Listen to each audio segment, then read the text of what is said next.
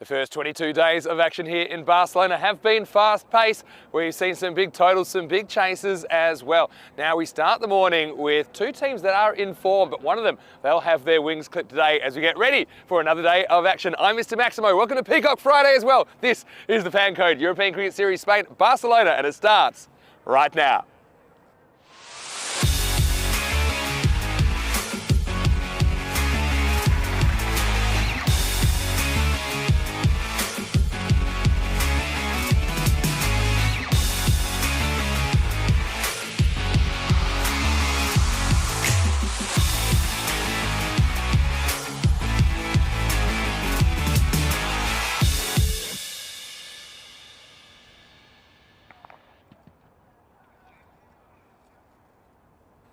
Buenos dias, good morning to you and welcome to Barcelona. Vinny Sander here, Mr. Maximo for the European Cricket Network as we get ready for another day of T10 action. Well, we saw some fast-paced cricket all around the world yesterday and there was no exception here in Barcelona, and we're ready for another day at the Montjuic Olympic Ground. Let's get ready for the first toss of the day, and match 89 is on the way. This is a match between Gracia and the Ripoll Warriors. Like I said, two teams that have some form going into this clash, and let's see what happens at that toss. Rob Kemmings with the two captains right now. Your call. Yes. Tails is called. It is tails. Ball first. You're going to bowl first. Okay. Gracia will bowl. So it's Gracia that win the toss and they have elected to bowl first. Interesting, Gracia had a slow start with only 1 point from their first 4 games. That was because of a washout, but they did find some form and they've been steadily climbing their way up that ladder. Don't forget Gracia, they are ECL representatives for Spain in the ECL early next year. They have a lot of players to watch. Of course, Simranjit Singh, he's a guy I think we could see a little bit more of with the bat. Maybe he can bat a bit higher. Very good fielder though. That's one thing from their Gracia side. You know they have a lot of good fielders, but it won't be easy in these conditions to field first up this morning. Got a bit of an inkling they want to know how many they need to chase, and one of those reasons might be that Prince Demand is a real wild card for the Ripoll Warriors. So whether Prince fires or not, the Warriors seem like a different team, and you don't want to really focus on one person too much, but he just seems like that player that, you know, when he fires, the Warriors fire. Let's talk about the conditions today in Barcelona. Right now it's pretty cold, and I've gone for this kind of number for the Peacock Friday today. I've gone for the nice Christmassy jumper because it is pretty cold. In fact, we're probably going to start play. It's going to be 6 degrees, so it is not too warm at all. Nice day for a cup of cocoa, tell you that much. Expecting a maximum temperature of 13, so it'll warm up a little bit. I don't think we have any concerns with rain or anything like that. I think we should be okay, but yeah, pretty chilly start to the day. So interesting one for me that the Gracia team want to field first because they'll need to warm up those hands. I think it's one of those mornings. Well, here's Rico Full, who will take you through the first couple of overs of the day, and I'll be back soon, Rico, but I'll tell you the news from the toss in match number 89 is Gracia. They've won the toss. They're going to send in the Warriors. What do you think about that? Over to Rico Full, and let's get ready for the start of day 23. Good morning, namaste, salam alaikum, sat sri akal, Aibo1, buenos dias. Well, it is a bit cold. We'll see Mr. Maxim with that jumper on. Makes me feel even colder. Look, before we focus on what we got coming up today, why don't we have a look back to yesterday? It was an exciting day, wasn't it? The Ripoll Warriors and the Eda Tigers started the day off with 2 back-to-back matches, and it was the Ripoll Warriors despite a great effort from the Tigers, the new team. They restricted the Ripoll Warriors to 80 when the Prince Demand just couldn't get going.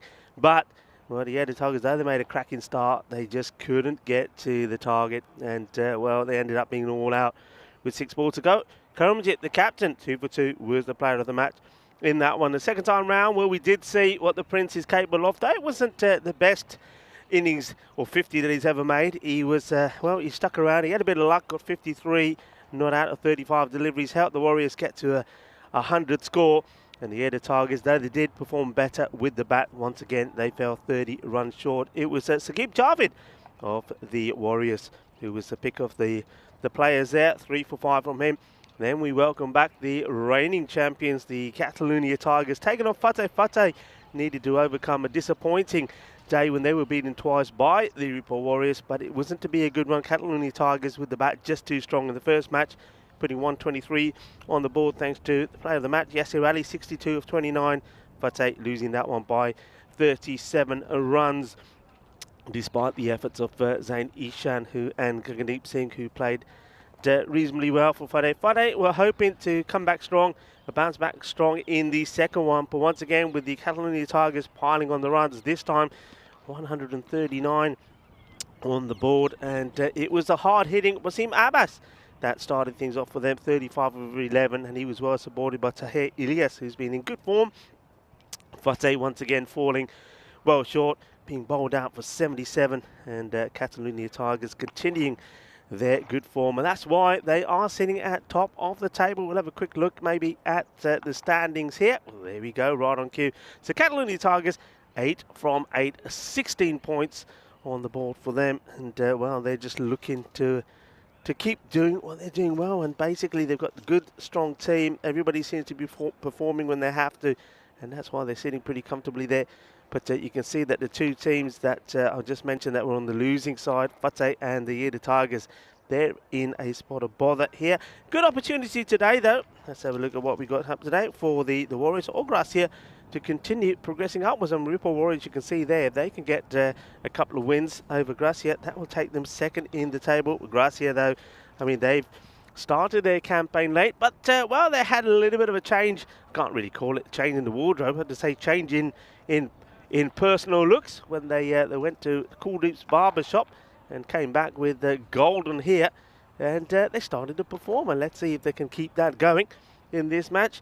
And as we saw from the coin toss, that Gracia won the toss and elected to field first. A little bit surprised, I have to say, but I get the feeling this is all about, I think Gracia will know, and it was a question that I was posing yesterday, how Ripper Warriors can perform with the bat if the Prince is not performing, and we got our answer, because the Yearda Tigers, when they got him out early, they restricted the Warriors just to 80, and that, I think, is the plan here from Gracia, to try and restrict Ripper Warriors to a lowest score, and then go and knock them off, because they have got a very strong batting. But I will say, when you look at the team sheet there, the likes of Khalid Lab, Vibha Yadav as well, though they have made contributions, and good contributions, they haven't been consistent.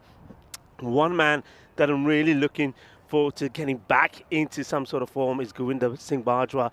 I mean, the left-hander, I mean, he made his intro into the T10 national team this year. We saw him at the European Cricket Championship, and he's just not flowing the way I know he can. I mean, he holds the record of the highest individual score, 156, but at the moment, he's not clicking. But a man who's they'll be glad to have him this side once more, Vinod Kumar.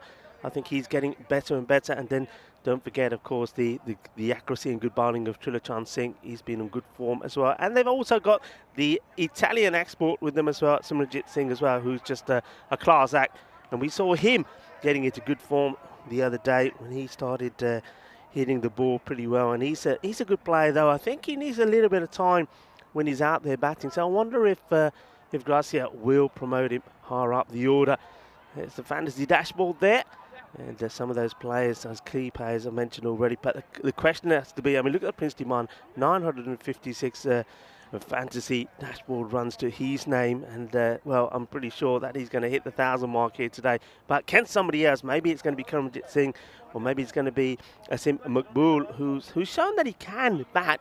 But can somebody else start scoring big runs for them? Gracia in this close encounter. I think it will be a close encounter. Both these matches are 106 to 100 in favour of getting this win, according to the bat versus ball wall. Well, Frederico Constant, our partner, our official time partner, will be giving the thumbs up to the umpires any minute now. Umair Aftab and Jamil Khan are the men in black in the middle. Let's get ready to start. Bat versus ball. First ball. It's been clipped away. And single taken. It's Yadav, not showing as he's here at the moment. He's a bit chilly. He's got his hat on. Yeah, I did like that look from Mr. Maximo. Nice Christmassy jumper. And, well, I'm liking this as well. Well, early morning, National Geographical ECN channel. You got the poochies out there. Hey, listen, I'm liking that shot early on in the morning, because I can tell you what day it is today. It's National Mutt Day. More on that in a moment. This one's down the leg side. And Trilochan Singh just gets his radar a little haywire. Yeah, National Mutt Day. It's a day for dogs, but not just any dogs.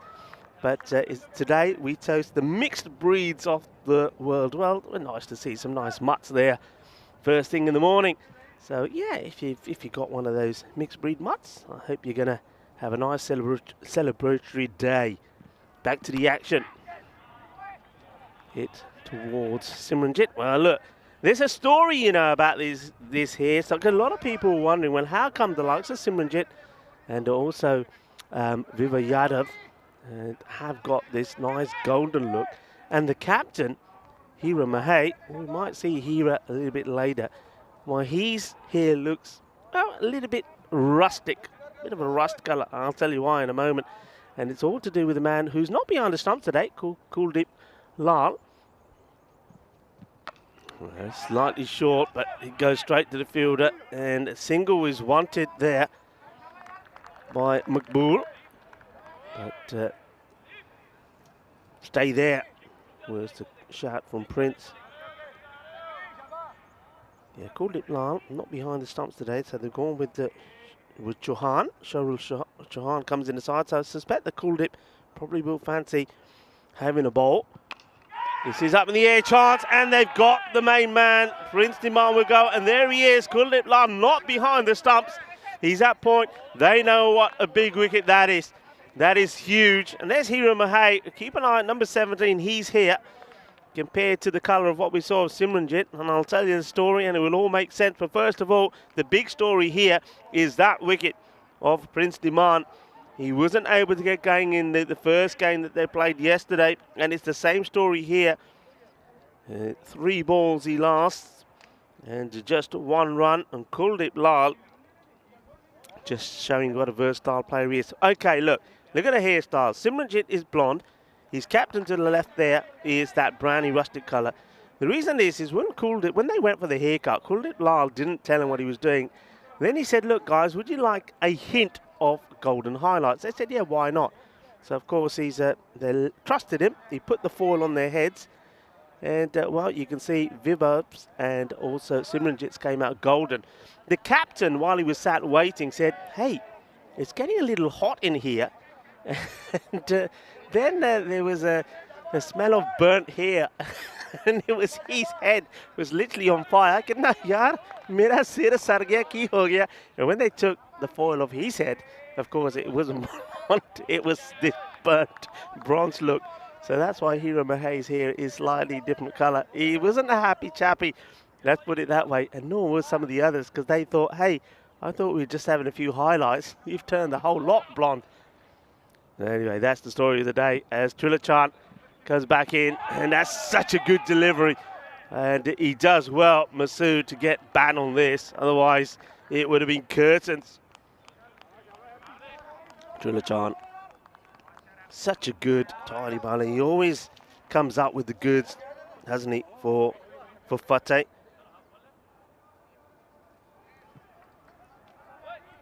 For Fateh, pardon me. For Gracia, I'm just looking back to the last time they played, and Trilachan was on good form then as well. Took 2 for 9 against the Tigers. Happy he is as he comes once more. This is uppish, but this time is enough on this as it goes over the ring of infielders, and he will get a boundary. So a good shot to play from Makbul. He's not going to hang around. Now, yesterday he played sort of an interesting 2 innings. His first innings, he hung around for a long time, made a run of ball 23. And that was important because that knock from him and also a 20 from Waqar Khan helped the Warriors get to that 80 score, which was enough for victory. But then second game, he came out with a more aggressive approach. Didn't quite work for him, but I wonder if it will here. You can see the issues the Warriors have. Prince Diman, 355 runs, and the closest man to him is on 80. That's a huge difference. And then after that is Waqar Khan, the man I just mentioned. So with the Prince gone, it's going to be, well, it's going to be hard work here for the Warriors. Gracia. Well, there we go. The national Matte. And he does look like a bit, oh, he's on the prowl, isn't he? What's he seen there? Maybe he's seen a kookaburra. Goes towards the man, that long on. Simranjit Singh with, well, he's got the golden look. It was supposed to be just a little highlight. Ended up a bit more than that. अपने कुलदीप लाल ने बहुत बेइज्जती की थी मुंडिया नू कहंदे ते ताने बालां नू थोड़ी हाईलाइट कर दूंगा हाईलाइट नहीं कीते सारे बाल रंग कर दिते golden. Here he is, the golden boy, and he takes a catch. It's another wicket.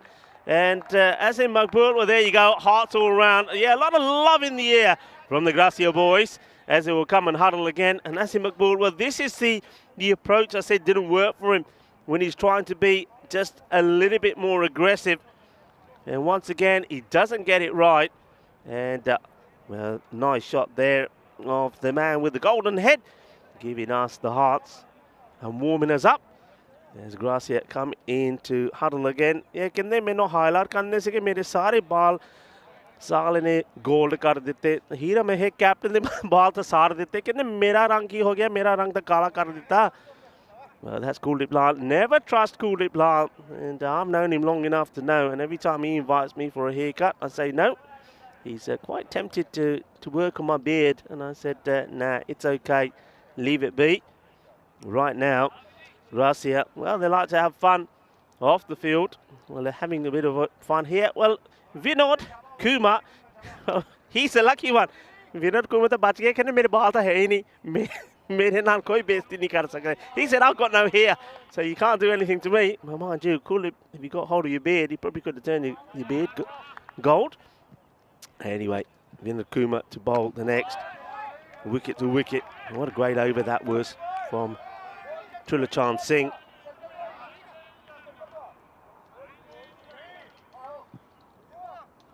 His first over, just a 1 wicket for 8, and now Vinod Kumar started the same way. This is Simranjit's got work to do, watches the bounce really well, good fielding, focuses on just making sure he pushes that ball back into the field of play first. Well, Vinod Kumar, he finds the Kookaburra a little bit too spicy to handle this morning. That's thrown back to him. He feels the sting. It is a very, very nippy start to the day, I have to say. And no, the sun, a bit like yesterday, will come up at some point. It's probably going to take an innings or two before it comes out and starts to warm us up here. A chilly start, but a good one for Gracia at the moment here. Ripple Warriors are in a spot of bother, 2 wickets down. The two of the 3 batters that have really made any contributions already back in the shed. Oh, this is such a risky shot to play. And, well, he absolutely fires this in. The ball, I think, ricochets off the glove of the keeper, Chauhan. And he asked the question. The umpire's not interested. And that's the end of the second over. So the squeeze is definitely on here. Gracia looking to continue their impressive start. Remember, they were unlucky in the game they should have won, which is where they picked up that 1-0 result when they put 150 on the board. But then after that, well, look, they continued their good run. And when they got those back-to-back victories against the Ida Tigers. First of all, they bowled the Ida Tigers out for 39 and knocked them off with 46 deliveries to go. They almost broke the record of the quickest run chase.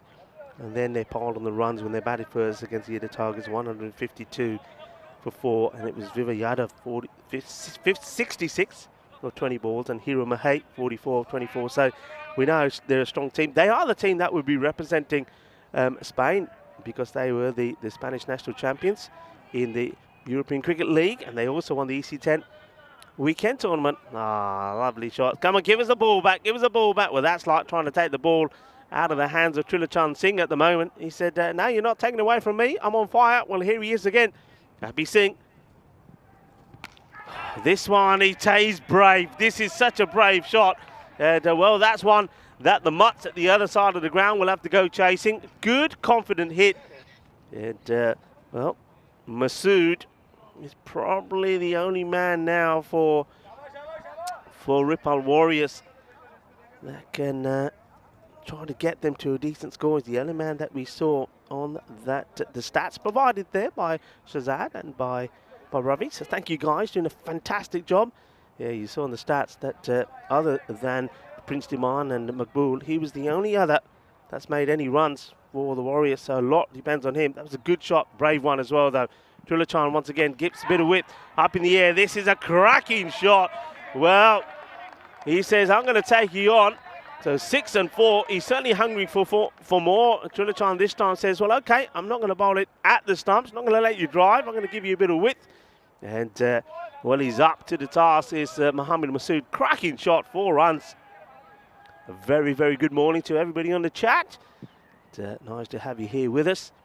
And I'm sure a lot of people, Gracia fans, I know that yesterday everybody wanted results to go the way that they would favour Gracia, and they did. So Gracia have got a good opportunity to continue progressing and make their way up the table. Of course, the main thing is, I think, for the teams at the moment, especially the likes of Gracia, Ripple Warriors, who are very sort of much in the same boat in the group, is to try and finish in the top 5 to avoid being eliminated. This one is scooped up in the air. I think he's got enough of this. He gets it over Vibor Yadav, who now disposes of the cap, so we can see his golden head as well. He's got the shades on as well, looking the business. But this one is just, well, hay poquito de suerte ahí for the batter, for Masood. Hey, listen, talking of suerte, I've got to say this. As this one is into the hands of the fielder. And they, despite a shy at the stumps, it's well backed up by Vibor. I've got to say, thank you, Germany. Yeah, muchas gracias, Alemania. I think a lot of the Spanish will be very grateful for Germany beating Costa Rica yesterday, because if it weren't for that, at one point, Spain were on their way out of the World Cup. So, gracias, Alemania, por ayudar, for Spain to make it through to the next round. And, well, look, I have to say congratulations to Japan. How well they've been playing at the moment. And, well, wouldn't put it past them to progress even further. Japan playing absolutely brilliantly. So, yeah, good win from Japan over Spain yesterday. And at one point, well, what an interesting day it was. It was like the last day of the Premiership, wasn't it? When all the results were coming in and you're going to say, right, who's going to be the champions? Who's going to be relegated? It was very much like that. I never quite experienced the World Cup day like it was yesterday. And, of course, being in Spain for 22 years and supporting the Equipo Rojo, let's just say I wasn't a very happy chappy, and I was frying a few things at the TV yesterday, but, well, Alemania sort of got us out of jail. And let's just hope that Spain take note of that and continue now without any further hiccups. Hiro Mahei, he's the man who's got the burnt head look. So, oh, wow. I tell you what.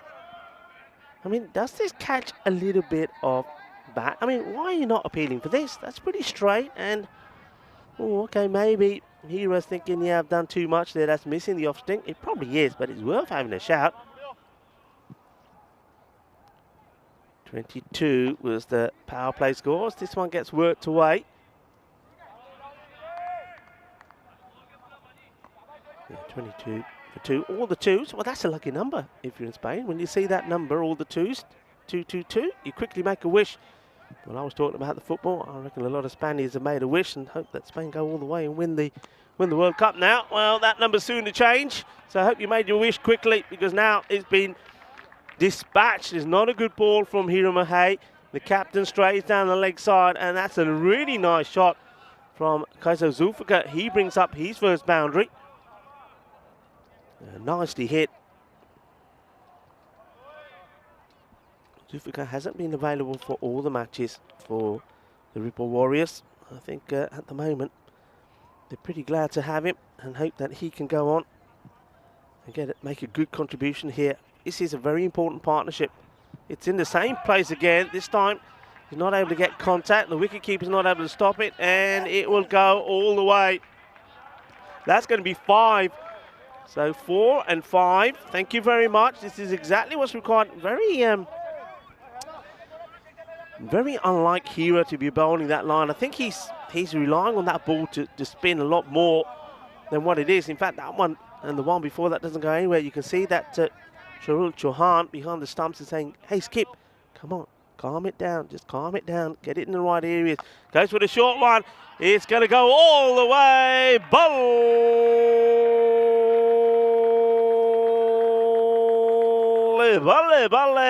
Manos arriba, Vidro, porque eso es una 6 carreras. Hiro Mahei under attack. Zulfiqar, that's a lovely hit. Tries to get the quicker ball in. It ends up being too short. Flights this one up. That's better. And is there anything on this? Yeah, I think there may have been. Hiro Mahei. Yeah, look, I think that the body language there suggests there might be. You probably haven't got time to see that. He's getting through the over pretty quickly. Similar delivery in the air. Chance. Big moment. Vibha Yadav makes no mistake. And Hiro Mahei, well, he may have gone for a few.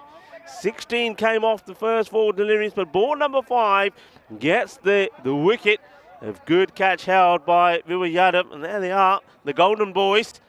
And they're doing the job. Well, I like that shot. 2 Golden Boys and 1 burnt.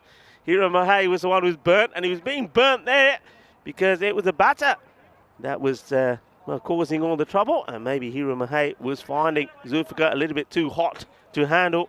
But that was in fact the last ball of the over, so he picks up a wicket of the last one, and the partnership is broken. 38 for 3. Mahei goes for 16, but gets the important wicket. Vinod Kumar is going to come back into the attack.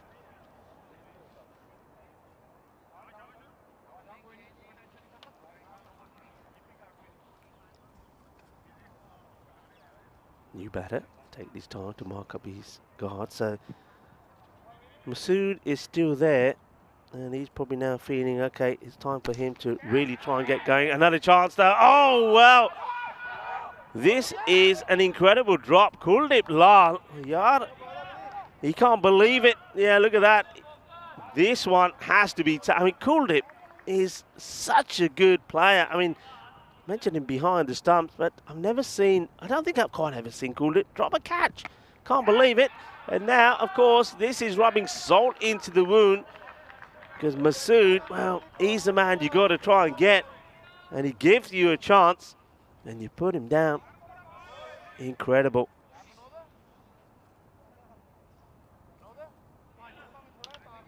Well, Vinod Kumar can't believe it either. Kuldeep Lal is still furious with himself as we see a bit of the sunshine starting to caress this magnificent Olympic ground. Gurvinder Singh Bajwa coming in, doing the fielding. He'll be hoping that he can start getting in the runs for his side.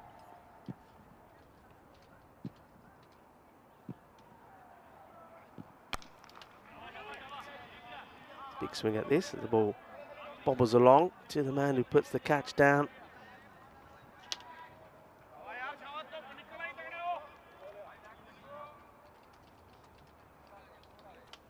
So new batter Khan. He batted very well the other day, I have to say. I mean, the 20 of 13 doesn't sound like a lot, but it was so important in that win, the first win against the Ada Tigers the other day, because with it was a similar situation to this, with Prince Demand going early. They needed to find contributions from other players, and Waqar Khan and Maqbool were the ones that were able to do it. And now he's got to try and do it with the likes of him and Masood. Vinod Kumar though. Oh, knocks him over. Absolute beauty. It's a boogie, oogie, woogie, Kookaburra 5 ball as he knocks him over. Dande chakadete. Vinod Kumar there. But I'll tell you what, I think the wicketkeeper, Chauhan, was under attack from the bails here. Just keep an eye on this. I mean, we've seen this before. I mean, watch the bails here. Oh, yeah, he's taking evasive action as that bail. Look where the bail, watch the bail go here. One of the bails takes off. And, well, Chauhan, he's okay. This might be a good shot of it.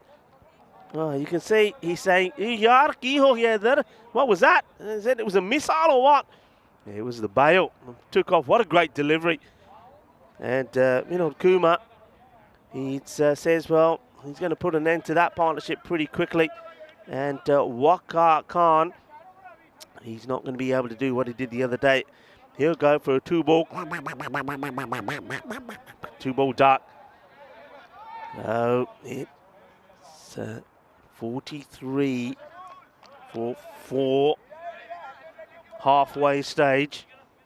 And Akhtar Khan is the new batter. who makes his way out there into the firing line, so to speak. Hira Mahey, yeah, I'm surprised that he's going to bowl another, because he went for 16 last over and he didn't bowl a very good line at all. Masood still there. A lot depends on him. He's 20 or 14. Needs somebody to stick around with him. I mean, he's had luck himself, hasn't he? He was dropped. Dolly by Kuldeep Lal.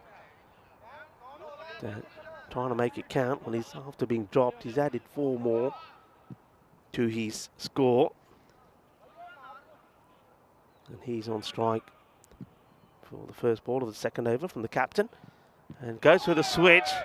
And, well, this goes right between his legs and just misses the off stump. Well, trying to get a bit funky, but I think you need to look at the match situation. What isn't required here is for you to lose your wicket, trying to play a cheeky shot.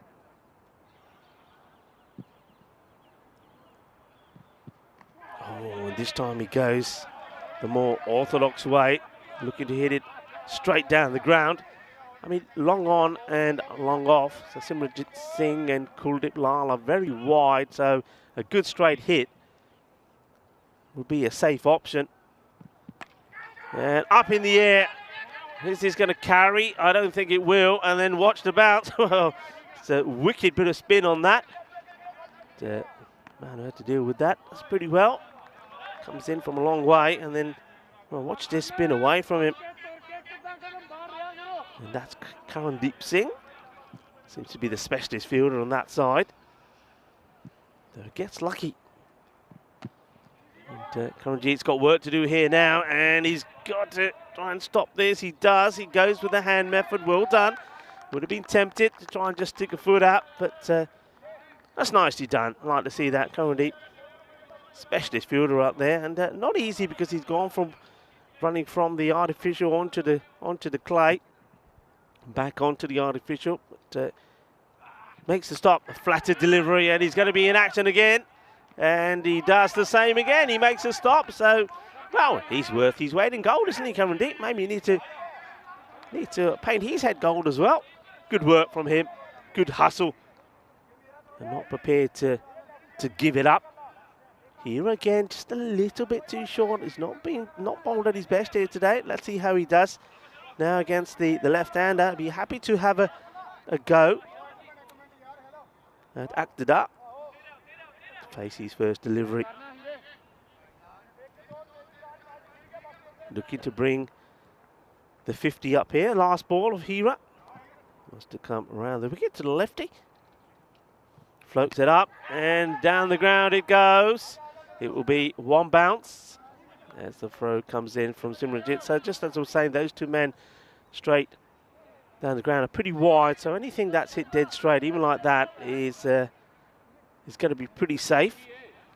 Akhtar Khan gets the single and end of the over. A number of ways that you can stay in touch with us, and we love it when you do as well as the European Cricket website, europeancricket.com. You can get in touch with us, and on the social media, a lot of good things happening on the social media as well. So at Mr. Maximo or at Rico4, and on Facebook, Instagram, Twitter as well, and it's great to have all your lovely comments. And once again, as I always say, it's impossible to reply to them all, so we use this platform to thank you all. Keep them coming, and thank you all for your support for the European Cricket Network and helping cricket to grow across Europe. And this success is very much down to you, our loyal cricket followers, and our global cricket family. New bowler on. Hit firmly. Kuldeep Lal makes the stop. Vijay Kumar. He's got to do very much the same, I think, just keeping the pace off the ball. Wicket to wicket bowling as the 50 does come up. It's well bowled, slightly quicker one. will be stopped. Of course it will be stopped because it's Karanjit. That goes across. Certainly getting a good workout this morning. Well, one man who's not feeling the cold is him out there. It's Karandeep as, well, he's put a few clicks in, hasn't he?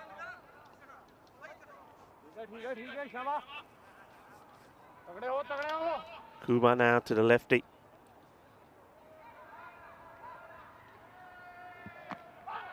Goes for the quicker delivery once more. Akhtar Khan just works this round the corner. Chulachan, he'll be, as it says on the back of his shirt, pretty happy with the way things have gone so far. Just that one blip really in this performance, and Gracia, and that was that surprise drop from Kuldeep, the man he dropped on strike here now. He's added 10 more to the score, but he's got dropped. This one is gone. Yeah, LBW. The wicketkeeper doesn't know yet, but he'll know now. And I'm sure the finger goes up here. Plenty of action going on. I'm sure the umpire put the finger up, I thought. Well, let's have a look at this again. The umpire surely put the finger up here. Let's see. This hits him. Yeah, I mean, that's plumb. That is out. Look at the umpire. Finger goes up. Oh, well, yeah, okay, fine. They finally get the message. I tell you what, this is talk about a communication delay. Well, all the action's still happening. Everybody's running around. And the bowler then just reminding everybody, hey, okay, ki kar rahe umpire ne de di umpire ne idna ungli upar kiti sigi. Main sure kiti sigi. I was sure he put the finger up. Well, he did. And then everybody just stopped and looked at each other, and the umpire said, yeah, I did. I gave you out. You're out. You got to go. Yeah, it's the right decision as well. I think it's a very good delivery. And he's right in front as the new batter comes in to take guard. Yeah, just have a look at this. He goes right across. And as soon as that hits, I mean, that ball is hitting middle stick. And see, the umpire puts the finger up and puts it down again. And everyone just continues. Talk about continue, will continue. And still, so will Vijay Kumar. Ball is stopped. And it's Hiro Mahey who makes the stop. And that will be the end of the over. So a good over from Kumar. Only 6 runs come from it, but he picks up the wicket. And it was a key wicket of Masood. Question of the week, courtesy of HCL Software. This is our Crickathon question. How would you use data to predict the winner of the next T20 World Cup? Very interesting question. A number of things can come to mind there. Remember, you can visit the Crickathon website, crickathon.com, to participate. And, well, let us know what you're thinking. And listen, if you got some thoughts on the chat, why don't you put some thoughts on the chat, what you think? And ILMF saying plum. Yeah, it was plum. Yeah, good morning to everybody on the chat. Keep it coming, keep it clean. Tell your friends, tell your family. Let's have a party. Speaking of party, Kuldeep Lal wants to have a party. 55 for 5, all the 5s. And he'll be a man who's pretty well. If this hits, it would have been out. And non-striker Khan wanted to get there. He gets sent back. Look, he goes. Look, there's no reaction at all from the striker. And that would have been out if it hits, that's for sure. Kuldeep Lal will be relieved that Masood is gone. Firmly struck, trying to get it past the fielder. Does now, he gets to give it chase. The ball just, fortunately for Gracia, dies. So the batters will get the single. Ili is the new batter that's in. And Masood's brave battle ended with 26 of 21 deliveries.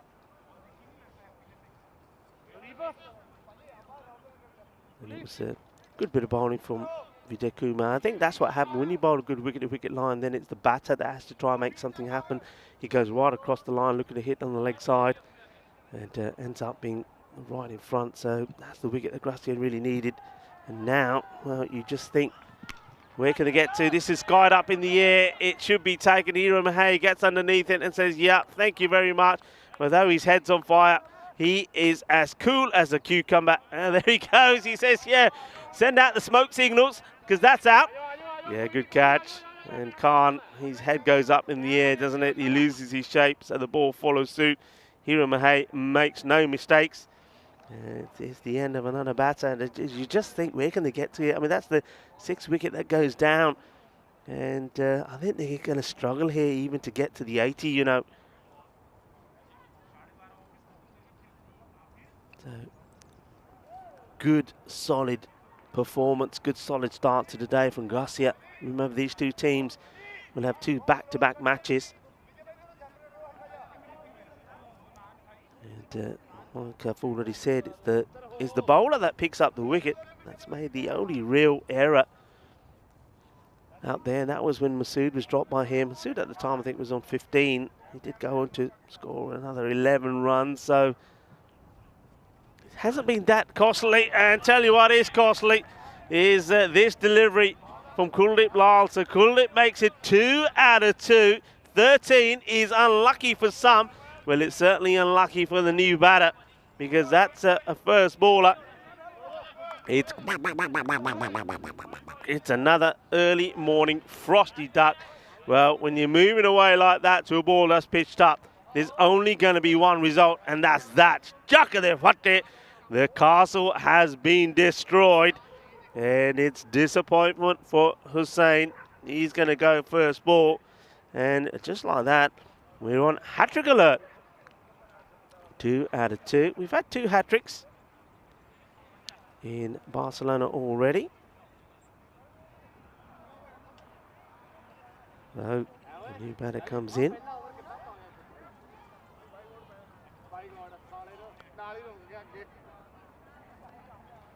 So there we go. Just have a look at the Hall of Fame. So Kuldeep Lal on a hat-trick. Singh, the batter. And he plays this nicely, confident. Oh, well, it could be a run out. It was a better throw. And now they're going to get 2. Well, that's a crazy hat-trick delivery. And this just needed to go to hand. I'm not sure who threw it. But just watch this. It's pushed away by the captain, Kamjit Singh. And, well, it's a wild, wayward throw. Last ball off this over. It's a good one as well. Nicely played away. And Kuldeep Lal, I have to say, he's bounced back well with the ball. This is more like the Kuldeep we know.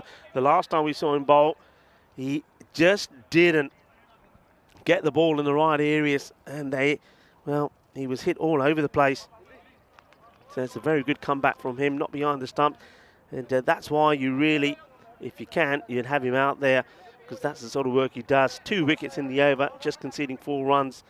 And you can see that the score is just approaching the 60 mark. 59 for 7, 8 overs gone.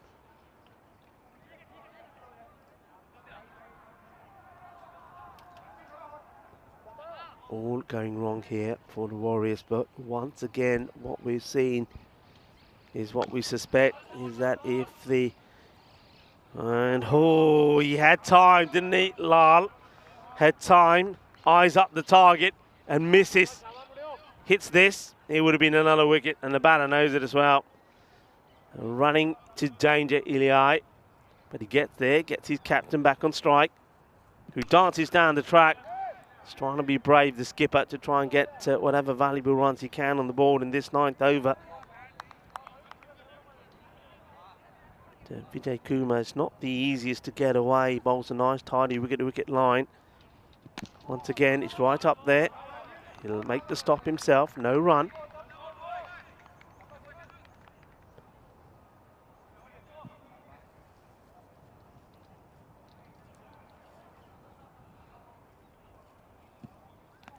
Shorter one. Fires it in.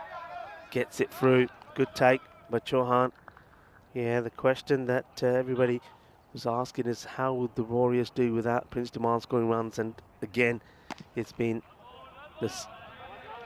The answer we got yesterday was they would struggle. And though yesterday they were able to struggle, get to 80, this time around it's going to be well short of that. And they're playing a much more powerful batting team. Yesterday they were able to get away with that against the Tigers, who made a great start. We thought they were going to register their first victory. It wasn't to be. They fell 20 runs short. The Tigers, a team that still haven't won a match in this series. It's a debut series for them. Gracia, well, they won't be so easy to contain. And with 63 on the board now, 7 down the last over. I mean, could they get to 70? Kuldeep Lal bowled so well. You just get the feeling, no, they probably couldn't. Nicely struck. They think about 2. Simranjit Singh is not going to give him the opportunity. He gets the throw in. Well, Kuldeep, the man with the ball, will be saying, see, I told you boys, come to me, let me give you a new look. And the new look will give us better luck. It will make us perform better. Well, so far, that's exactly what's happened with Gracia.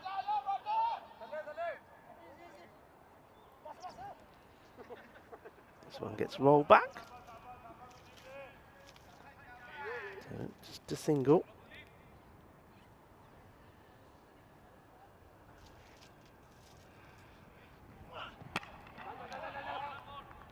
Nicely played down the ground. But Simranjit comes in, he's not going to allow the 2. So an innings which just hasn't really got 2 6s. That was from one from Masood, one from Zulfikar. And in terms of 4s, only 4 of them. So if you don't hit those boundaries, as we've seen many a times, the teams that can hit the 6s are the teams that can get the good runs on the board. Lal. Pitch right up there again. They hustle. They want to this time. And, well, Yadav, very casually, just gets there, gets to the ball, sees the batters turning it down and just rolls it back into Lal. So, last ball of the innings.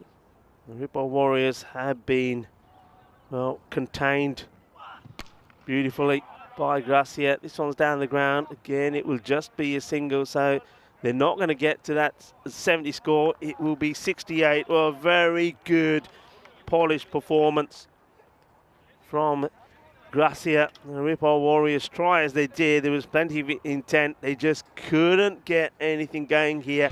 And, well, when you saw Prince Demand go early for 1 of just 3 deliveries, you knew it was going to be hard work. And, well, they're acting like this match is over. It ain't over yet.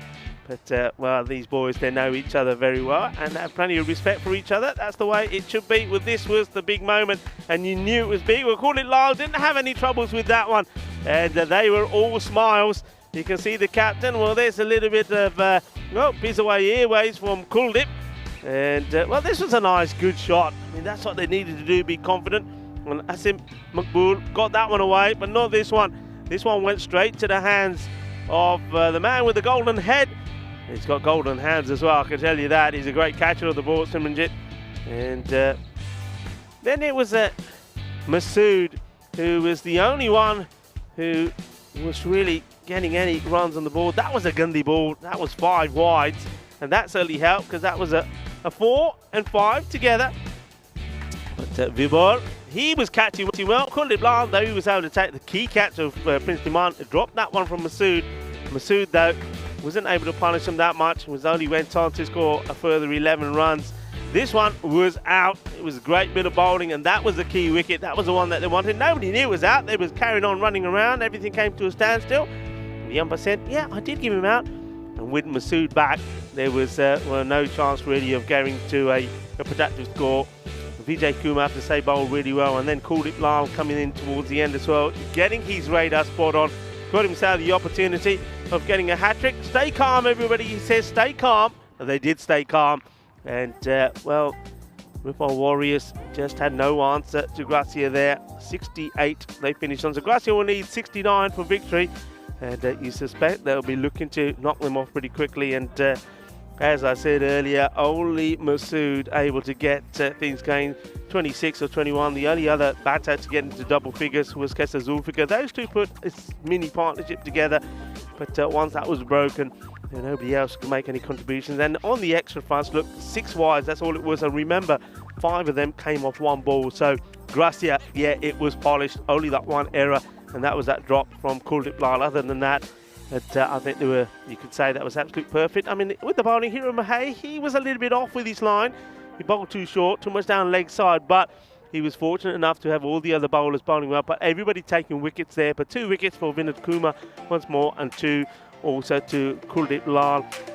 A very, very good performance from us, and that's what you'd expect from the champions of Spain, the team that we're going to see early next year in February playing in the European Cricket League, the Champions League of Europe. And they also were the team that won the ECT10, the weekend series that we had at Cardamom. So we expected a lot of big things from them, so we were a little bit surprised with the start they made, but now they are looking the business, and they should be going out there and knocking these runs off pretty quickly. That's what I suspect. 69 required. Join me, Rico Full. And well, when you come back, Mr. Maximo will be with me as well. So join us back for the conclusion of match number 89 in around about 10 minutes time. Hasta pronto.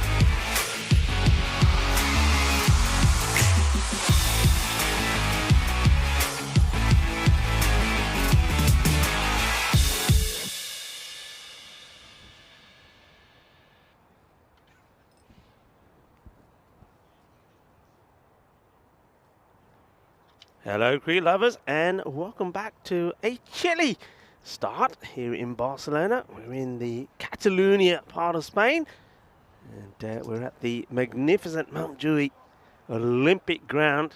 And, that's right, this is the Olympic part of Barcelona. It's the Olympic Stadium, actually. It's only a big Maximo away from where we are. You can sometimes see that from our aerial view. But, well, speaking of Olympic, it's been an Olympic kind of performance from Gracia in the field. They've restricted the Ripper Warriors to just 68, so 69 will be required for victory. Kulip Lal will be hoping that he and his partner, Vindakuma, will knock him off. Well, it is National Mutt Day, and there's a few mutts there as well. Enjoying themselves. I'm liking that. A little bit of wagging the tail early in the morning. It's always nice, isn't it? Take your dogs for a walk. They meet new friends. You meet new friends. Get a bit of exercise in as well. But remember, folks, a dog is for life, not just for Christmas. And, well, trust me, I mean, I've had dogs all my life and got Luna and Bambi at home waiting for me. And, well, they certainly do bring plenty of joy to your life. So if you've got the time and the dedication, well, yeah, a dog is definitely for life, as it is going to be Khan to bowl the first to Lal, who places out to the man at point. No run. Yeah, it's a bit like that, I can tell you. That's Masood. He's a great catcher of the ball. He said, hey, look what happened to my hand already. Yeah, what he's done, he stopped it. It's very cold. But Khan bowled very well in this series so far. And, well, he needs to be at his utmost best. And so do the fielders if they're going to pull something out of this one. Good delivery. Sort of swinging into Kuldeep.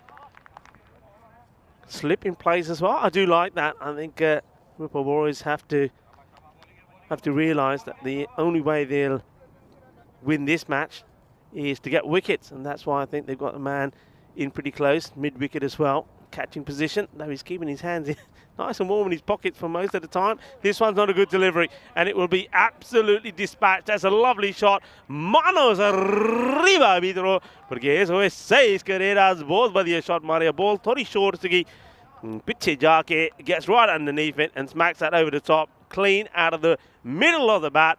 Que guay, que genial, que grande. Eso es 6 carreras. Vamos a ver. Yo creo que Gracia quieres ganar ese partido muy rápido.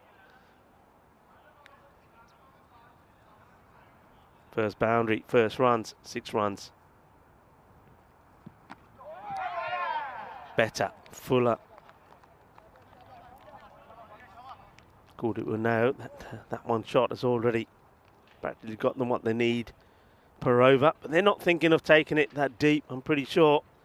The Ripper Warriors will try and take it as deep as they can. I think Gracia see this as another opportunity to try and knock the runs off pretty quickly and help their net run rate somewhat as well.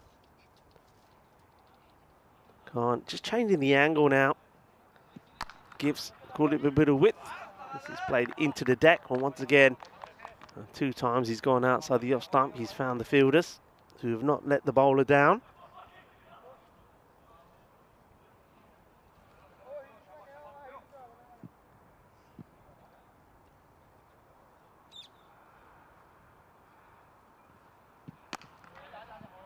Is punched down the ground, and it will be fielded by the man who's on the boundary, on the offside straight. So long off comes in and just keeps it to a single. End of the over. Not a bad over from Khan, but Gracia will be happy with it as well because they've negotiated probably the key bowler from the Warriors, and they've got 7 runs from it as well, which is more than enough for what they need. And it's going to be Prince Diman now who's going to have a bowl. The Prince has been a little bit off his best for me. I mentioned yesterday that even though they got those victories, he was when he came on the bowl, he was a little bit wayward, a little bit down the leg side. Wonder if he can get that right here today. He needs to. Short, a one-hand stop from the fielder. So it starts with a short one. I think Lal will be a bit disappointing. Doesn't get anything from this. So Karamjit Singh, the captain, makes the stop. And Prince just saying, I don't really want to slip. I'd rather have you back a bit. So this is straight down the ground. This is a cracking shot. It's another Maximo from Kulit Lal. Balle, balle, balle. Kinna sona. Both बढ़िया shot Maria. Shakka lag gaya. 6 more. Nicely played. And that one, well, that was sweet out of the middle of that bat. Sweeter than a bowl of Rasmalai. 6 more. Lal dealing mainly in 6s. That's 2 6s to him already. And this one is rifled away because that's what that sounded like as it echoes around this Olympic ground. 4 more. And, well, he's doing what the Warriors found hard to do. That's to hit boundaries. Already, he alone has hit the same number of 6s that the whole of the Ripper Warriors contained. And the Prince still struggling with that line, a little bit too short, a little bit too leg side-ish. He wants to push long on back, so long off comes in. It places out on the off, but that man just staying some, I reckon, probably about 5 meters in from that 30-yard circle, and he's walking in from there as well, so he's really making sure there's no easy run on the offside. Short again, and this time it's been hit firm and hard and wide off that fielder in the ring on the offside, and it'll go through to the boundary in the covers area. Good shot from Kulit, but not a good delivery from the Prince. Just too short, so his troubles continue with the ball. And you're not quite seeing the variations that we're used to seeing from Dimani either. 14 with the ball to go. And this is in the air and just not carrying to the fielder. But Lal takes a single. And he wants to do it alone. That's Kuldeep Lal because he takes a single of the last. And Vinod Kumar will once again trudge to the non-strikers then. 2 overs in. 22 is the score, and it's the Kuldeep Lal show at the moment. He's saying, I don't need you, Vinod. I'm going to do it all by myself. Gracia looking to move up the table, and they will move up the table because they've got a far superior net run rate than the other young stars. So they will go another place above if they can get this victory, but they want to do the double here. Ripple Warriors, of course. And this looks like it's going to be a defeat, so they'll be looking to bounce back pretty strongly. Akhtar Khan, though, saying it's not over yet. And he'll be hoping to try and pick up a few wickets. And he comes, staying with left arm round the wicket.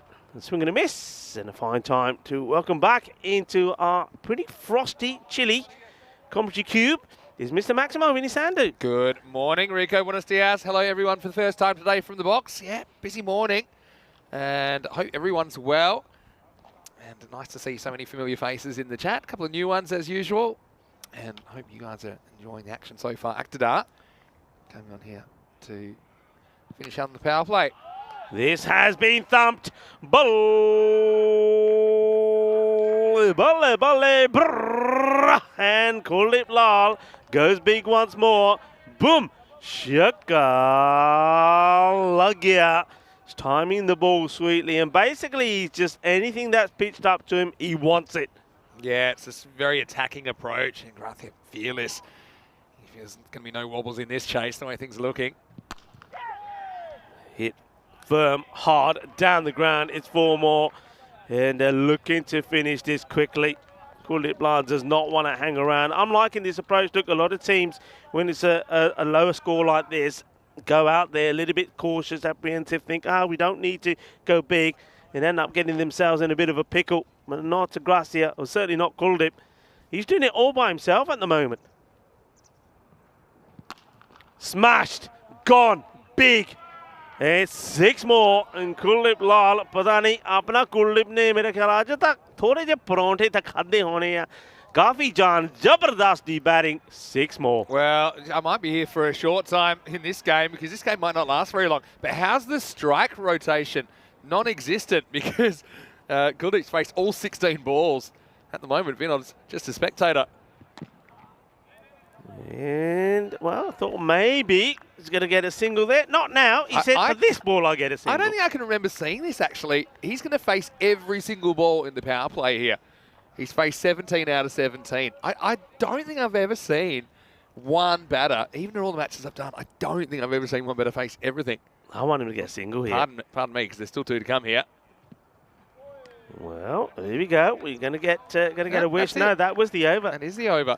So, yeah, it's 38 without loss. 38 to Kuldeep Lal. So it's a pretty unique power play. Yeah, good morning to you, Vinay. Yeah, Vinay just pointing that out as well. Kai Bay saying Granthia have had a slow start to the tournament, but they're waking up now. Couldn't agree more with that. Nice time to maybe say hello in the chat. So if you are hanging around, maybe lurking, let us know. It's certainly very different inning so far. You can see, obviously, Prince going early, that always hurts the Warriors. And their second half, the Granthia team just pretty much shut down the Warriors. I was lurking. So hello to Ivan. I've got some good tattoo news from Mandrake. He said he probably won't have it done by the end of the season, but he will definitely be getting it done maybe in a couple of weeks over the break. Okay. And he was going to send some pictures. So that's one reason to tune in season 2023. Yeah, looking forward to that.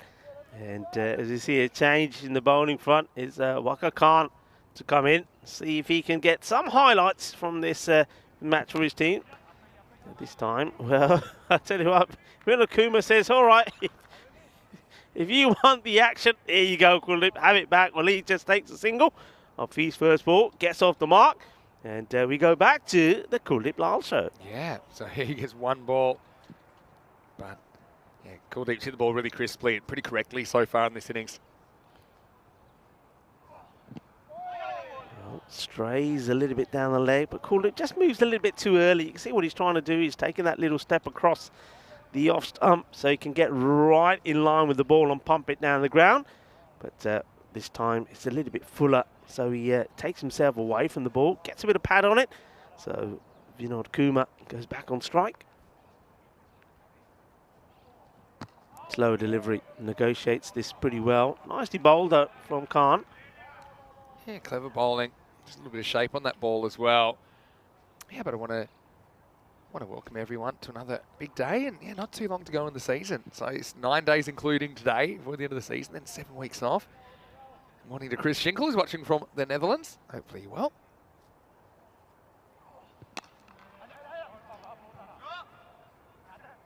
A single taken, good shot. Just plays it, and a good understanding between both the batters. As soon as it's played, Aja, that's all it takes. Come on, and they get the single. Kuma back on strike. Tidy so far from Khan. This one's slightly shorter. Kuma works it away. It will be fielded by Prince Demand.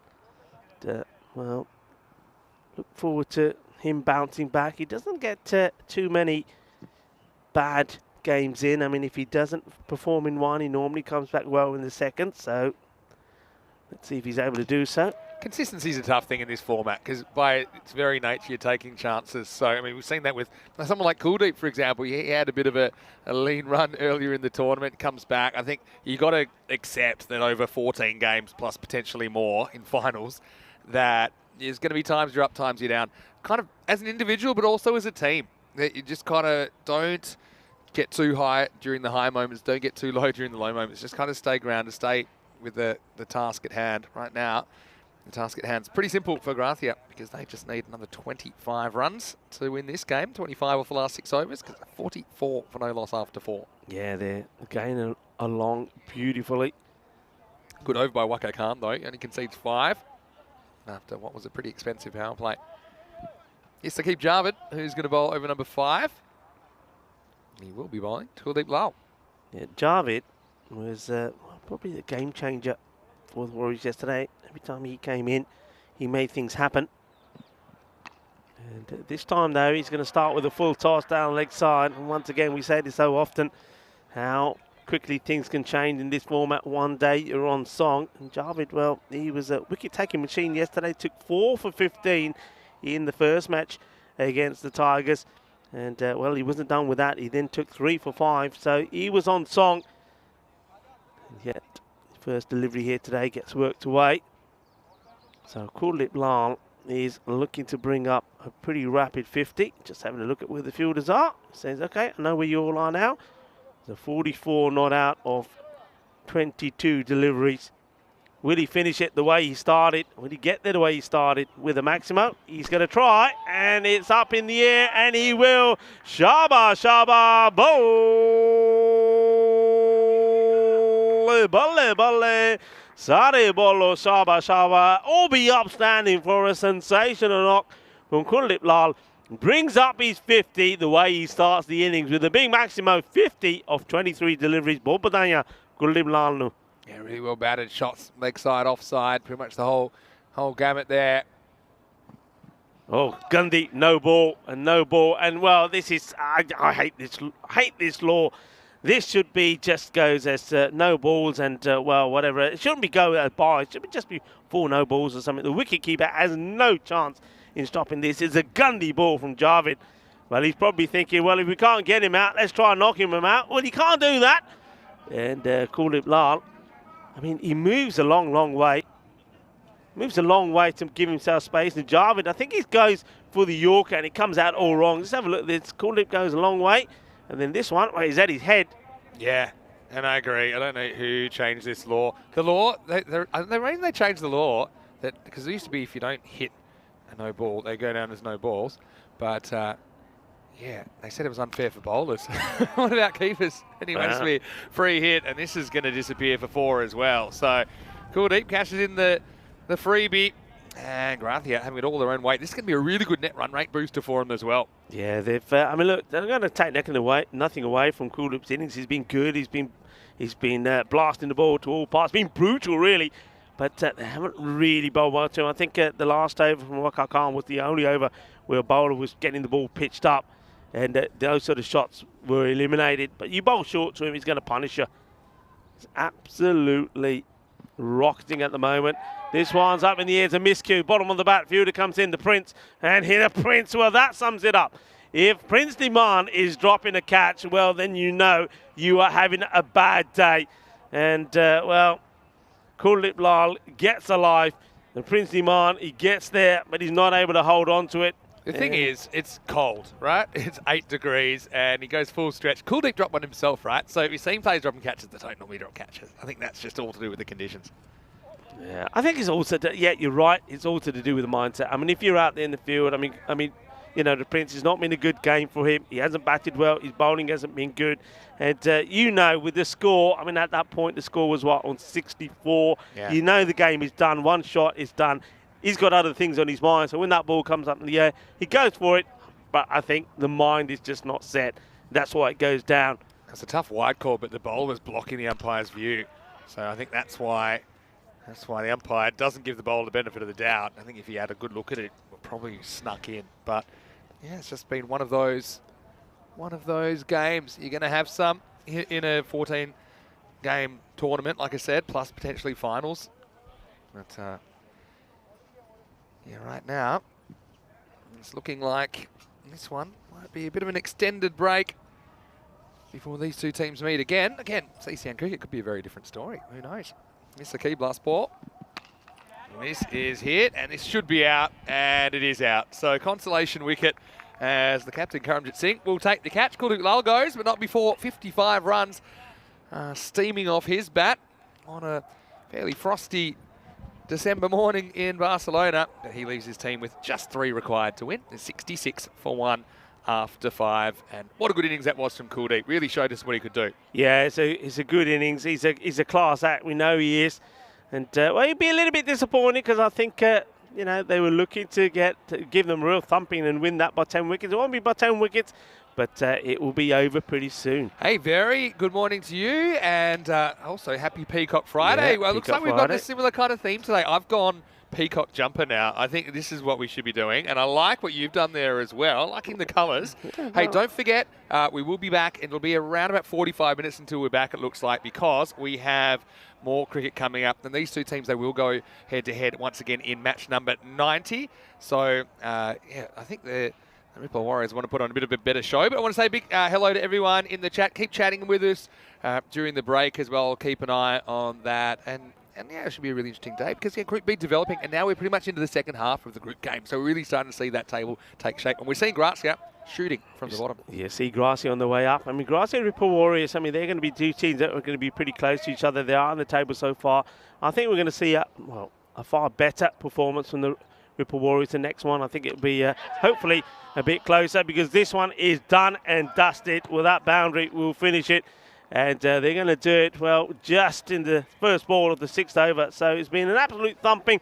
They do it with 29 balls to go. And that's exactly what Gracia wanted to do here. Not just win, but win emphatically like this, because not only are they picked up 2 points, and they will go further up the table with that victory, but that net run rate, I think for them, is also so key. Yeah, and this is the thing, the Ripple Warriors, they were 5 points ahead of Gracia before this game, but that's been cut to 3, and it could be cut to 1, and the Ripple Warriors also played a couple more games than Gracia. Yeah, so this is what's coming up in match 90. We are starting in around about 45 minutes from now to take you into that telecast. And used to the toss. This time the Ripple Warriors, they won the toss and they've elected to bowl. So it will be Gracia that are batting first. And the Warriors, they will feel if they can get some of those key players and then get some of their batters to fire in the second half, especially the Prince, of course. You see him there at the top. Look at all those fantasy points that you mentioned as well. He maybe past 1,000 before you know it. Then it could be a different story. That's ECN cricket for you. And this innings, it wasn't too long, just about half the time required to knock off this fairly meagre target of 69. Yeah, well, the power play was all about Kuldeep Lal. And it was all about Kuldeep Lal, because he faced all of those 18 deliveries as he smashed the ball all over the place. 38 came off it, 38 went to him. It was a super knock. And, well, he just was sending the ball sailing all over the place. Well, that Sam Williams was in the action there, just saving the scorers. They did finally get the wicket, so Kuldeep Lal did depart, but it just meant that the very next ball was hit to the boundary by Vinod Kumar, and that was the end of that. It was a quick, swift victory for Gracia. Gracia are out here, and they mean business. Yeah, they sure do. As we said, don't judge too quickly. And, of course, we know Barcelona and Shaheen, similarly, they found themselves dead last, actually, at one point, but they were able to come home with a wet sail. Actually, they got the automatic qualification spot for the 11th of December. And Gracia, they'll have visions of doing something similar, although they still got to play some pretty interesting games, particularly against the Catalonia Tigers and some teams up the top of the table. Kuldeep Lal dominates the chase. In fact, he faced every single ball in the power play. I don't think I've seen that before. He took 38 off the power play, ended up with 55. He dominated that innings. And as far as the bowlers went, Saqib Javed took the consolation wicket in the end. I think Waka bowled a pretty good over. His first over, he went for 5, but just a case of not enough runs on the board. Well, this time, the Warriors will know exactly what they have to do, because they'll be chasing in match 90, which is around about 45 minutes away. Until then, it's Vinny Sandhu here, Mr. Maximo, with Rico 4. Hope you're having a nice start to the day. We'll see you from Barcelona very, very shortly with more action right here on the European Cricket Network. You're watching the FanCode European Cricket Series.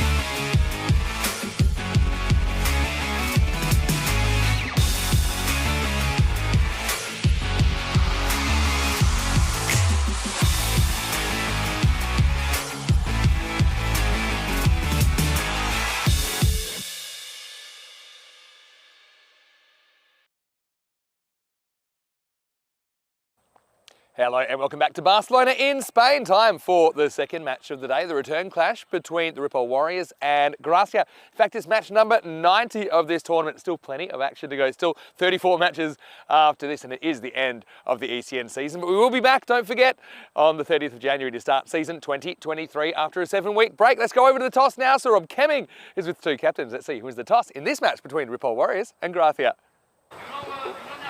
Heads. Heads is called. It is heads. Both of us. We both lift.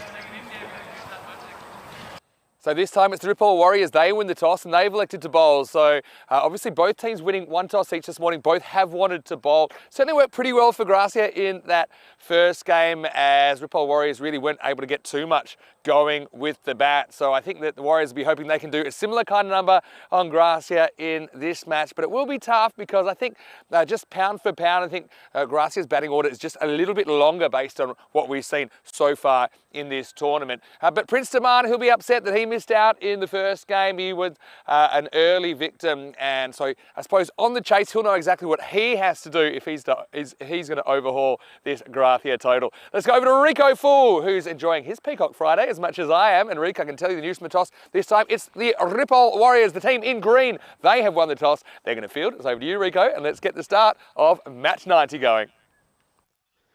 Thank you very much to Mr. Maximo. Yes, match number 90 here at the magnificent Mount Dewey Olympic ground. And talking about Olympics, well, look at that. Doesn't that take you back to 1992? Well, some of you will. Some of you, the younger viewers, maybe not. But it was absolutely fantastic. There's the Olympic Stadium there, just coming into your shot on the right-hand side. It's a great setting up at the top of this Mount Dewey hill, as it's known, as you look down at downtown Barcelona. Ripoll Warriors are looking to bounce back after being crushed by Gracia. Ripoll Warriors managed to get 68 on the board, and Gracia getting the win with 29 balls to go. And Kuldeep Lal, who is the man who was doing the damage, he scored a fine 55 of 27 deliveries, and it is he who is looking to continue in that form, as he'll be opening batting with Yadav Lal. He's another guy that has been really well. Yadav Lal, well, it's not quite Yadav Lal, is it? Yadav Vibor Yadav will be out there, and I wonder if he'll get a bit more of the strike than what Vinod Kumar did, because that last match, quite amazingly, it was all about Kuldeep in the power play. 38 off the power play, and he scored all of them. He faced every single ball as well. 107 to 99 in favour of Gracia, but the Warriors, well, they'll have a say in this one, I'm pretty sure. But as you saw from the coin toss, they're electing to put Gracia in. And Gracia, I get the feeling if Gracia won the toss, they would have batted first anyway here. I think they would have done one of each. And the way they batted the last match and the way they chased down, I think Hira Mahay would have said, yeah, we'll have a bat first this time round. So here we go. It's going to be Akat Khan that is going to bowl the first ball, and he will be bowling to Kuldeep Lal.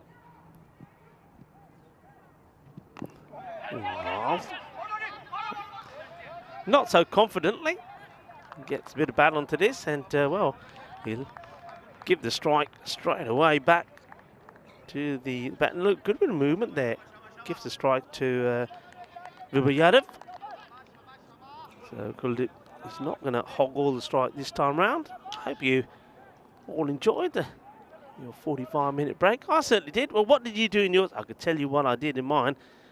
Well, me and some of the guys there, we had some aloo paranthas. We did indeed. Thank you very much to Gracia and to Vinod Kumar, who brought over some nice warm aloo paranthas. And I tell you what, they certainly did help warm us up with a nice cup of cha. There you go, back to the action. And this has been beautifully played. He just rocks back and sends it back in. Oh, what a lovely shot that is. And Vibor Yadav, he's in no move to hang around, gets himself into position early. This is a quality shot. It wasn't that short, but it rocks back and says, boom, thank you very much. And 6 runs. Sandown saying, loving the Christmas jumper. Vinny swearing, yeah, it is a lovely jumper. And it is that time of year, into December. So I think we can all get a little bit Christmassy. I think a lot of people would have put their Christmas lights up yesterday. A lot of people will be in the DIY store as well, buying some spare bulbs. This is played out handsomely on the offside. The single will be taken. Yeah, hello to everybody. Liam Day was on the chat earlier. Kai Bai as well. Kai Bai just reminding everyone, remember to like and hit the like button, thumbs up.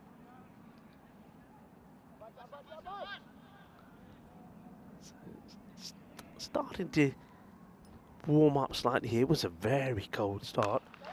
This one's up in the air, doesn't quite get the middle of the bat, but will get the boundary. Yeah, takes a couple of bounces as it gets over the fielder in the 30-yard circle, who chases hard after this.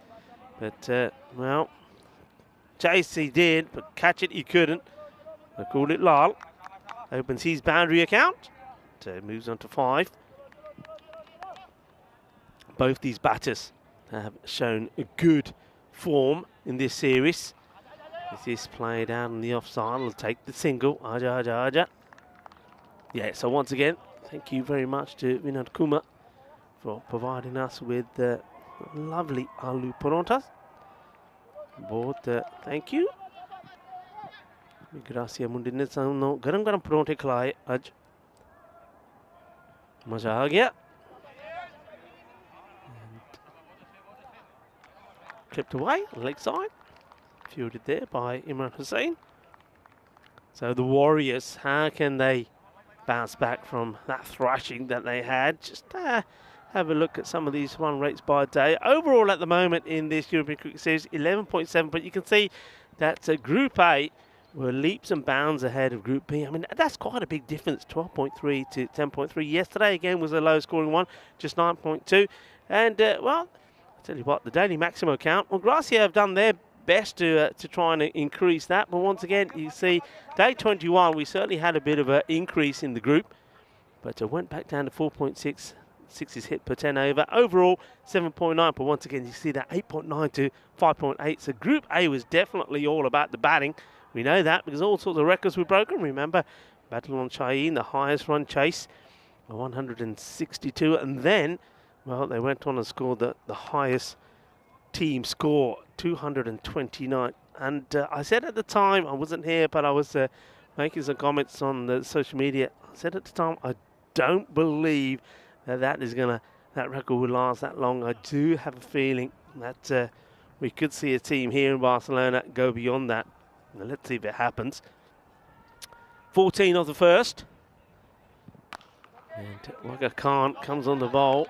The second. I quite like this change. They've always gone back to the Prince to bowl the second, but he's not quite bowling at his best at the moment. And I think it's probably a good idea just to change it around a little bit. So I'm liking this change. And it's up in the air, and I think it will go all the way. It will. It's not clean out the middle, but he gets enough underneath this. A nice shot. Over it goes. And here we go. Boom. Shaka. Lagya. Good batting. Good solid batting. And a nice shot that from the tower. Courtesy of our production partner, Spring Productions. Hello to them. Alvera, Valentine, and to Chris Taps. Oh, that's a good delivery. Gets this one to move away. Good comeback from Khan. Good shape on this ball.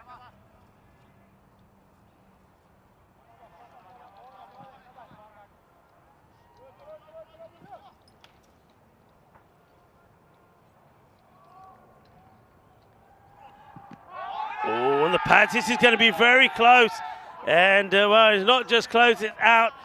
Well, Vibha Yadav seems a little bit surprised. But you know what? I think when you see this again, if there's no bat on this, I can see why the umpire's given this. And I reckon he's walked into, look, have a look. Yeah, I think that's out. There's no doubt about it for me. That's going on as to hit. Well, he was absolutely stunned by the decision. But I can't see what that was missing. I think there's a decent delivery. And, well, Yadav, he's got some walking commentary as he's on his way back, all sorts of suggestions. But I think when and go back and have a look at that, I think there won't be too many complaints. I think from his reactions, he's thinking this is going to hit the deck and move away. But no, I think that's going to probably do enough, perhaps just to clip the leg stick. So Wayne says, yep, that's out. Yeah, Wayne, I'm with you. And wicket, a good wicket to get, and bearing in mind that they struggled to get a breakthrough. They've got one here, 20 for 1, and it's the Yadav that will go for 14 of 7 deliveries. And that change-up, you see, makes the difference. And just having Waka Khan to change things up slightly, and he gets a crucial breakthrough. Warriors do need to bounce back. They need to be much better. First thing is about restricting Gracia. I think they'll be looking. I mean, even though you could get the Prince to bat really well in this one, but I still think 110. They don't want to get this to be more than 110. Hiro Mahey, the captain, Gracia now comes in. Just prods this down onto the leg side. It'll take a single. And Neville Russ, good morning to you. Neville saying good morning to everyone. I'm sure everyone will wish you good morning back. Well, Wayne has. Just waiting for the sun to reach. I mean, because we're higher up, it takes a long time for the sun to get up here, you know. It does take longer. Seems to be sunshine blessing all of the buildings and the people below us down at the bottom of the hill. But up here, it takes a little bit longer with just a few clouds to get past at the moment. And once it gets past those, we'll be blessed and caressed by the Spanish sunshine. As we have a quick scan of the standings. So you can see there, Gracia now have gone leapfrogged. The Yellow Young Stars have got a very good net run rate as well, courtesy of that big win. And now, well, they're chasing the Ripple Warriors. The Warriors will want to try and keep a distance between them and Gracia, so they really will want to perform well in this one. They go back to Iqtidar Khan. Played out on the offside. They decide not to run here. I always think there's a run there. We see Gracia, they did this a few times in the first match, but I suppose it wasn't so important then because of what they were chasing. But I think if both batters are on the same wavelength, as soon as that's hit, that's a single for me.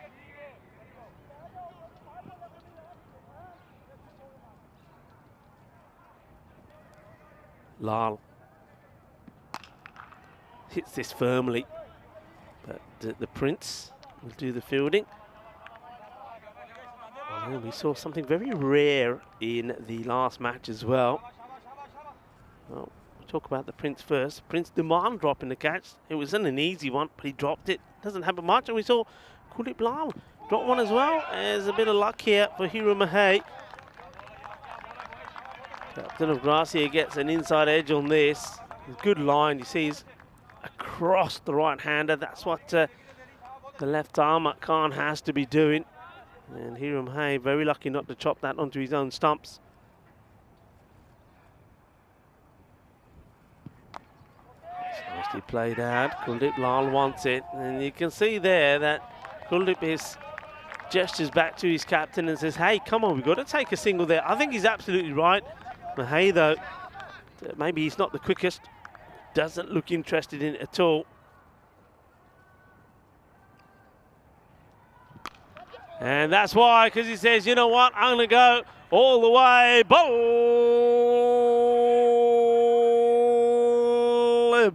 Balle, kinna zona, shaka, lakia, nice shot.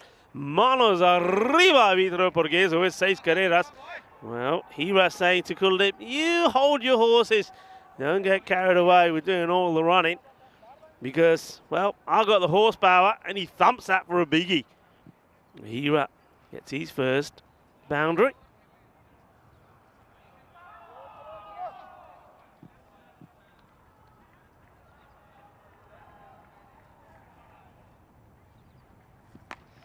Now, this is smashed across the line. There's going to be 4 more.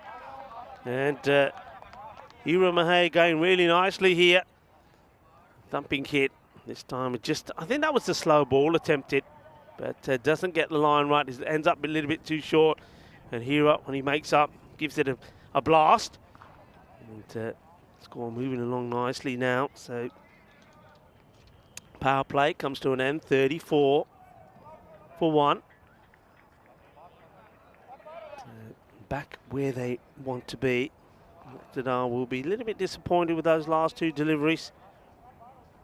It was pretty tidy up until then. He goes for 26 of his 2 overs, a little bit expensive. And change now, so the Prince wants to come in the action. Prince Demand, isn't that nice? Well, it is National What Day. And, it's time for the hot dog. I know Vinny will be pleased that your hot dogs are back. Oh, this is so close. So close. And the Prince almost gets one through. Kuldeep Lal. Lal chops down onto it.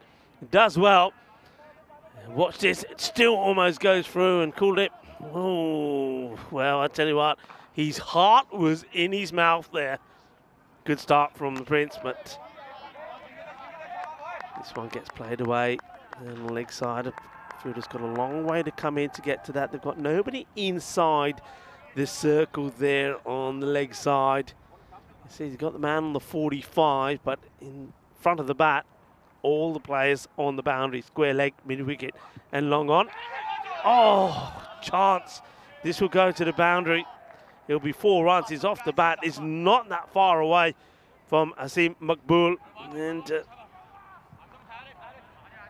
you can see this is pretty close to his gloves.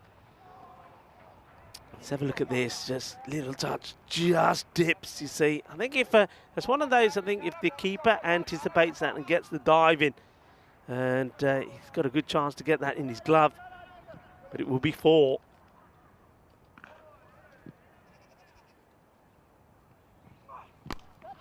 Lovely shot. Absolute class. What a beautiful hit this is. I mean, Prince Diman hasn't done too much wrong here. It's not a bad delivery at all, but the shot is quality. They don't get any better than this. What a straight drive this is. Perfect execution. Lovely timing. And liking the pose there as well. And liking the pose there from the mutt. It is National Mutt Day. We've seen him before. I think he was that the one that was all cuddled up yesterday in the owner's jacket. We'll talk about being cuddled up. There's nothing cuddly about this. This is just another classy shot. What a great one that is. It's one of the shots of the day for me. The authentic cut shot. And Hira Mahey, well, after turning down a few singles and getting a mouthful from Kuldeep Lal, he's decided to turn it on and turn on the style. And he now is playing shots to all parts of the ground. Prince, better delivery pitched up. Hira now has got his skates on. And this time it's Kuldeep Lal who says, no, we won't take the second. And that will also be the end of the over. 14 come off it. And it's a much better line from the Prince. I mean, he's been guilty of being just a little bit too short and down the leg side. That wasn't a bad over at all, but I think the batting was top notch from Hira Mahey. 47 for 1 at the 4 over mark as some of the senior Ripon Warrior players get together and have a little talk. You saw the Prince having a chat there with the captain, Karamjit, about who's to bowl next. Well, my pick certainly you'd have to go with the man who's been doing all the damage with the ball, wouldn't it? He's bowled so well. Who are they going with? They'll go with the captain, Karamjit Singh, who's going to be bowling before Saqib Javid, which is maybe it's a bit of a surprise, but the captain probably feels that he wants to take some responsibility here and try and get the breakthrough. He bowled very well himself yesterday. So once it's been played out, they'll take the single. Hira Mahey passes the strike back to Kuldeep Lal. Lal had to do a bit of watching. Now gets an opportunity to get on strike himself. 9 of 8 he is. Whip, slices it, chance, taken. And well, he wanted to go big, wanted to go over. The fielder is not going to do so. The nice, comfortable catch taken. So they do get the break from Kuldeep Lal, who made the half century in the first one. Is not able to recapture that form. It's well bowled, but Kuldeep just doesn't move his feet to that one. He's going to be disappointed to get out to that. And once again, it's, well, what happens in the first match doesn't necessarily happen in the second. And Kuldeep, who was probably, well, he was muscling those sort of balls to the boundary last time round. He doesn't. Well, maybe Ripple Warriors will be stronger together in this one. They need to be. Need to come back and fight hard. I mean, they know there's still plenty of batting to come from Gracia. But they have got 2 of the danger men out. Lal will go for 9 of 9. Run a ball. And the captain, oh, there you go.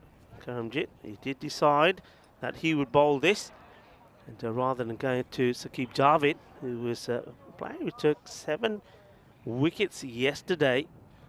A 4 and 3. Simranjit Singh comes out. I like this change.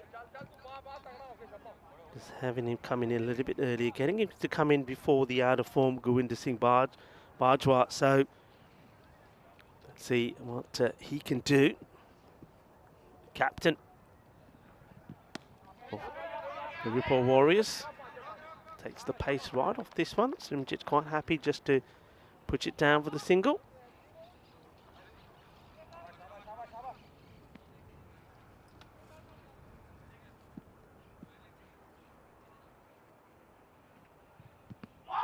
Hitting the pad, asking the question. Oh, well, the umpire decided no. Let's see it again. I mean, looked initially like maybe it was just going down leg. Watch it again. Oh, well. Umpire's called that for me. He doesn't get far forward at all. I think he's maybe a bit fortunate to survive that one. Now he uses his feet and dances down and says, well, let's go with aggression. It works better for me, and he sends the next one out of the ground. Well, what do you think, folks? I know that people on the chat normally are pretty quick to have their views. Well, Vinay Bangalore saying, for him, that was plumb. It was really close, I have to admit. I mean, when I saw it first up, I couldn't see what that was missing. Hiro Mahey gets a bit lucky, then Nick hits the next one out of the ground. This time he will be made to run. And Simranjit will get himself back on strike. Or will he? No, that was the last ball of the over. So 56 for 2. Good over from Simranjit. I know he got hit down the ground for that big six, but yeah, he couldn't believe that the umpire's finger didn't go up. I must admit it's a close call, but yeah, maybe it's one of those that was umpire's call. Wayne, well, yeah, Wayne is saying he thought it was going down leg, but yeah, it was close. I must admit, when I first saw it, I thought maybe that's why I was not being given up. Or watching it on the replay, I thought, I think it was actually going to hit. Well, we're coming to the end of our 2022 stellar season. What a season it's been.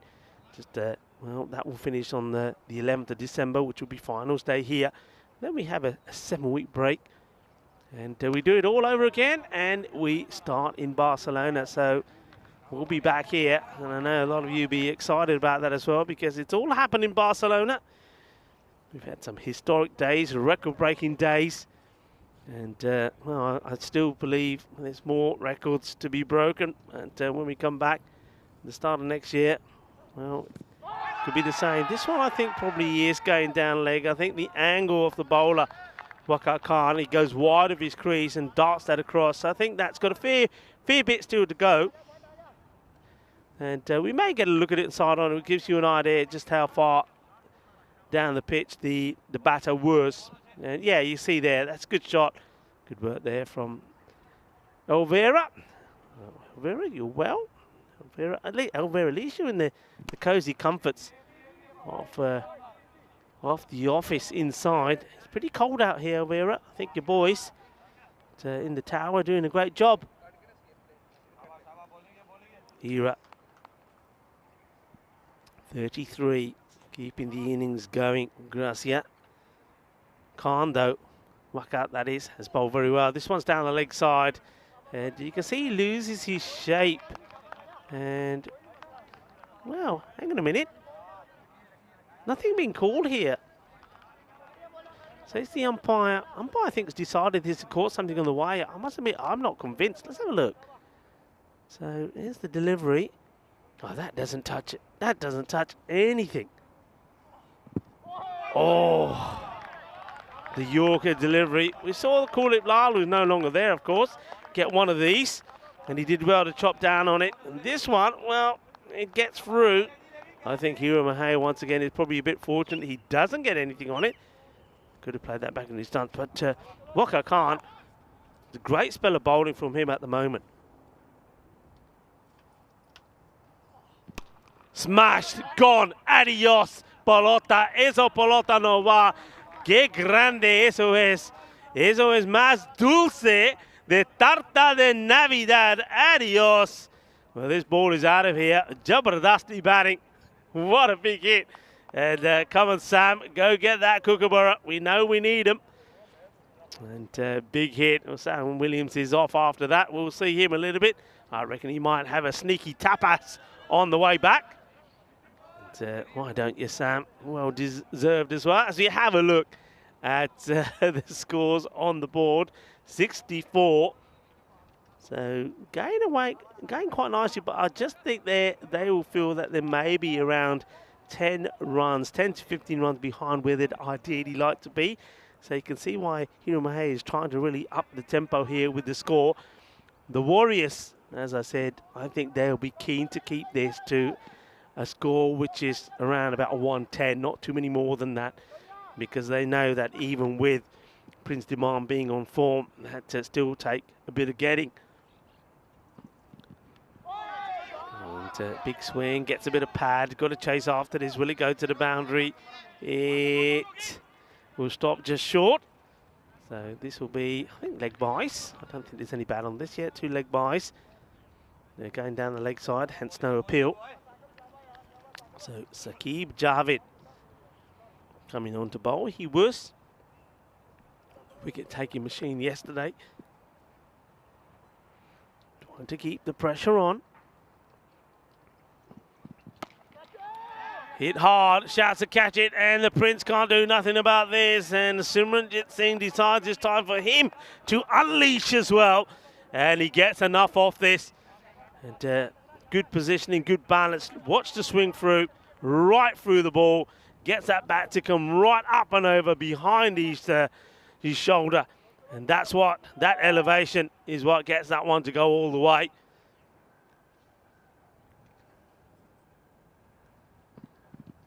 Javid once more. This has been absolutely crunched. And I think, look at this again. Where was the feet when this ball makes contact? I think they're going to have a look at this. I mean, if he saved this, all right, he's dropped the catch, but it's a good save. But I think the feet may have made contact on the ground. Just have a look there. There's the ball hitting him.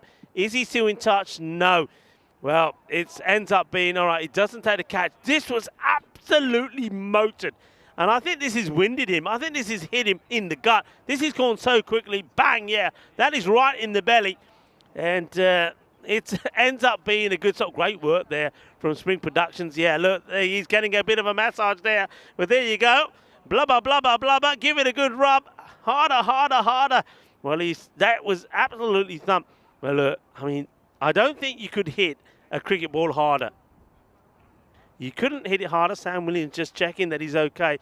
This was thumped by Simranjit. And it's gone right through. He hasn't been able to get hands to it. It's hit him in the belly. It's a belly stop.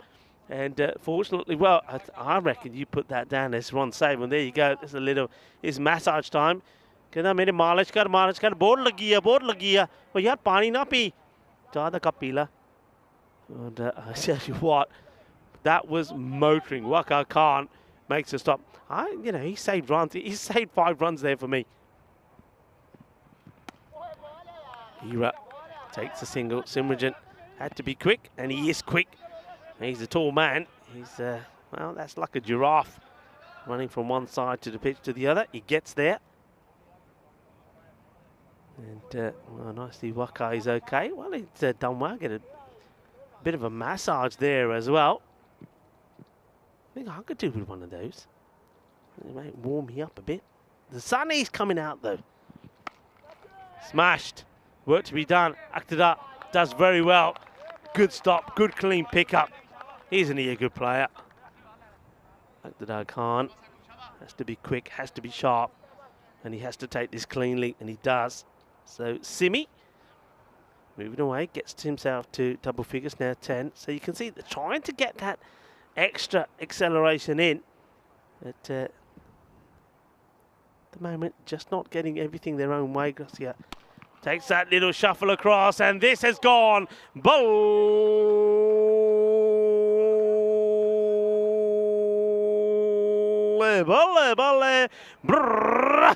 Shakalagya has a beautiful shot, and that one sails all the way over, and that's a thunderous hit. Well, he's mullered that, hasn't he? He's given it some welly, and muscles it over the boundary, and he moves on to 46 of 19 deliveries, 81 on the board now, and I think that's the maximum they needed. That puts them more or less on course to score their iron up. And just to remind you that the finals day here will be on Sunday, the 11th of December. Then after that, we get a 7-week break. And then it all happens again. So a little bit more of mud action and a little bit more of this. It's another blast. It's another one that goes all the way. This time it's Simranjit Singh. We know he can hit the ball pretty well. That's his favourite shot. He uses his feet well, gets right underneath it and absolutely clobbers it. So they're getting the charge in here right where they want it, and they're taking on the captain, Karamjit Singh. The battle of the Singhs. This is another one that will go. It's 2-2. Shaba. And where Samir will probably regret the decision to catch it. At least he holds on to the catch. And now his fingers are stinging. Well, look, apologies if the scores go a little bit wrong because somebody's fingers won't be working so well. But he takes a catch. He takes one for the team. He takes one for the ECN crew. Well done. Well, this is another one that goes out of it. It's going to be 3 in 3. No hay dos en tres. Shaba. Well, it's Calypso style now here from Simranjit Singh. Well, the Italian stallion is turning it on. Simranjit, of course, plays his club cricket in Italy. We've seen him play for the Super Kings. Well, now he's turning it on here. Supercharged is Simranjit Singh. 3 out of 3. He wants to do another, but he's not going to go all the way. And it's adios, baby, because the Prince does not drop him. Well, he's back, baby. And Simranjit Singh, well, it's 3 sixes out of 3. Takes the score just 1 short of 100. But then, well, trying to make it 4 from 4. He'll go for 28. Prince Demand takes the catch. And Karamjit Singh, well, though he took a bit of punishment, he does get another wicket. And Simranjit, well, he entertained. And I think he sort of proves my point. Bat him higher up the order. You've got to. And, well, he's out there with his captain. And his captain would have taken note of that. 28 quick-fire runs off 11 deliveries. The Prince takes the catch to get rid of him. And Karamjit, though he does go for 3 big sixes, he does get his man. Well, just Samir, are we doing okay now? Are we all right? Are they still stinging? Yeah, they're still stinging. I'm telling you, it's not easy catching these balls in the morning, but that's a bit of a highlight there. And I'm sure his son Manav will love watching that back. Not a good ball, but he's not able to get this one away. You see he's trying to hit this behind square, but he just doesn't play, doesn't swivel on it quick enough. But it gets at the single. That gets the captain back on strike. New batter is Karandeep Singh. It's nice to see him out there, Karandeep. Oh, blast it. This is coming our way. I'll get into position, but I think this will probably hit the electric cables just under us. Yeah, it doesn't come through. But what a hit this is. It's not the first time we've seen Hiram Mahay hit the ball hard like this, and that brings up his 50. And it's a quick fire 50 as well of 20 deliveries. Ball badaya. Captain Hiram Mahay. Hay poquito de suerte también, pero no pasa nada. It's a 50. बहुत अच्छी batting की थी अपनी 50 बना ली. And that is also takes Gracia past 100 mile now. 104 for 3. Now, I was saying that they were running a little bit behind sort of by the 6th over, but the last 2 overs, they've got the acceleration in. All right, they've got a new batter that's come in as well, and that's Karanjit. He's on strike here now, and oh, this is a nice looking shot. Doesn't quite get the power, but it looks good. I like in the way he holds the pose as well. But I suppose he's done the right thing here. He gets his captain back on strike.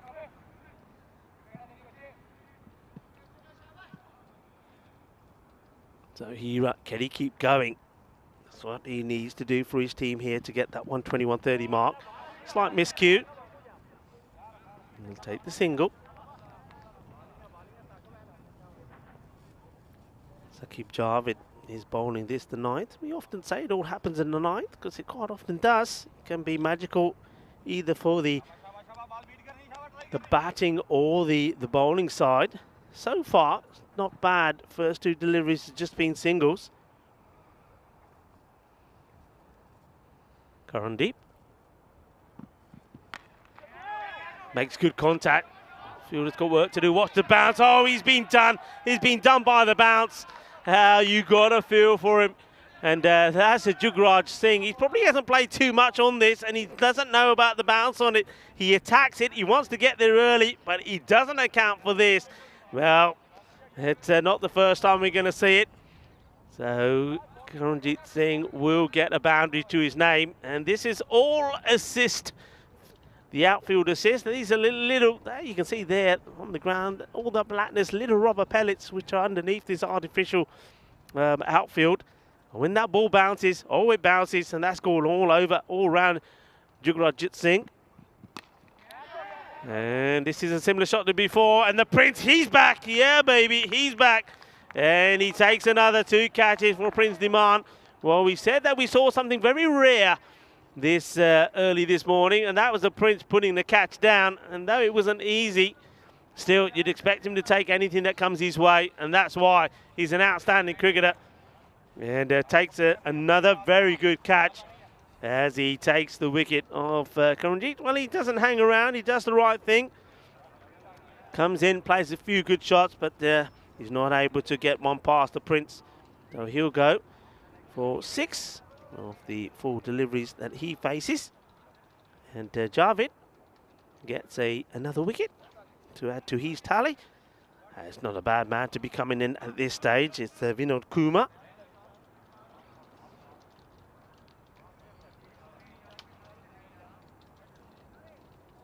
Two balls to go in the over. The score at 110. So it's already, it's at a score now where the Ripper Warriors would have liked to have kept it to. So you see you got 8 balls to come here for Gracia to see if they can push on and get to that 125, 130 score.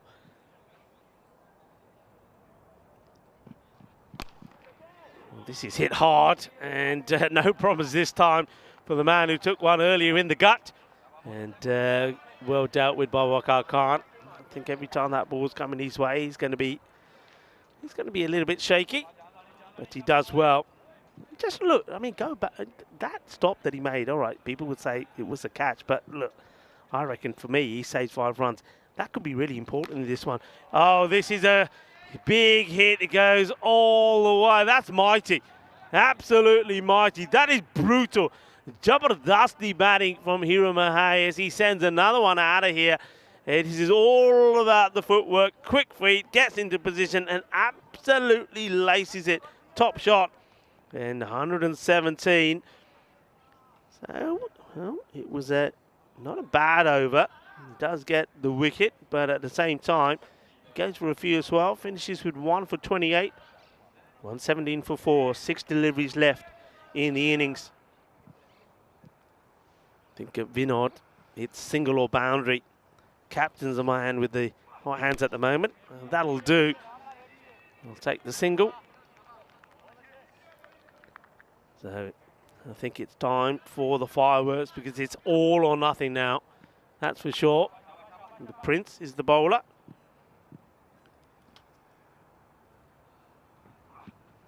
Oh, this one doesn't come up at all.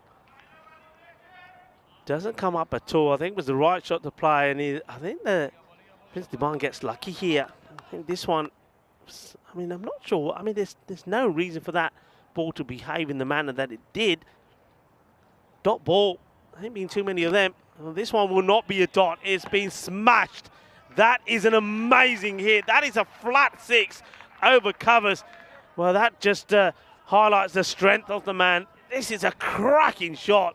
Wow, well, try and keep up with that. That was like a bullet. Really was. 6 more. Gets into the 60s now. The 120 is up. And this ain't a perfect lob as this will go for 4 runs. He swivels on this, gets a little bit lucky. It's been that sort of innings for Hero Mahai. I mean, he's played some superb shots. He's really has been blasting them all over the place, but he's had a poquito de suerte también. He's had a bit of luck as well. And that one just hits sort of like the back of the bat, loops over the keeper and goes to the boundary. Well, there's nothing lucky about this. This is humongous. That's a big hit. It's going to be 6 more, so they go past the 130 mark here now. 134, Hira Mahey just keeps bashing them to all parts of the ground. A bit of carnage. And, well, Prince Demand, once again, he's been taken to the sword. A ball to go in the innings.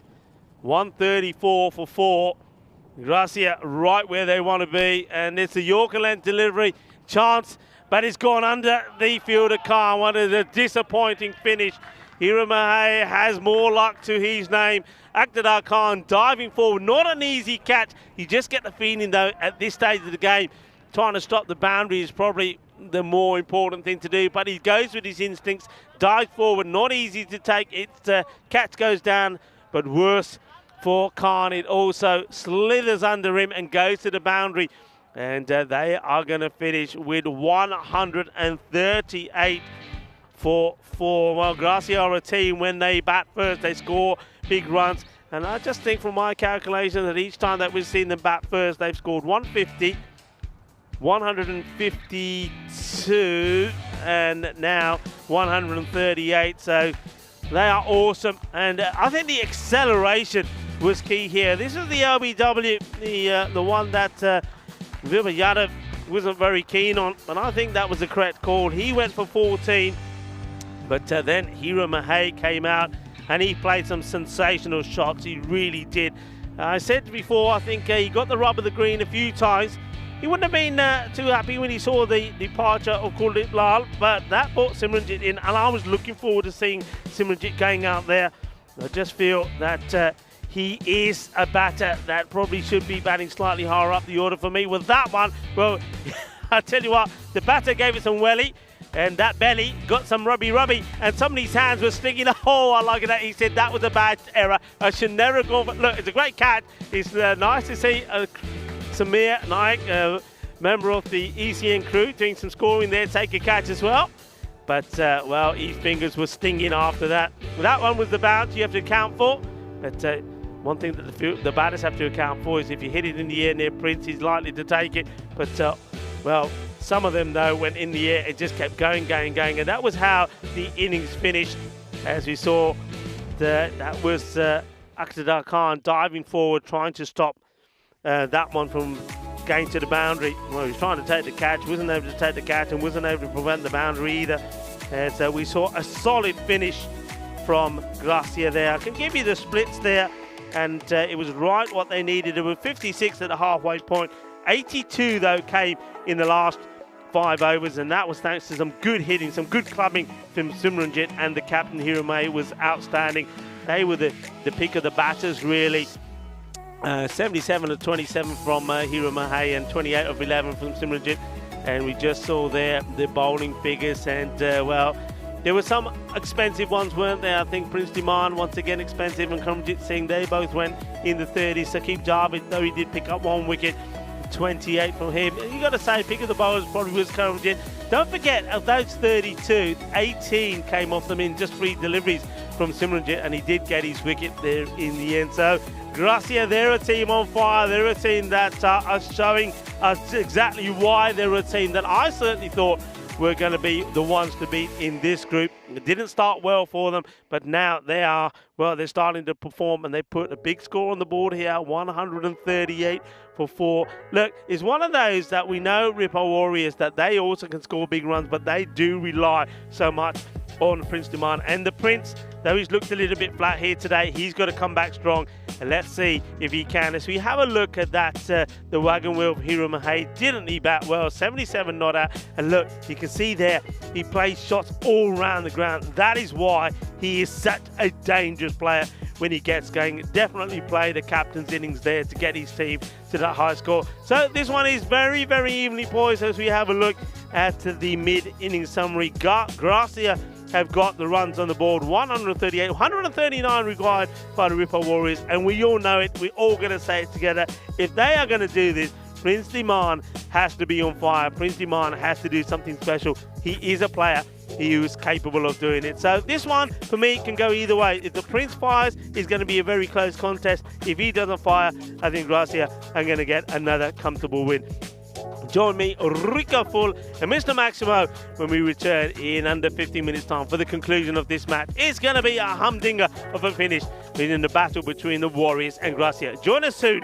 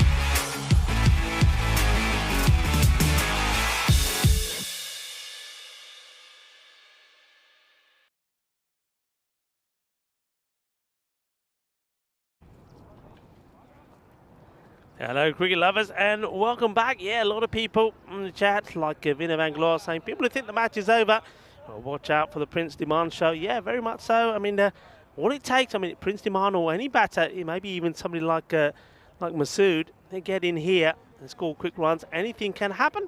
Hello to Mandrake, who's in the chat as well. And Ram Shah saying hi to me. Hello to you, Ram. And hello to everybody as we get ready for the reply from the Ripple Warriors. Quite an amazing finish to the innings from Gracia. I mean, they were pulling along to around about a 1-10 score. And then, look, the last 3 overs provided 57 runs. Yeah, quite sensational. So they almost went at 20 and over. And that's what helped them to get to 138. So 139 is the target. The openers, well, it will be Prince Demand on strike. And he'll be joined out there by Asim Makbul. And I think Asim Makbul just needs to know maybe his capabilities. I think he's not an out-and-out big hitter. So I think his role here is to try and get a good partnership going here with the Prince and trying to give him support because they don't want to lose too many wickets. They lose wickets and then, well, we haven't really seen too much more from any of the batters. Really, the main batter, Prince Demand is right up there. He's the main batter as he gets ready to face the first delivery. Places away beautifully. That's a lovely shot from the Prince.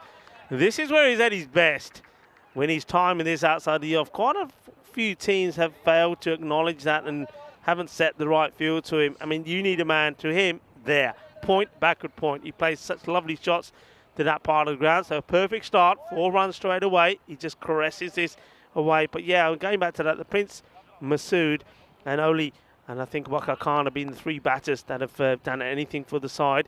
So maybe this is one where the captain, Karamjit Singh, can also provide something. This one is down the leg side. And once again, nothing from the umpire.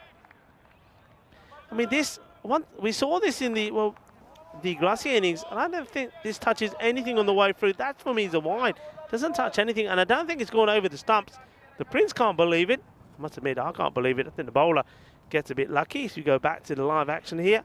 This one is right up there, just played down the ground. The single taken, and a fine time for us to welcome back into the box, man. Looking very Christmassy today, and of course it is Peacock Friday. What are you going for the Peacock jumper? Yeah, Peacock jumper. It's now a thing. Great idea, the old Peacock Friday. Maybe you're peacocking at home. Yeah, hello everyone. I've been a bit missing in action today, but working on a few things behind the scenes. Anyway, here's Yadav, and he gets a wicket, and he knocks over Makbul, and he says, "Yeah, let's go." And Garthia, I know they had a slow start to this tournament, but they are roaring at the moment. They've got a big score on the board, and that's a pretty good start to the defence as Makbul has to go first ball. It's 5 for 1. Yeah, I mean, this is not his game. I've said this a few times. I mean, he's at his best just sticking around, stroking the ball around and providing partnership at the other end. Every time he's gone for the big shots, it hasn't worked for him. Head is nowhere here. Look where he's looking, and, well, that's where he's going to have to go. And Vibha Yadav, he's fired up. As, well, another man with the golden head comes and takes the wicket. It's funny how when things aren't going your way, they just don't seem to be going your way. I mean, that wide call, Prince didn't get it. He seemed a bit puzzled as to why that wasn't a wide. I know it's kind of similar on the first innings. I guess it's hard because the umpire sometimes hears something that might sound like the ball flicking the pad. I mean, the one the first innings, I thought maybe umpires heard something. That one, not so sure. But it also costs them a ball and a run when you're chasing basically 14 and over. And Prince, he'll be feeling the pressure. I think he knows that he's the one guy that can probably put a big innings and maybe chase this down. Zulfikar comes out. He's played some nice shots when he's been out there. Hasn't gone on to put a big innings together, but certainly seems a talented player. Maybe just needs to spend a little bit more time out there in the middle. The problem is time. Time is not on their side because they need to be going at a fair rate here. Sometimes I say this, but if you have a big problem, you try and break it into manageable chunks. So 14 and over is the manageable chunks. I don't think they'll get 14 this over, but yeah, you need to just try and do that. 14 and over sounds a lot more achievable than 140 in 10, but yeah, you just got to keep trying to repeat that. So Prince won't get a run here, won't be on strike as we get to the end of the first. The score is 6-1. And I want to say a quick hello to Ram in the chat and Vinay Bangalore as well. Hello to Mandrake. He's loving the jumpers today, guys. You get to see them in a second.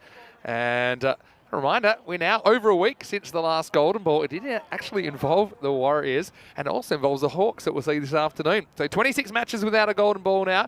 And there's hot dogs. I have been spotting hot dogs in the telecast. I've loved that. Thanks to the guys at Swing Production. Hot dogs, the official mascot of the Barcelona Bash. Unofficial, actually, but anyway. It's like he's on guard there, you know, just like standing on guard. I don't think he'll make the best guard dog. I mean, that's probably not.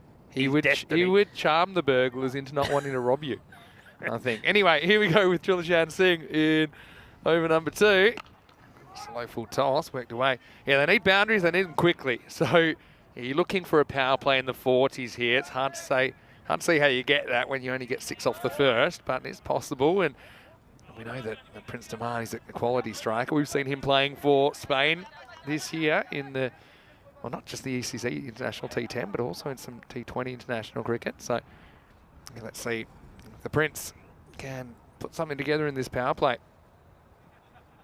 John goes back and cuts this nicely. It's into the gap, and this will be 4.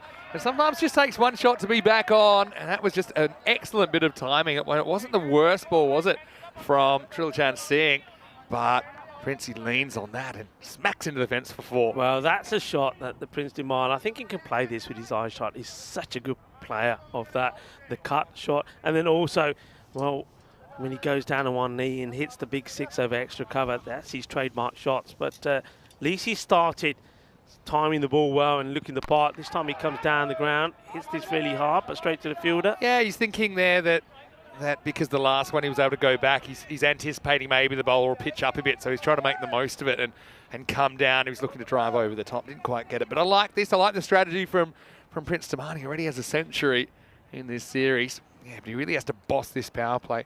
Now, looking at, for example, the Kuldeep power play in the first game this morning, where he scored 38 off all 18 balls. He was able to really kind of own the power play, and I think that's what you're hoping for if you're a Rippon Warriors supporter here. Yeah, this is cracked away as well. Fielder's not going to stop this. 4 more. So things starting to come together for the Prince. Yeah, right on cue. I don't want to repeat myself. This is his shot. And I think these guys would have seen enough of the Prince to know that how you need to set a field to him. Backward point has to be in place because he is such a good cutter of the ball. Yeah, they'll probably put a field back there now. They do. And so they've got long on. They've got deep backward point. So, yeah, like I say, momentum.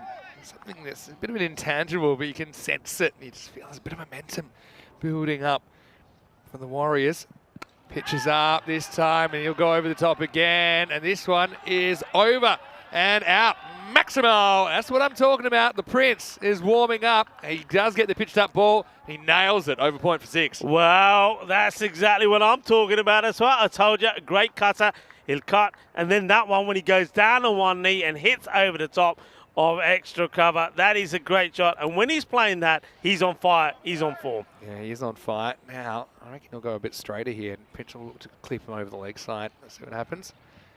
Actually gets a bit of swing. So that's actually a good delivery from Trilichan. And now, well, they won't get a run here. The keeper's destroyed by the stumps. And Prince was looking for it because he wanted the strike, but he won't get it. Still a productive over for the Warriors. They get 15 off that one. It's 21 for 1 after 2. And watch out. You don't take on Kuldeep Lal. I mean, he is, well, I've seen him be involved in a number of direct hit run-outs. He really is clued onto the stumps. What a good pick-up and throw this was. And he's just basically sending a message to the Prince to say, well, look, if you want to stray outside the crease, remember me, I'll have you.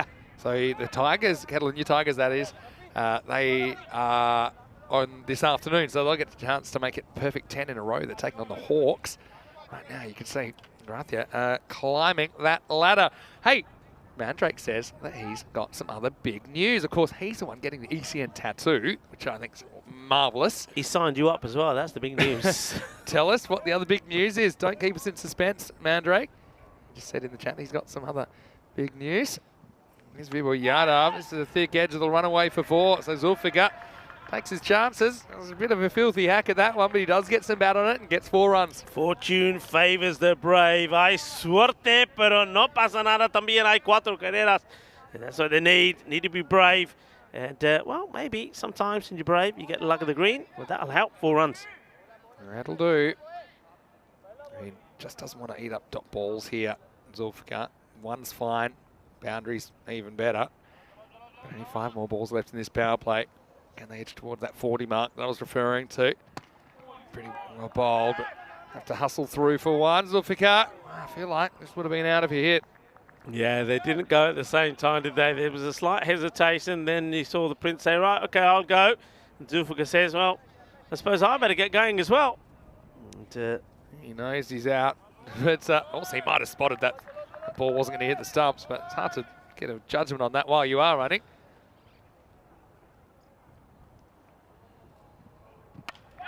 Goes leg side now, Prince, and he's going to get this one pretty well as well. Targeting an area of the outfield that didn't have a fielder there, even though it's a slightly risky shot.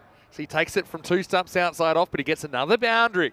Yeah, nice shot to play in the power play. You know that the man's there, but he's in the circle. So if you can get it elevated over him, you're going to get the rewards, and he does 4 more. So he's started well. He's flying. See what I think he's thinking over offside now. It's a deep backward point, but he's quite backward.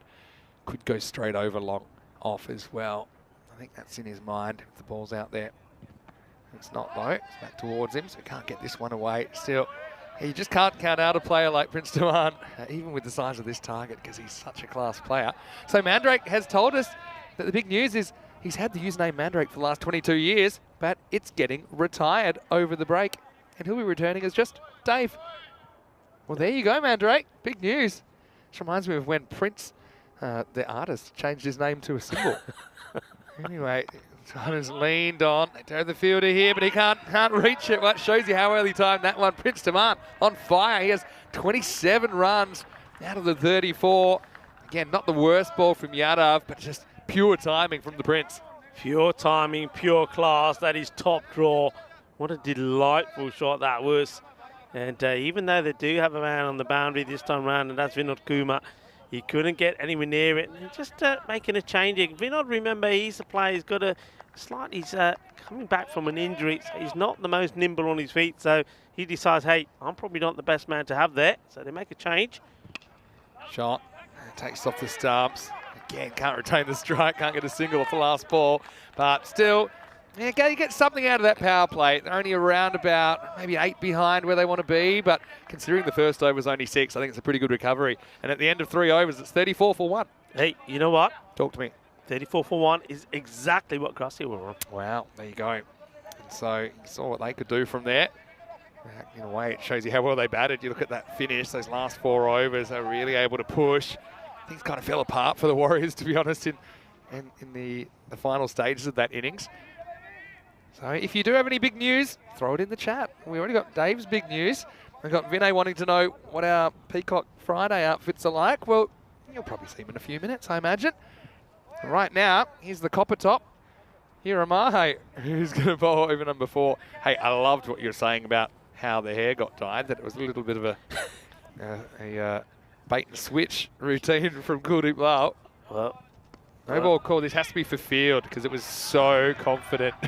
Yeah, I only see 3. No, let's have a look. Unless it was for the foot, I doubt it. Yeah, he's saying there were 3 behind square, and it looks like there were.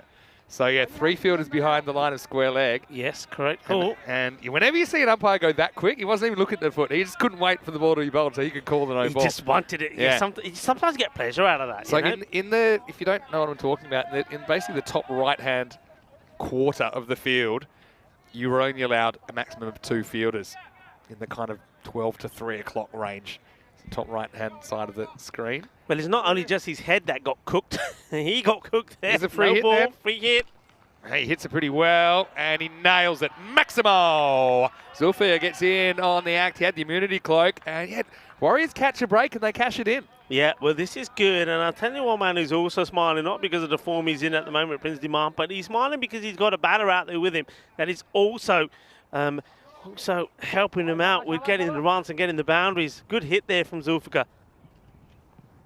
Now, lucky he hits that, because otherwise he was a dead duck. But he does take a risk, gets a single over to the Prince, see what he can do. Of course, we're out of the power plate, so you can't have up to 5 outfielders.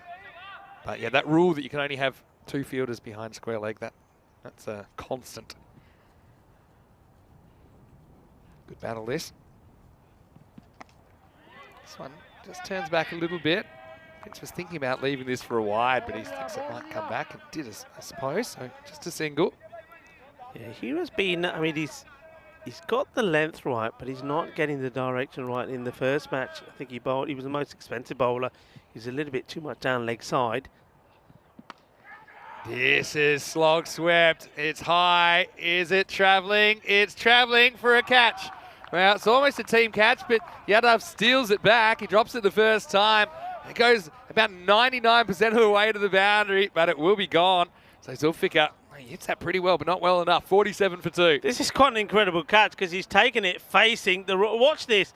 I mean, Karandeep is coming there, and Yadav says, leave it to me. Then he takes it on the rebound with his back to the action.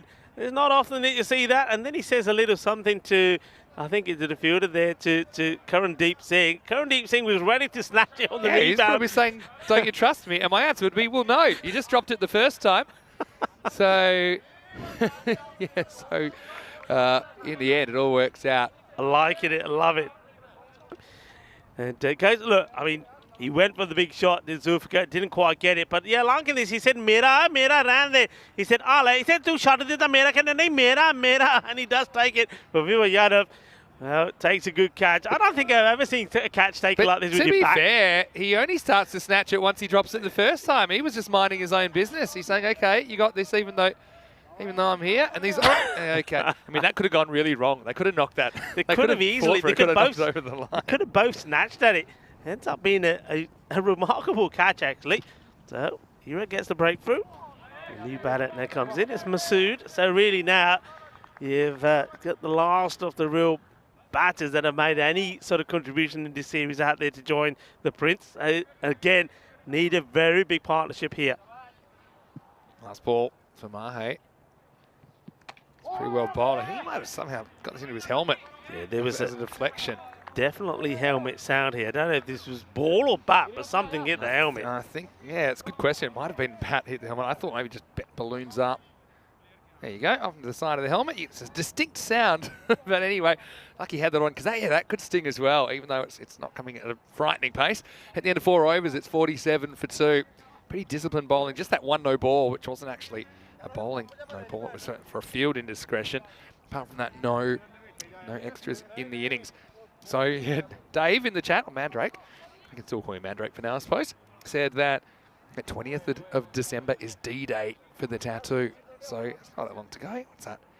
About 3 weeks, 2.5 weeks. Here we go with Vijay Kumar.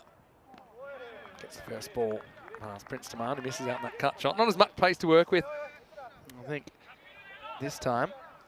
But yeah, bit of interesting chat going on at the moment in the YouTube chat. And a few interesting things happening outside the ground.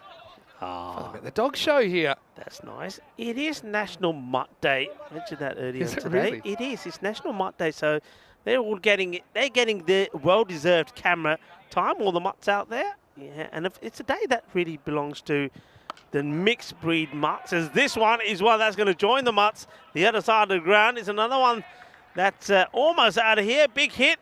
And Diman just keeps on going, uses his feet well. He's got such quick hands, doesn't he, once he gets there? Yeah, go fetch. And that's exactly what Prince makes the fielders do.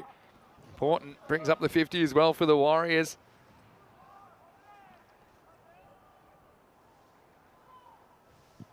Oh, this time I think he gets a little something on this. Gets a bit lucky, rolling away. 4 more. And it's that little inside edge. I don't know if the keeper gets a finger on this. It did take a pretty significant deflection. No, he can't. Just goes into the ground, and that's why it's kind of slowing down, but still has enough. Cuatro carreras más. Yeah, that'll do. That's what they need to do. And once again, yeah, okay, bit of luck, but you need it. Diman going well. Yeah, so at the halfway point, they'd want to be 70 or so. And like I say, they're not that far behind. They're kind of maintaining the run rate required where it's at. Hasn't moved too much. Still in the 14s. Let's get the quicker one, and he just turns it away for one. Yeah, just a little flick. There's Simranjit. Comes and does the field. It was nice to see him up the top of the order and get got quick fire valuable runs to the side. Launched. Adios. This is certainly going all the way, isn't it? And well, I think, well, it does or doesn't. No, it doesn't. I'm quite surprised. I thought this was going a long way. And in the end, it just drops inside the field of play. Let's keep an eye on this. Yeah, it just did. Yadav, who took a sensational catch, wasn't able to knock this back into play. I'm surprised Yadav didn't have any sort of play on that to maybe dive and maybe just lost a sense of where he was on the field. Last ball of the fifth. And again, goes in this general direction. This is into the gap. This is 4 more. So look, they get 66 in the first half. Masood, we know that he can impact the game and he likes to swing for the fences. He gets a boundary to finish the over. So Vijay Kumar, his over ends up going for 19 at 66 for 2. And I want to say a big hello to all of you, wherever you're watching from around the world. Some people asking what our Peacock Friday outfits look like. I got to say, this is brilliant. Although I'm not much of a skier, I do like how warm this is. And I like what you've got going as well. A pretty cool kind of sound. In fact, hold on. Are you guys related? You look very similar to me. It's Christmas, would you? Well, it's almost Christmas anyway. Oh, yeah, I'm liking that. Yeah, I'm liking it. I've got a little add-on. So next Friday, I'm going to wear this, but I've got something else to go with it. Ooh, well, I'm adding layers. That's my theory to the end of the year anyway. Hope you're having a great day watching ECS. And yeah, stay with us because there's plenty more entertainment coming this afternoon. The Catalunya Tigers undefeated. They'll be on show. They're taking on the Hawks.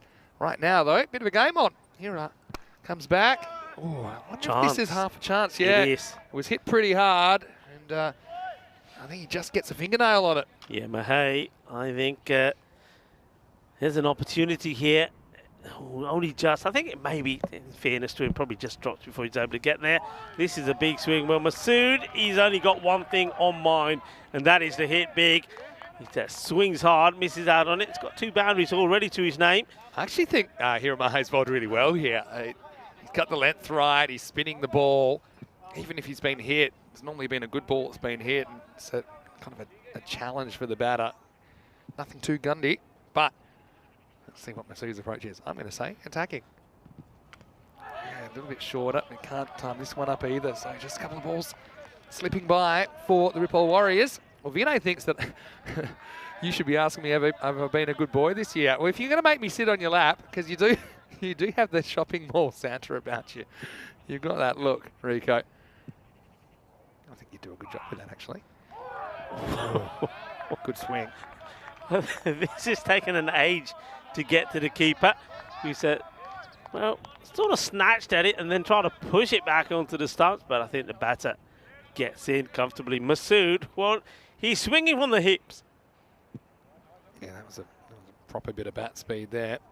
Yeah, well bowled again. I mean, he gets that overspin, so it bounces over the stumps. But regardless of if he takes a wicket or not here, this is turning into a really good over because now finally we're seeing some movement that required rate. Now it's up towards the probably 17 after that ball. Yeah, 17 plus. That ball's so valuable. Yeah, I think they didn't want it. He's saying, you know what, I'll take my medicine. But if you're going to do that, you might as well just swing. Because he's burgling another ball. How many off that over? Because that was a super cheap one for Mahe. He had a hat full of balls in there. Just 1 run off the over. Just 1, yeah. And poor Masood, he has to eat 5 dots to finish it. And after 6 overs, it's 67 for 2.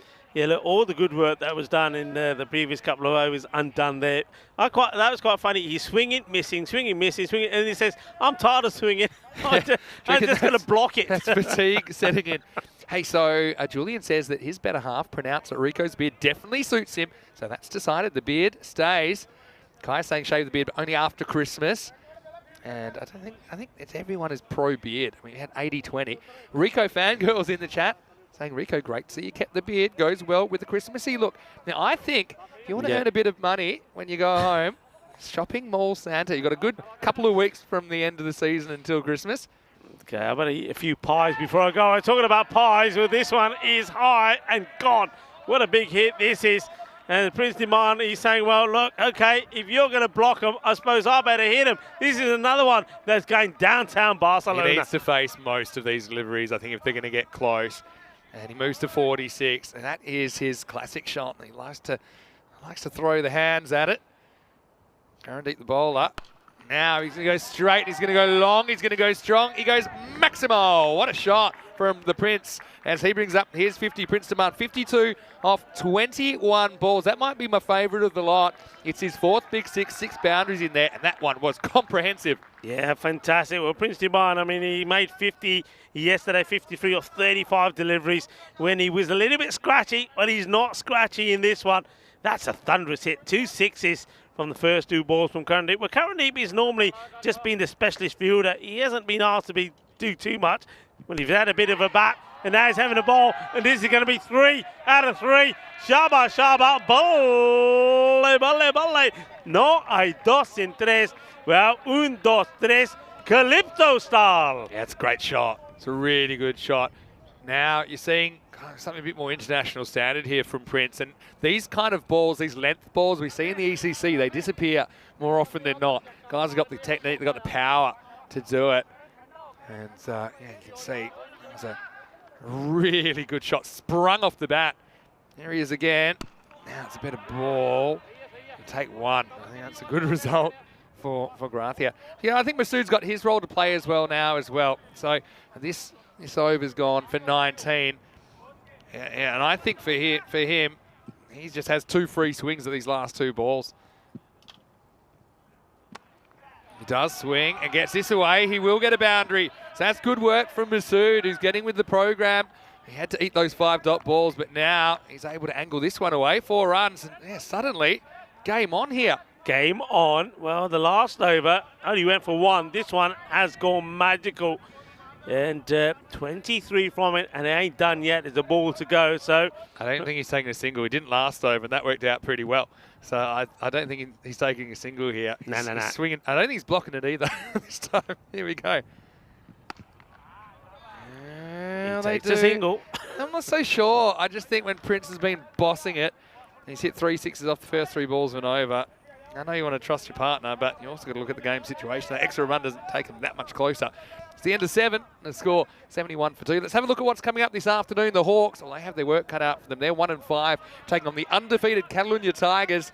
Yeah, Tigers at each end of the ladder, actually. And the news from the toss, the Tigers winning the toss, electing to bat. And have a look at that top 4. I wonder if that's what they'll go with, probably. Yasser Ali seems to be opening in the second game, not the first. Tahir Ilyas listed up there with Always Ahmed, who we haven't seen opening too much in this series. Saeed Shirazi comes in for the Catalunya Tigers. And so does Tajpal Singh. And Saeed Shirazi, actually, he was the leading wicket taker in ECL 19, playing for Catalunya Cricket Club back in the day. But yeah, the Hawks. Be a big upset if they would knock over the Tigers, but upsets happen. Here's Kuldeep. Good battle. This one clumps off the pad. And will scramble through a leg by. So I think this is the battle that could determine the result. As Kuldeep Lal, we bowled to Prince Demand. Yeah, Lal coming on the ball. Look, can I just say, the start of this over, that the Warriors were 10 ahead of where Gracia were, but the Gracia, the last 5 overs went for 57 runs. Yeah. So it's a big finish. It was a huge finish. Anyway, Prince knows he's just got to keep going no matter who comes on the bowl. Good delivery from Lal. He sort of whips this away. Sort of like a mini helicopter type of shot. Yeah, the last 4 overs, even just the last 4 overs, went for 74. So it went 17, 23, 13 and 21. So a huge finish.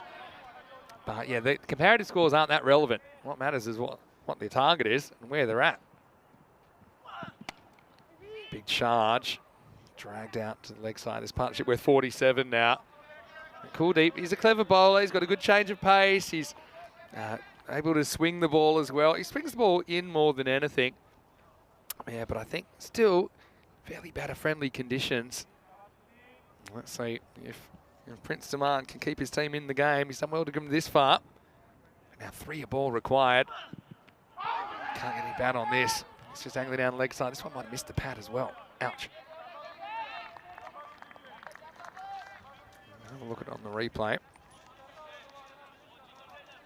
Yeah, I think they're really a bit painful when you bend that back leg.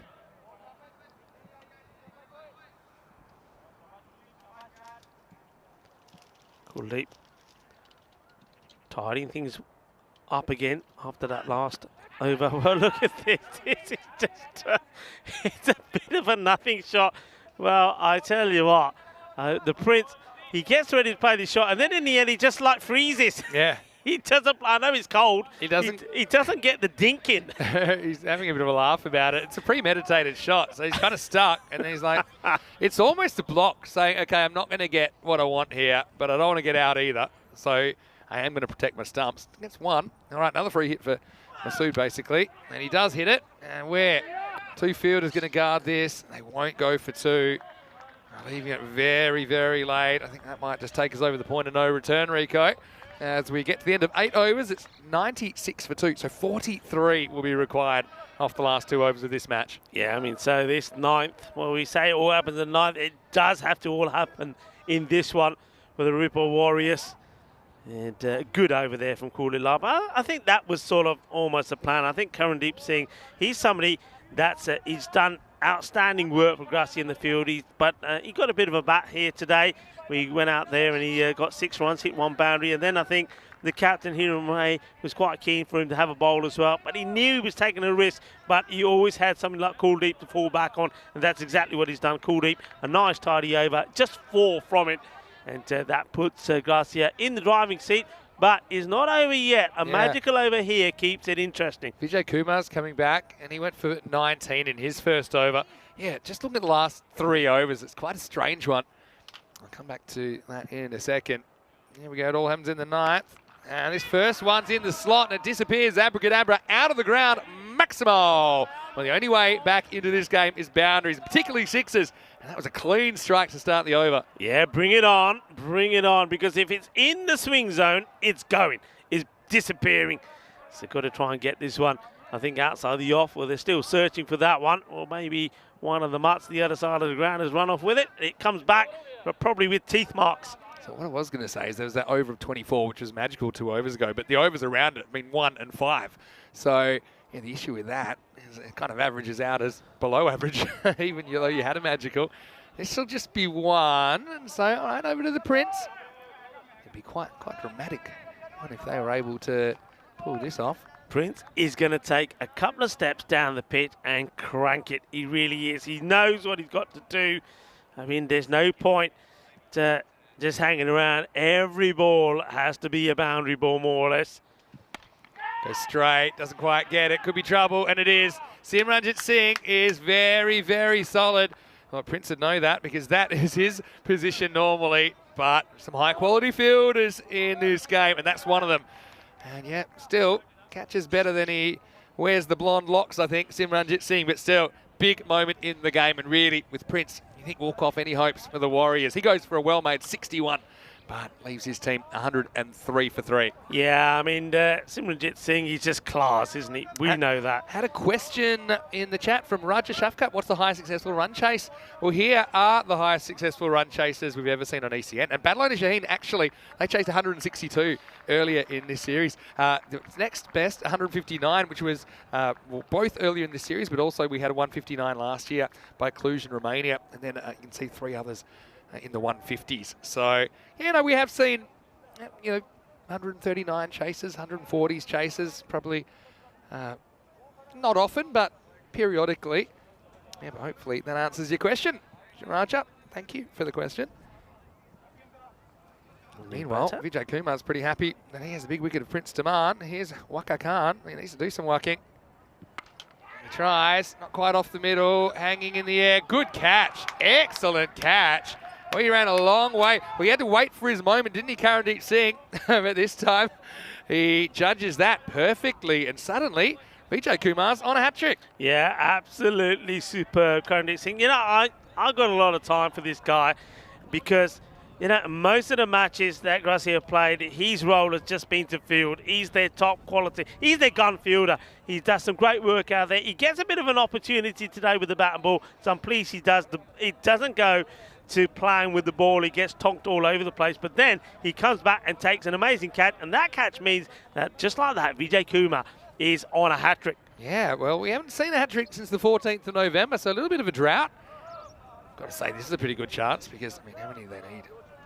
Yeah, plenty. It's not too many already now.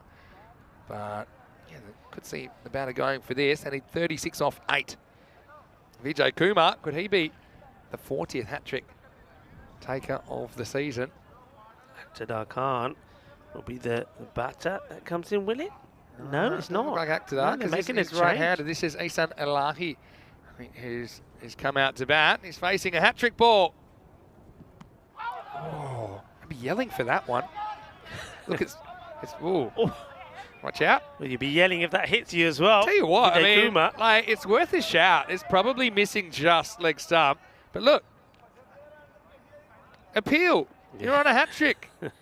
I mean, if you did a DRS of that, it's actually close. Maybe even just clipping. Nah, it's not clipping, maybe. But it's close. But anyway, this one. Mini clip. Could be. Oh, that would have been a sensational catch by Kuldeep Lal, but he won't be able to grab it. And nice effort, though. Trying to make up for that one he dropped earlier, which you don't see very often. Maybe once in a blue moon. Anyway, 4 runs to finish the over. 108 for 4 Warriors. Well, they have made the ton plus, but doesn't look like it's going to be enough. They'll need a supersonic finish. 31 required off the last over. Yeah, so the boundary for Masood. So Masood, he keeps going, and like I say, he's one of the 3 batters that have made some contributions for his side.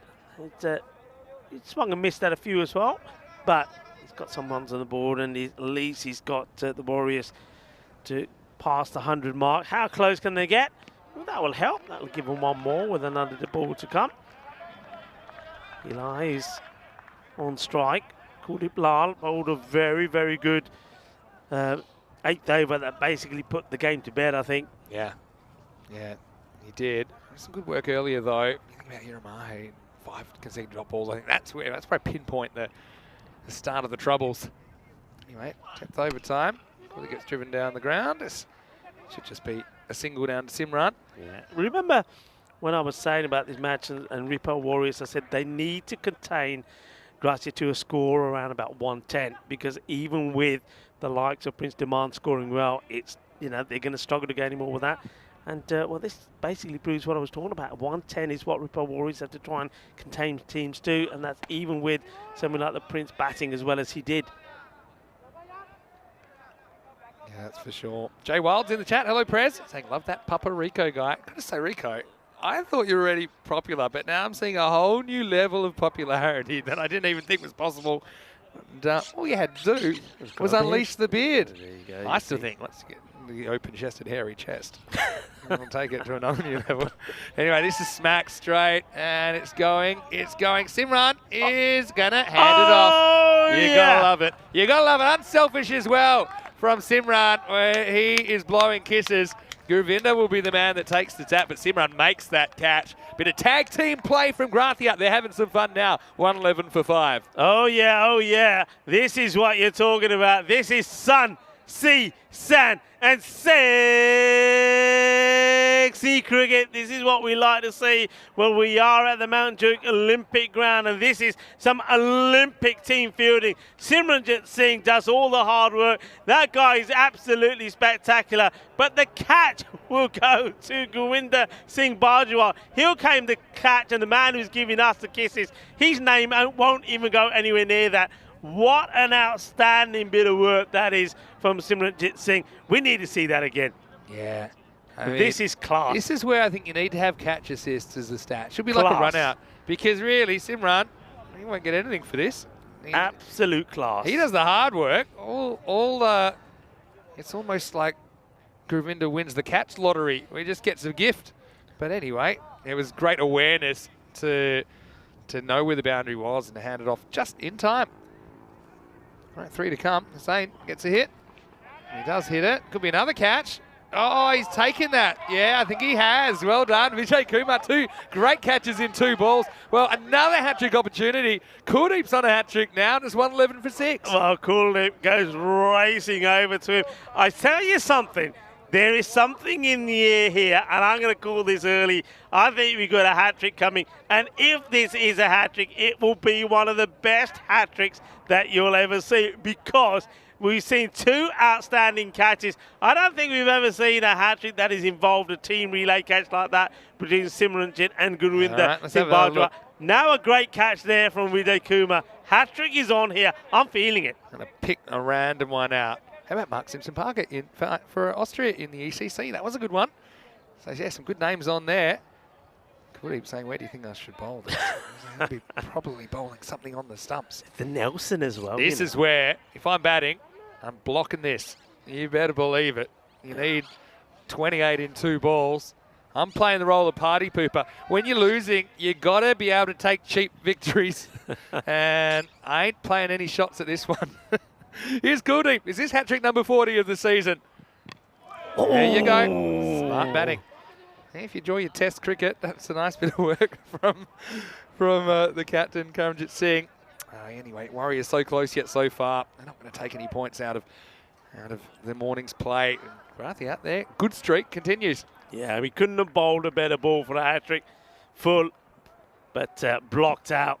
Masood, will he finish with a bang? Well, bang it will be, but it's the Chakade Fatte, Dande Chakadete Kuldeep Lane. He does get a 3rd wicket. Doesn't pick up the hat-trick, but he does pick up 3 for 8.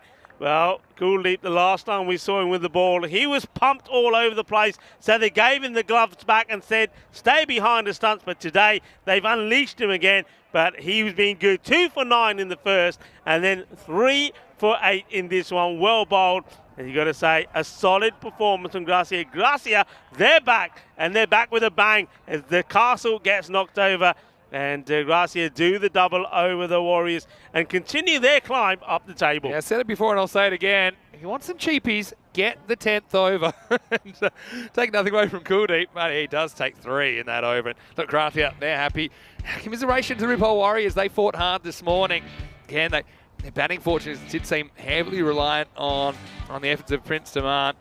See, Vibhor Yadav early on, he knocked over Makbul first ball. And yeah, you said it, it's not really his game. The very first ball, just tried a big swipe to the leg side. But then Prince seemed to find his touch in real time, didn't he? It started with some cut shots, started with some timing, but then the power came. And really his 61 was the feature of this innings, but it wasn't quite enough for the men in green. Yeah, absolutely brilliant. I mean, that's how to take a catch. Turn your back on everybody and take it. But Karanjit Singh wasn't able to get his hands on that one, but he did get a chance later, and he did take it. So he won't want us to be talking about his bowling. But look, they were in the hunt, weren't they? I mean, especially with some of those hitting from Prince Demand. He certainly was hitting the ball well. And Zulfikar, well, he was up to the task as well. He made a quick fire at 18. But the thing was, they had to keep going, and they had to get past that man. Simranjit Singh, well, he's just sensational. That was a great catch, actually, by Karanjit. That probably didn't mention that one enough. But he did very well to judge that. And Simran, I still think it's a bit rough on Simran that he doesn't get any really recognition of this catch, except the video. I mean, the video exists and he blows the catch. Blows a kiss to all his fans. Hopefully they catch that. And this is an excellent one as well. I mean, there were some awesome catches in this innings. Kuldeep having a laugh, saying, you know, when you bowl the 10th over, you just have to put it remotely on the pitch and you'll clean up with a bag of wickets. And it's exactly what he does. He takes 3 in the last. But really, you know, Gracia, lots of people contributing. I think good signs for them. They're looking more like the team, Rico, that will kind of deserve their place in the ECL in just a couple of months' time. Let's have a look at the scorecard. Prince Demand with 61 of 27, batted really well.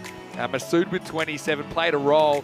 But there's just one period where he couldn't get going, and that hurt them a lot, I think. Kaiser Zulfikar with 18 as well. Again, look, good teams don't give you too many for free. 1 no ball and 1 wide, that's it. Yeah. And then the 1 no ball was actually for an illegal field. 3 for 8, Kuldeep gets the figures, but I've got to say, pretty impressed with Ahira Mahe bowled. I think he bowled with good control. He turned the ball. He took 1 for 14. 2 wickets for Vijay Kumar in there. 1 for Yadav. It's some very good catches in there. I think it wasn't just the bowling, but it was the fielding as well, which just showed that Gracia a class team. Look, Warriors, that's the drawing board for them, and we'll see them again. They'll have more chances to score some points and try and work their way. Maybe that automatic qualification is a little bit out of reach for them, but certainly they'll want to fight for something like maybe the double chance on Group B playoffs day, or at least qualification in that 4-way playoff on the 10th of December. We'll take a break, and when we come back in around about 20 minutes, it will be 25 minutes or so, we will have the afternoon session. Starting with match 91, Catalunya Tigers, the table toppers. They won the toss. They'll be batting against the Hawks. So join us for more action. We're halfway through day 23. Vinny Sandu here, Mr. Maximo with Rico Full on a fantastic Peacock Friday in Barcelona. We'll see you the other side of this break for more FanCode European Cricket Series.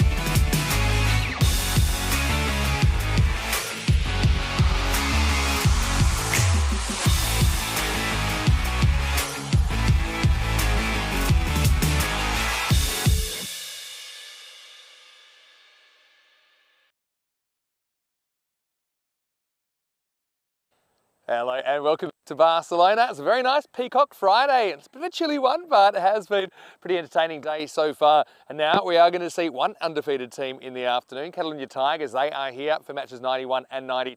They're taking on the Hawks, who are 1-5, and it's a bit of a danger series for the Hawks as well. They're trying to get out of the danger zone. They'll have to spring an upset or two to do that. Let's see what happens at the coin toss for match number 91 between the Hawks and Catalonia Tigers. Rob Kemming is with the two captains.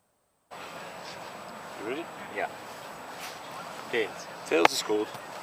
It is tails. We will bet. Good. Thank you.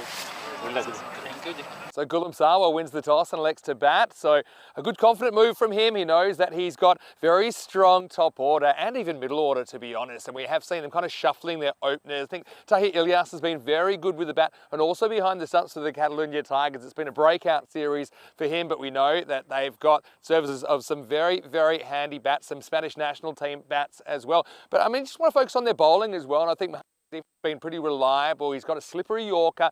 And I'd like to see the youngster Umar Magal coming of age as well during the series, as well as those clever spin options, including the captain himself, Gulam Sawa. Hawks, though, again, their captain, Cameron Zia, I think that he will know the urgency to get some wins, and soon maybe they can catch the Tigers napping today, but I'm not so sure. I think it's going to be a tough one for the Hawks. They need to be fearless, though, and I'm sure they will be. Let's go over to Rico Fu in the commentary box. Ready for the start of match 91. I can tell you the Catalonia Tigers, they've won the toss. They're going to have a hit. It's over to you. Let's get ready for the afternoon session. Thank you very much to Vinny Sandu. Looking very Christmassy. Well, we are in December, 2nd of December. And yeah, liking the look there, Vinny. And of course, a happy Peacock Friday to everyone. So Peacock Friday, bit of twist, Vinny, with the Peacock Friday jumper. I've got the old shirt on and with the old Christmassy colours. A bit of Santa going around on mine, but yeah, we like it. And look, so we always say to everybody, come and join in the fun. Come and get your loudest shirt out that you got. Get the Peacock Friday shirt on. It is Friday. That's what we like to do. It's the way that we like to do it. And well, I'm looking forward to this as well. Catalonia Tigers up against the Hawks. Catalonia Tigers, of course, unbeaten, 8-0 record. The Hawks, well, they've had a few issues, but I just do believe that the Hawks, they're another team that if they can turn on the style and if their key players can perform, they can surprise or maybe cause a bit of an upset here. 110-98 is what the Bat versus Ball Wall is saying, that expecting the Catalonia Tigers to continue to roar. They have been roaring pretty well so far, haven't they? I mean, yesterday they just blew Fateh away with Yasser Ali being in good form in the first match, player of the match, 62 from 29 from him. And then in the second match, it was a hard-hitting Wasim Abbas. Abbas has been sensational for me. He was playing the match in that one, but I think his bowling has been sensational as well. So he's going to cause all sorts of problems. And problems, I tell you one man who's got the problems, is the problems will be with Gulam Sawa, the captain of the Catalonia Tigers, because it's all about selection and who to play, who not to play. He's got some good players, isn't he? And he needs to try and rotate his squad. And a few changes being made in this one. First of all, we'll see Awais Ahmed will be opening the batting. Out he comes, and I think that's a good call. He's somebody that's going into the latter part of this series. He wants to have him in good form, and Awais hasn't quite performed to his capabilities. I think at times he's been a little bit unlucky as well. He said, well, he'll think a few rough calls that have gone against him. There was a run out when he and the man he's batting with out there, Yasser Ali, were together. He got run out without facing a ball. So he's looking to come back with a bang here as well. And I think a few other new names in there as well. Tajbal Singh comes into the side and Saeed Shirazi as well. So just using up some of the players in the squad that maybe this is the time to give them a run out there, because I think when we come towards the end of this series, he'll go with the more key players. So Eli bowling the first delivery. That will be cut away firmly, but no run. So Wahid, Eli. The Hawks. What about the Hawks? I mean, they've had some interesting battles. I think the disappointment for them would be when they played against Fateh and they didn't quite perform to their capabilities. And last time we saw them, I think they were up against the team that also are unbeaten. That's Raval. Raval Sporting beating them 122 to 52, and then batting first, they only got 75 on the board, and Raval knocked them off pretty comfortably. So his batting has been the issue. They haven't been too bad with the ball. So expecting them to cause Tigers maybe a few problems. This one's played into the ground by Yasir, no run.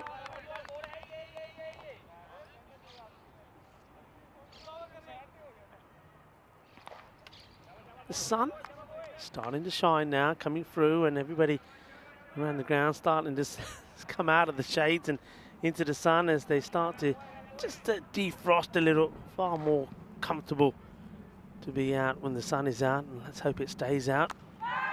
Cut shot, hit hard into the ground. I like the way he gets on top of this. I mean, the fielder, or the bowler I should say here, gets a bit excited, screams catch, but just watch this shot once again here.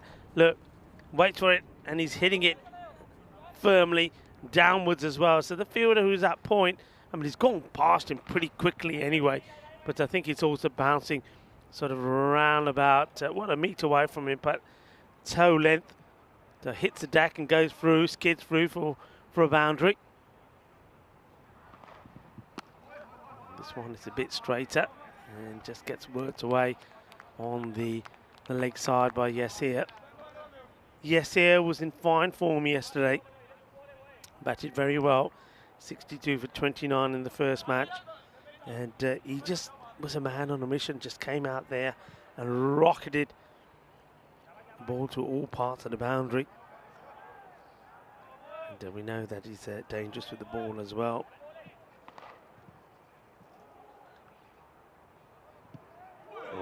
Beaten. Always Ahmed. It's a bit late getting in line with this one. That will be the end of the first over, and it's quite a good one from Wahidi Lai. Just the 6 runs that come from it. He'll be quite happy with that start and loving that shot. And we see downtown Barcelona high up here at Mount Chewy. Catalonia Tigers top batters. Yasir Ali, no surprises, past the 200 runs mark. So yes, he's been very good as well. He's in the side, but he won't be keeping today. And a number of batters have been performing well.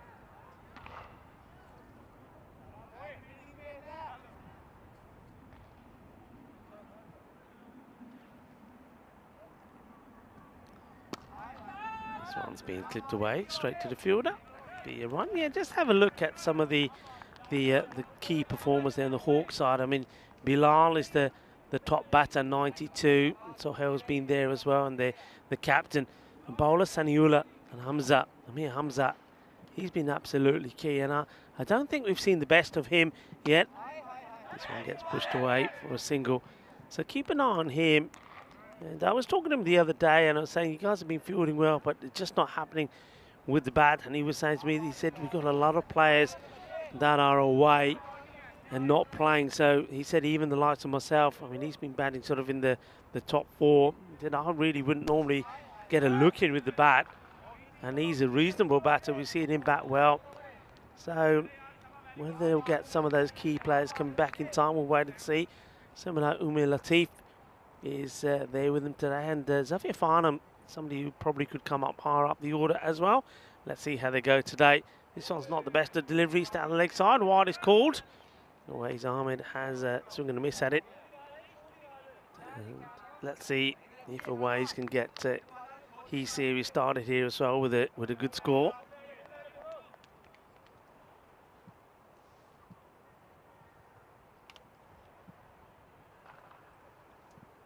Gives himself some room, hits it high up in the air, doesn't quite get it right, but it's going to go to the boundary nonetheless.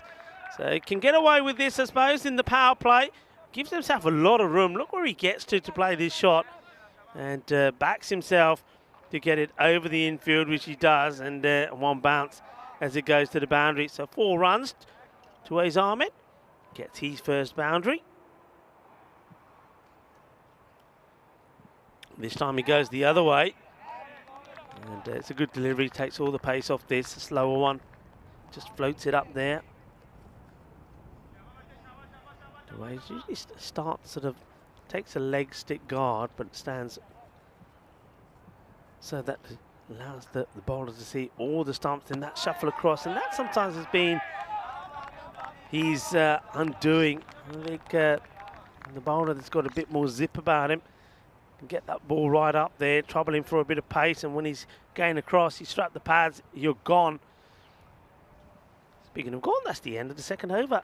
So 14 it will be without loss. We have a quick look at the tables there, and a fine time to welcome back into our cube is Mr. Maximo. Yeah, thanks. It's good to be back, and hello to everyone. Hopefully you're enjoying your day, wherever you're watching from around the world. Yeah, Tigers can go to a perfect 10 if they're flawless this afternoon, but a lot of cricket still to play. The Hawks certainly have the right approach normally when they get the bat in the hand. Right now they've tried and restrict the Tigers.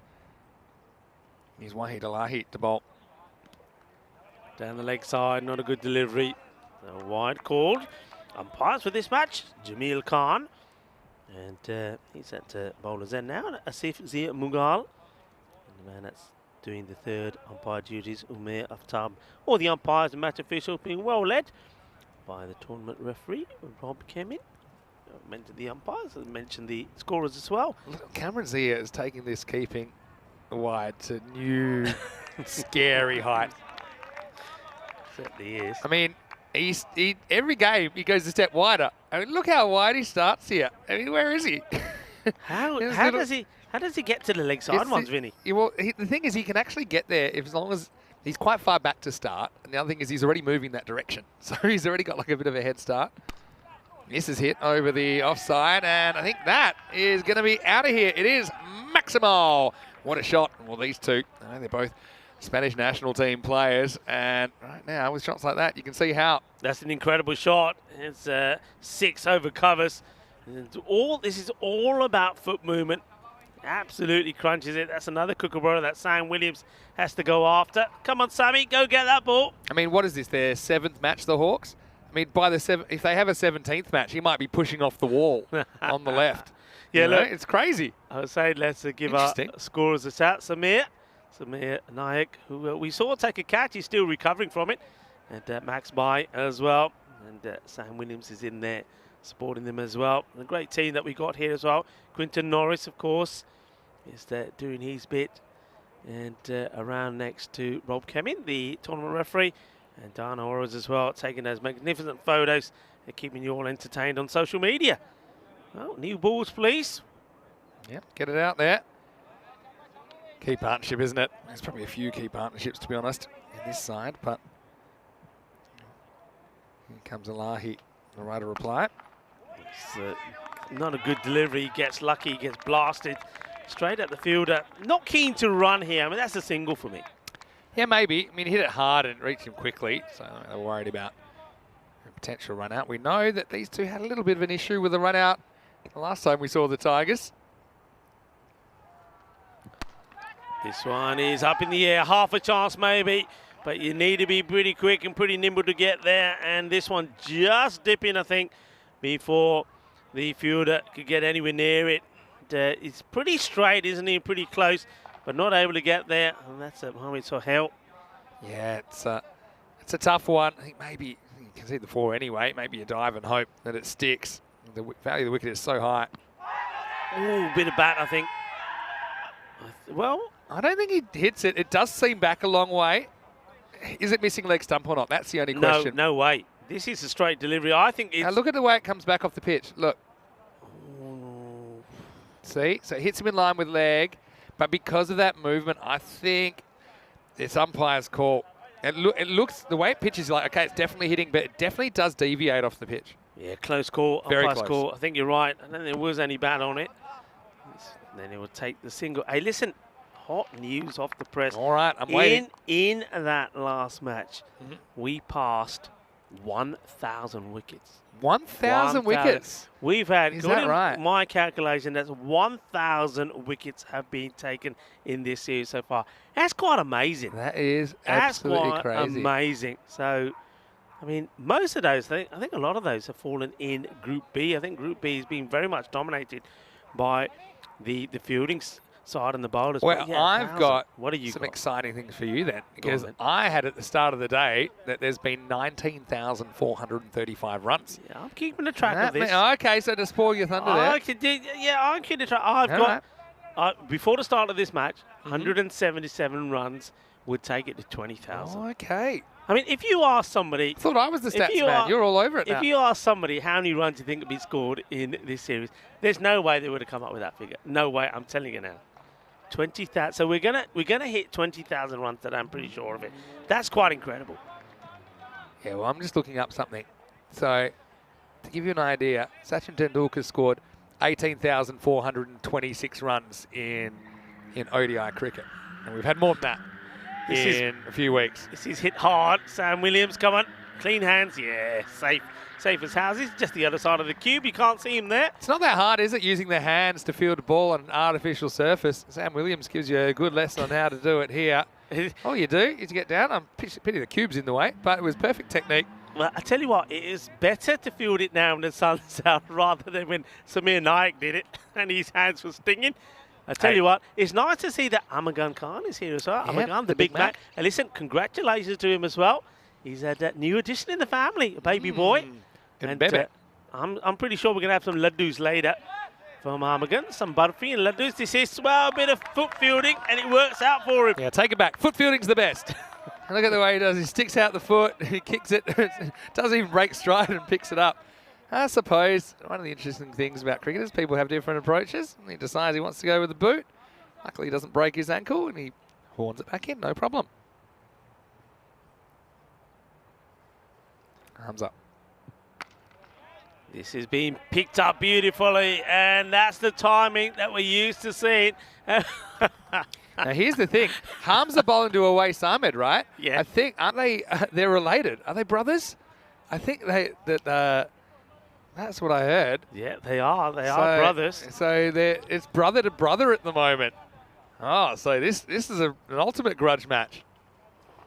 Awais gets the first one away. It wasn't a bad delivery, just a little bit short. This time he goes fuller. Outside the off, it will drop just short of Sohail. And I'm just assuming Awais is older, only because it looks like he could out-wrestle Hamza. But I'm gonna just double-check that. I think it's a good idea. Yeah, I mean, talking of wrestling, I think if Awais gets on top of his brother, that's it. It's not going anywhere. He is slightly bigger. Awais is 4 years older. Anyway, he has to deal with Yasser Ali Hamza. Asking a question. I think maybe just hitting him outside the line as well. And I think the height is going to be the issue as well. Super close. Second close one he's had. It's probably benefit of the doubt again. Yeah. See, it straightens down. Might just be missing off. I mean, it may just hit him outside the line. It's hard to tell because his pad's covering the whole stump line. But that's a couple of really close ones that Yasser has survived. Nice ball of the over. And he comes down the track. He's in the air. This one is catchable. Mohamed Sohail.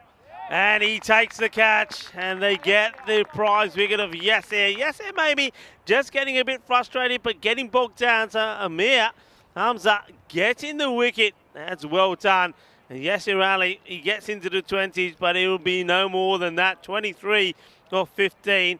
And, well, Mohamed Sohail, he's been lurking around, hasn't he? He's got close to a few. But this one, you'd expect a man of his talents to take the catch, and he does.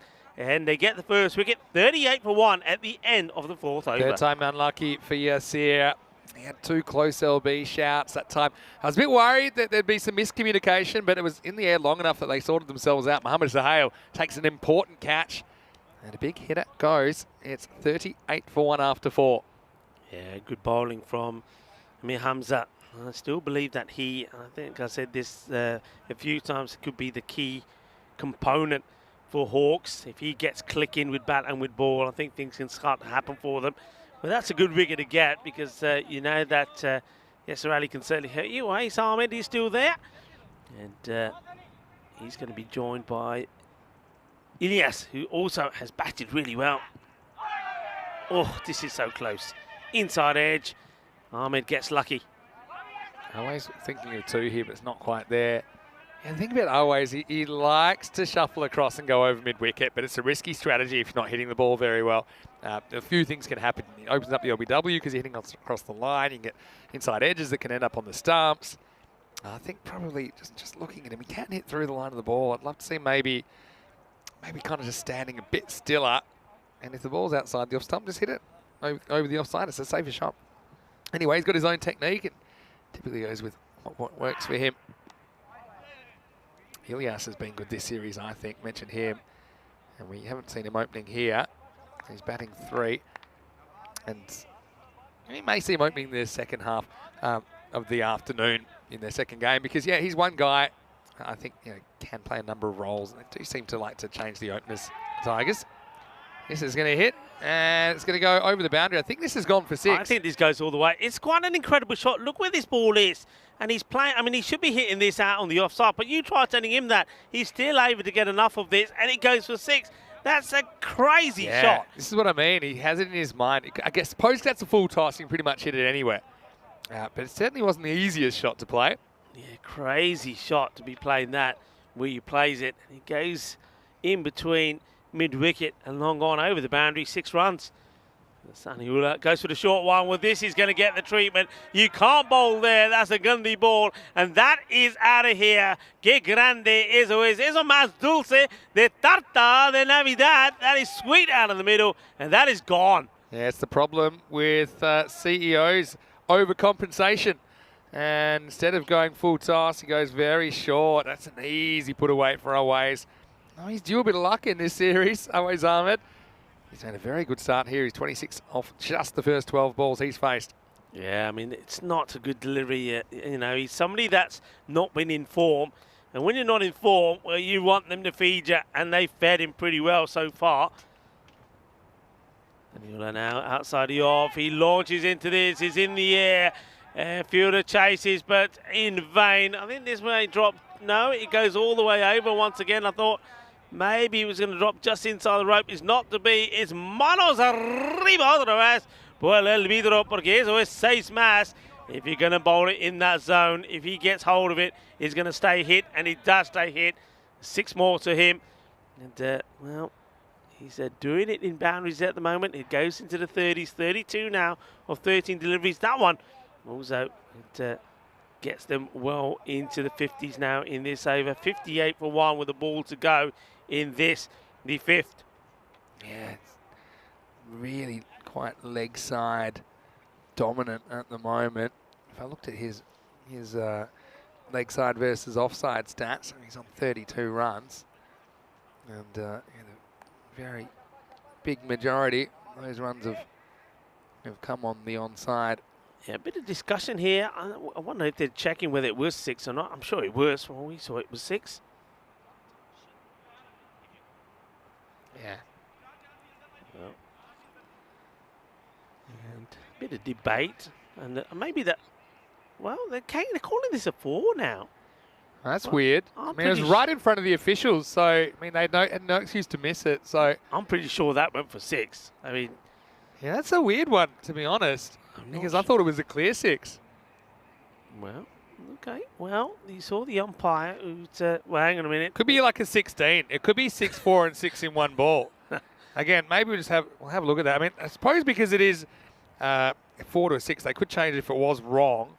But yeah, obviously you want to try and get it right. I mean, again, I just thought wasn't really up for debate.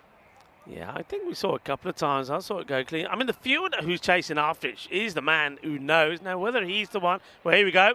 It will be 6. Well, yeah. The umpire's doing a little bit of the YMCA there, waving his arms around. 6 and then 4 and then this, and then crosses his hands over, says, so I'm going to change my call. In the end, they get it right. It was a 6. And we will get to the last ball of this, the 5th over. Here we go. Short and got him. Well, the waiting around is what does away Simon. Well, maybe that was part of the plan. Is not the right shot to play. Look, he's the sort of batter who gets away with it sometimes. He doesn't always play the right shot to the right ball. I mean, I think he's trying to late cut this. It's not the right ball to do it. Chops it onto his stumps. Away Ahmed would go for 32 at the end of the 5th over. Yeah, so it's actually, funnily enough, the one ball he tries to kind of dab on the offside and gets himself in a bit of a mess, and a miss, because it misses the middle of the bat. And Mohamed Sanahullah, sunny side up, he gets the big wicket of Always Ahmed.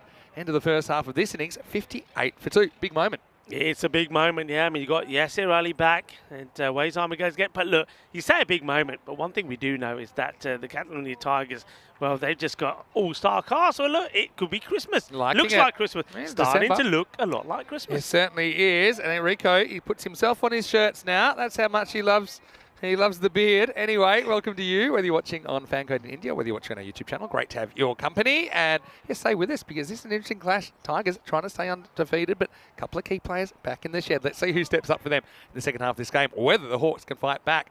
That means we won't see the brother versus brother anymore of Amir Hamza bowling to Always.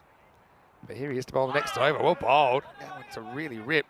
I was trying to think of other instances in ECS cricket or ECL cricket where brothers have played brothers on opposite teams. I couldn't think of too many. I do feel it might have happened before.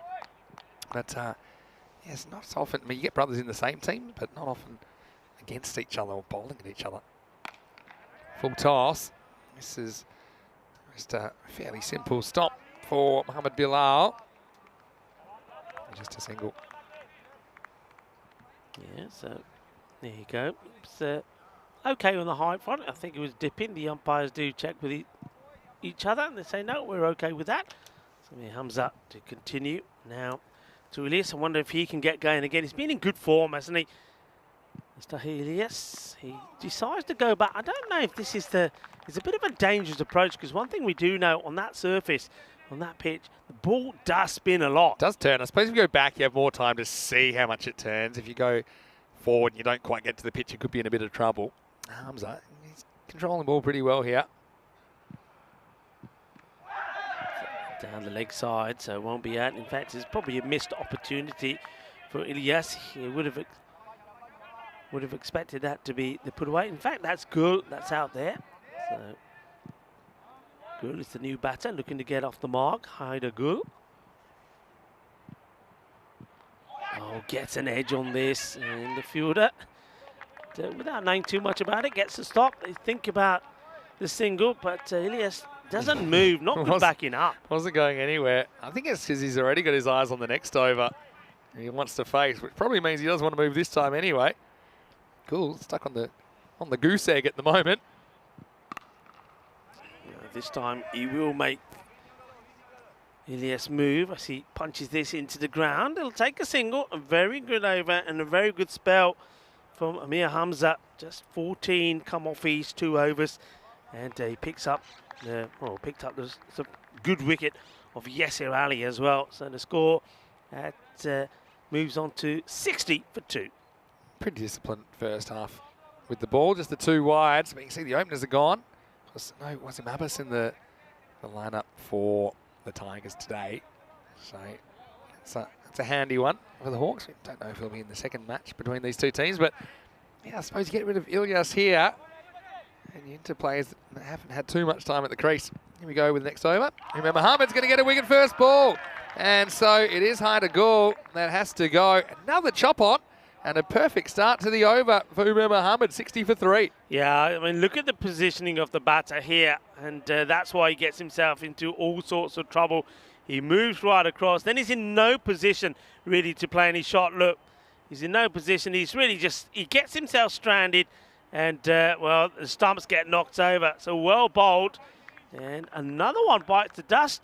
So Umar Mohamed starts with a wicket. Have a look at how much it actually seems back. So that's why the shot ends up going all wrong, because it did certainly deviate. And yeah, to get good batters out, you've got to move the ball off the straight. And that's exactly what Umar Mohamed does there. And Catalonia Tigers lose the third, 60 for 3. It's a Shabazz Sharkat coming to the crease, though. We know he's a pretty powerful striker of a cricket ball. So let's see if anyone comes off for the Tigers. If not, I mean, at the moment, they're on 97 pace. Say they lose Ilyas, and potentially Hawks could keep them under 100 here, and they'll fancy themselves. But there's still plenty of time for the Tigers, and 7 wickets in hand as well to make an impression. Shabazz Sharkat, he's come in and scored valuable runs for his side. This is going to be pretty close. It's a good pick up and throw. The umpire's not going upstairs here, so it looks like they're going with the on-field decision of not out. But, I mean, the backing up had to be perfect. Picks it up, and here's the throw. Just gets the bat down in not time. By much. Not by much. Only just. Good pick up and throw there. Nicely done. Nice bit of action. Good cricket all round. Yeah, Shahbaz Shukat has scored valuable runs to the side. It's a big hit of the ball. Hits big down the ground. Ilyas, though, I think he's the key here. And gets a wide one. Hits it fairly well. Finds the fielder. That's well bowled, actually. I think the bowler sees Ilyas is coming down and then fires it in wide. Ilyas still gets drawn to the shot, gets bat on it. Remember, the wicket keeper is only not too far away, so it gets through to him, and you're going down the wicket. Every chance of a stumping. Well, this will be a no ball. I'm sure of it, and yeah, it will be. And well, Shukat just quite happy just to get bat on the ball and take the single. I think on reflection, he would have hoped he had swung hard at this. Yeah, I mean, it's about waist highs on his tiptoes. I think we see those typically called. They're pretty consistent with those, so. Yeah, I mean, I don't disagree with this call. Yep, no ball called. Yeah, right call. I mean, you could argue maybe it's fractionally around his waist, but I mean, yeah, batters get the better of these. You shouldn't be bowling balls that are that high without bouncing. They can be dangerous. Yeah, the field can be changed, of course, because it's a different batter on strike. So will be a free hit. So he's got the license to go the full Monty here to hit Ilyas. And he goes for it. It's up in the air. Won't be out. You might as well just keep running. And the catch is not taken. They will keep running. As the catch, I think this sort of misses the hands completely. Hits another fielder on the body, then rolls down his leg, and it sort of gets kicked back to the fielder, who finally does the fielding. That's Waheed Ilyas. So wouldn't have been out, but had the opportunity to keep it to one. And maybe get involved with a run out. We've seen quite a few batters run out on a free hit. Goes for it again. This goes a long way up. Good luck. And nobody came for it. But this surely has to be the bowlers. And the bowler says, forget it. He says, that's gone to the moon. I'm not catching anything that comes down from the moon. Have a look at this. But Umar Mohammed, this is his catch. But he decides, He says, look where this bounces. Who's for a high two? I think where he thought it was and where it actually was were two very different points on the planet. And yeah, I mean, the batters, credit to them. They hustle through. They say, hey, guess what? He ain't watching. We're running. They get a couple. That went a long way up. But yeah, I think Mahmood thinking, nah, he said, I value my hands a little bit too much to go after this. Okay, last ball of the over. And it's been nicely struck. But Mohamed Sohail won't have any issues dealing with this. Score moves to 69. At the 7-over mark. So, well, they gained at just under 10 and over.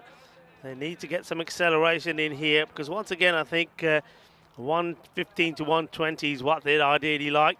And this is where we'll be on Sunday, the 11th, will be finals day. And they're the teams that we can see from Group A there. Babylon Shaheen, they were the group winners, outright winners. And they booked their place. And then Hero Sabadell, well, they defied all odds and form.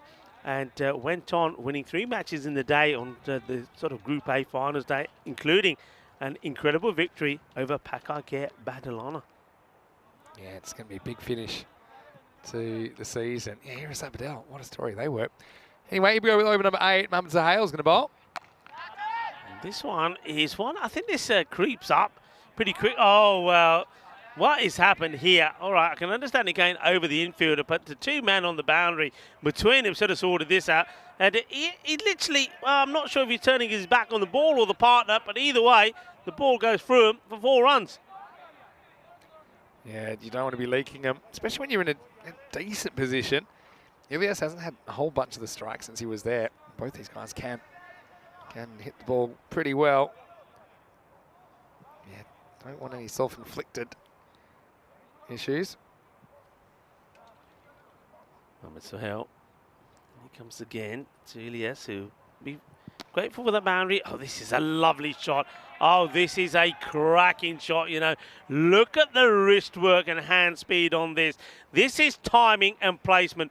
You beauty. Yeah, really nice. Gets down and kind of really keeps his centre of gravity low. And bangs that one through the offside for Paul. Good batting. A nice shot. So looking to get the acceleration. So field moving around now. So they're strengthening the offside. Get a sweeper going out on the boundary. So a long off and extra cover on the boundary. So quite an orthodox field. Yeah, good delivery. Good comeback from Sohail. Had to dig this one out, Ilyas. Yeah, so you got the square leg, mid-wicket, long on, long off, and protection on the offside, extra cover in place. And was that a question about how did my crown turn blue in the chat? Well, yeah, that's because I've now been a member for over a month, and I'm pretty sure some green crowns will turn blue pretty soon as well in the chat. Was it, including yours? So, yeah, great to have that community involved. See, just showing their support for the ECN. And yeah, Wayne, I know you're a big supporter as well. So if you'd like to, I might put the link in the chat now. There's no obligation. We want to keep ECN free for everyone that wants it to be free. But we're talking, you know, for example, it's €5 a month, I think, $4.99, which is probably 8 Australian dollars, something like that. I think it works at about 2 cents a match. If you can, if you're in a position to do that, we'd certainly appreciate it. It helps us to keep bringing you the content. Bold. Misses out on this one. Ilyas trying to whip it onto the. I think he's eyeing up the gap between long on mid wicket. He's successfully got one through there earlier, but fails to make contact on this. Sohail wants to finish the over well. 9 from it so far, and it will be 10 double figures, but they won't mind that at all. I mean, certainly the way the over started with the boundary. So they're staying at around about the 10, so 8 overs now done here. The score moves on to 80. If the Tigers score exactly 100, who's ahead in the game? Good question. I think you got to go with, I think if their score is exactly 100, I think the Tigers will back themselves to defend that. They've got the bowling over there. I think Yasser Ali is coming good. Ghulam Sawa, every time he comes on, he's taking wickets. And you just get the feeling that somebody like Mohammad Asif particularly is due a good one with the ball. And then Shahbaz Shaukat, who's out there at the moment doing the batting, the left armour, he can cause all sorts of trouble. So you'd have to go with the Tigers. And bearing in mind that the Hawks, the issues that they've had being with their batting, the bowling in general has been good. Chance taken, good time to get a wicket and a good guy to get out at this stage. Ilyas, he goes for 18. And his ball number 13, that is unlucky for him. Nice tidy catch taken there by Hussain Ali. So, again, if they get to 100, because that'll slow things down a bit. The set batter has to depart. He's disappointed with that because, well, I think it's a good hit for him, but he doesn't concentrate on the placement or on getting the ball down. So, offers the chance and it gets taken. Very useful wicket. Very useful wicket. Now, going back to who'd be ahead if the Callaway Tigers made 100. I'll have to see what they make. And the Hawks, you mentioned their batting sometimes been a bit of an issue. They're averaging 90. That's what they're averaging. So a little bit below par there. And the Tigers, well, they are averaging only conceding 96. Well, both of those numbers are below 100. So I suppose you're right. The Tigers would be ahead if they get 100. This one goes straight over the stumps, I think. It's quite easily could have bowled him. Sanhula, great start to the second over. A little bit expensive his last over. He went for 20, but he did pick up a wicket. Now he starts with 2 dot balls, and you're right. This one only just goes over the wicket. Next delivery. Oh, well, this one. Oh, they're asking the question. You know what? It looks like it's hard, but I think it might be actually back on the way down. I don't think it's quite on the way down. To be honest, if the last one went bounce over, this is bouncing over for me. Yeah, it's coming up. It's coming up. I know what you're saying, but I think that's high. I think it's pretty similar to the last one. We're talking about joining dots, and now there's an interesting appeal. Well, somebody needs some halls out there because he's losing his voice. I mean, that one was an appeal that actually only some species of dog can hear. That went very high. How's that? He thinks he's got him. Nah. I think he just drags it. I don't think he actually lifts. He drags it, keeps his toe down. It's a cheeky one. But, yeah, not out, I think, is the correct call on there. If he had waited, there was an instant when the foot actually does come up. Watch. Well, we're going to go back to the... Well, he finally gets bat onto one. It's only a single. So far, it's 5 balls in the over, 1 run from it. So the first over that went for 20. Now, this one is just gone for 5, a ball to come. Shabash Shukut now. He needs to go big here. Hassan hasn't helped the course of the Tigers, taking 5 balls to get to 1. Shabazz hits this pretty well, and he does hit it. And it goes all the way. Balle. Ginna zona Shaka Lagya. Badly needed his boundary. And Shabazz Shukut, well, it's almost like a short arm pull, but it goes all the way. Powerful. I mentioned it when he first came to the crease. He's one guy that can move things along pretty quickly, but Caledonia Tigers not having it all their own way. Undefeated defending champions, and they are 87 for 4 after 9. So, yeah, around about that 100 mark is what you'd expect here. I think it'll be a really interesting chase. Where the run's going to come from, that's the question. I mean, probably Kamanzia is one guy. He can be very good when he's on. I think players like Mohamed Zahail, I think they're important as well. Amir Hans, again, he's looked good at times, hasn't really strung an innings together. Mohamed Bilal can give it a whack. Anyway, looking forward to seeing how it pans out. Right now, let's get ready for over number 10. Yeah, so Hale, first ball, single. I think Hassan needed to do that. Gets the single straight away and gets the hard-hitting Shabazz Shukut on strike. 5 balls to come in the innings, and he'll be looking to get them to the 100 mark. Can do it if he can hit 12. And, well, he's looking to do that in 2 shots, maybe, the way he hit the last ball. So let's go. The man on the boundary, wait. No, he wants to lose this ball. I'll tell you that much. So Hale's round the wicket. So that's well bowled, and he knows that the batter's going to try and make some room for himself. In comes the throw. Bowler has to do really well here, because I think you can see there the Shabazz Shukut is ready to go again. If this is not fielded cleanly, he would have gone. Yeah, true. Last over. It's going to be all attack here. Up in the air, he gets hold of this pretty well. Fielder under it though, and takes, well, good catch, but he's at the wrong side of the road. Well, this is, you know, when you take a catch like this and you think, all right, now let's check where my feet are. But when he looks down, it's a case of, uh-oh. To be honest, I thought maybe he jumped over the rope and never touched it, so he didn't realise that he'd actually hopped over. This is where he thinks, did somebody move that rope? I'm hey, sure. At least he sent a signal. I am good at catching. I'm just not great at staying on the field when I'm doing it. I love that. That's like, you know, when you think, hey, I wasn't expecting that. How did that happen? That's when if he knew exactly where he was, he could have maybe like matrixed himself, jumping over, try and pull it back. It wasn't that far over the rope. Valuable 6 though. And he hits this pretty hard as well, just dipping on the fielder. And, well, he does very well, Umar Muhammad. It's good fielding by Umar Muhammad. The thing is, it's all about reading the first bounce. On this turf, it's a lot easier than some places went, like in Italy. Imagine that ball in Italy. I mean, in the north of Italy, it might have actually bounced over the fence. But, yeah, good fielding. And, this is really intelligent bowling to Shabazz Shukut, because I think the bowler knows exactly what he's trying to do. So he's firing it into his legs. And Shukut, up until now, hasn't been able to work it out. So, well, it's only another single. So they move to 97, and I think this is the last ball. It is the last ball. And this has been smashed, and they will get the 100. And this one, well, he's putting it in the bin. It hits the bin and comes back, goes over Armagan Khan, who I thought for a moment was going to take a catch, leaning back on his turn. This smashes into the bin and comes back, you know. Is this top bins? Is that what you call it? top bins.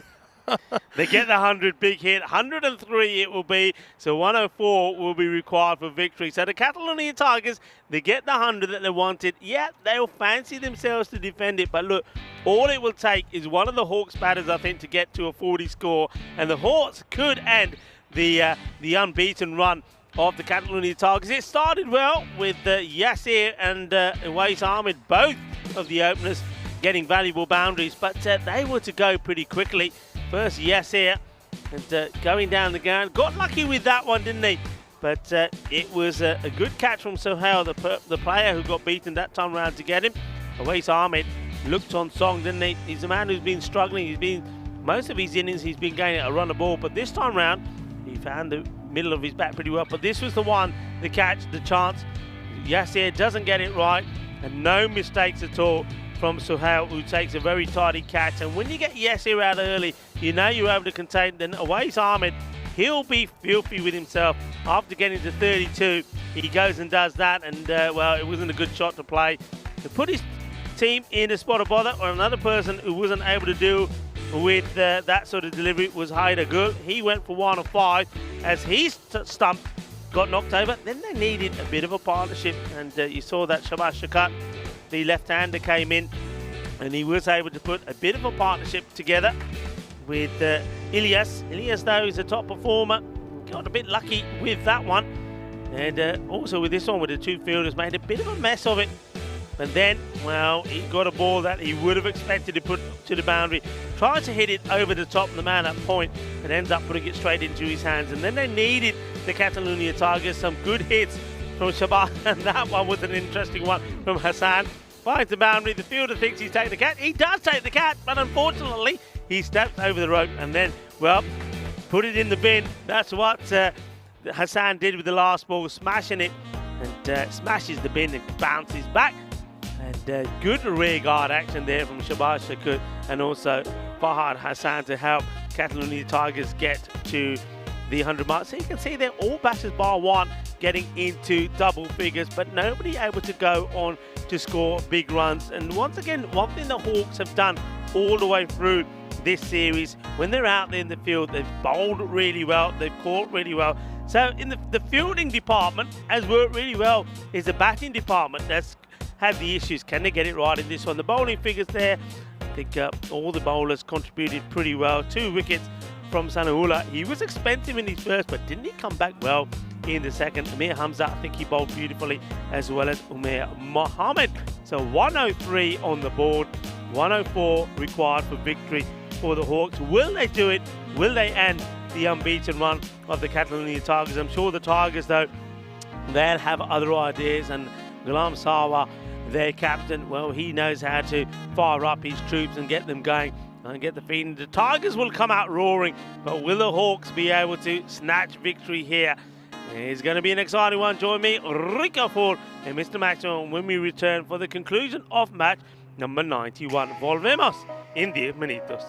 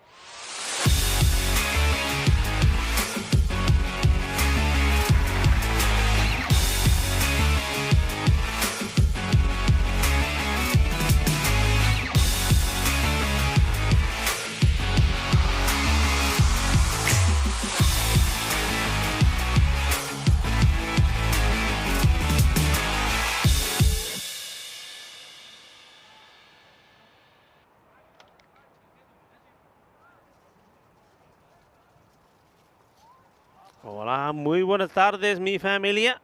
Y bienvenido al campo de Montjuïc aquí in Barcelona. Hello and welcome back to the Montjuïc Olympic Stadium as we get ready for the conclusion of match number 91. Catalonia Tigers, they've had a hit and they've posted 103 on the board. So the Hawks, who've had a few issues with the batting, that's where their frailties lie. Now they need 104 for victory. It's going to be Mohamed Bilal and the captain of the Hawks, Cameron Zia, opening. Cameron Zia at the non-strikers end as you get ready to go. And Shabaz Shakat to bowl. I think he was just a little bit short yesterday, a bit leg-side-ish. Can he get those Yorker-length deliveries going here today? Here's the first one, and he does get this one in the right area, going across the right-hander. This is what you're expecting and where you're expecting the left arm over the wicket bowler to be, trying to dart this across. And Mohamed Bilal drops the bat onto it. No run. So he's probably been the most exciting batters of the Hawks to watch, if he can get going. This one's a little bit over-pitched and it just gets played away. And, this was the sort of line that Shakat was bowling yesterday. Wasn't quite getting the ball in the right areas.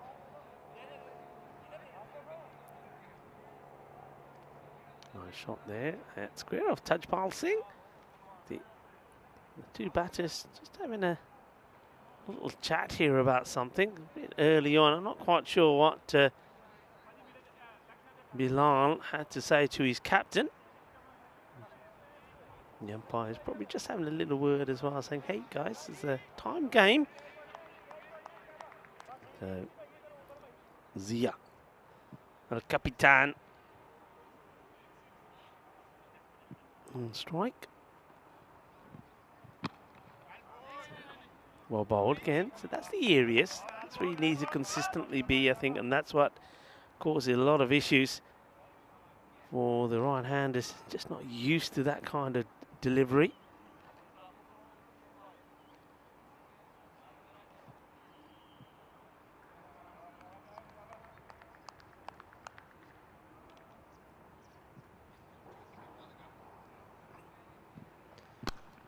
Well, ball once more played down the ground. Ghulam Sawa, who's a very good fielder, makes the stop.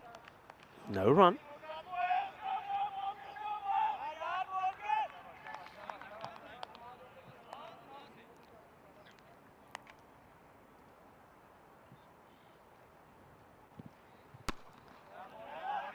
This one's just a little bit leg stick, but good length. Works it out onto the leg side, so takes a single. So, see, this is what the Tigers are so good at doing. So, it started off with a rate of just over sort of 10.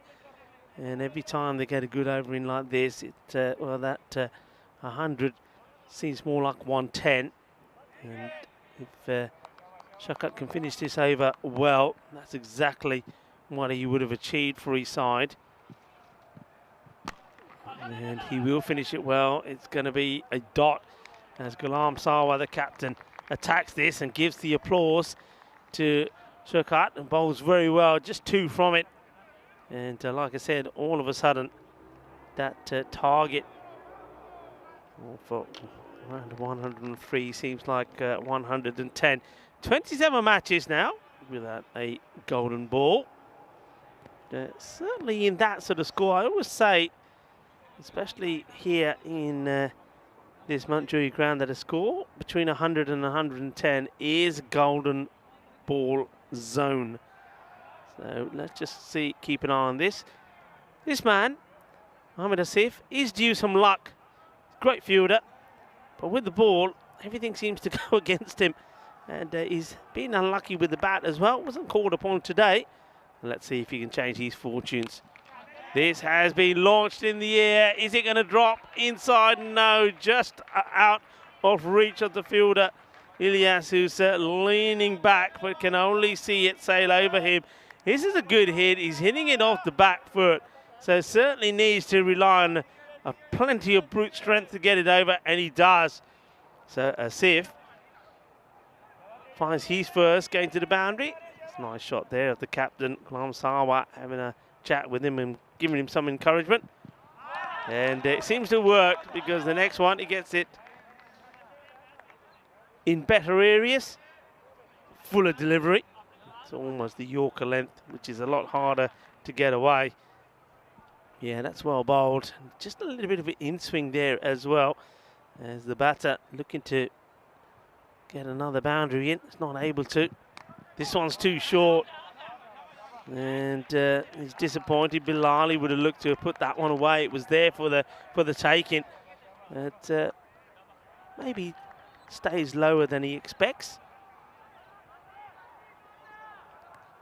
Once again, a big warm welcome to everybody that's on the chat, the YouTube chat. The Wazzers on their Wayne Mandate as well. Certainly enjoying your contribution, guys. It's this one. It's not bad delivery. The batters opt not to take the single. They don't want to chance the arm. And I can understand that, especially when the ball is going to someone like Yasir Ali, outstanding player. I think he's still got a big part to play in this match. Asif went for 6 of the first. Then after that, he's tidied it up somewhat. Up in the air, chance. Taken, and that's the wicket. And he tries to go inside out and over the top, Bilal. But, well, he's going to be going inside now himself, as he's going to have to trudge off the field because the catch has been taken. And Asif, well, maybe his fortunes are going to change. Started badly with the first ball, which was pumped down the ground for a 6. But now he gets his man. Bilal will go for 7. And it's going to be 7 of 8 deliveries for him. The easy, straightforward catch taken by Gul. And so Asif gets the wicket. And looks like, if he can finish this off, it's going to be another pretty tidy over after going for 6. I think people thought, oh no. But Glam Salwa put an arm around the bowler, gave him some words of encouragement, and they seem to have worked, because after that first ball 6, there's not been another run scored. The next 4 balls have resulted in dot and a wicket. So ball to come in the second. And Catalonia Tigers at this moment of time seem to be defending this pretty well. Not only they kept the score down, but they picked up a wicket as well. Asif just moving his fielders around because he's now bowling to Mir Hamza, the left-hander.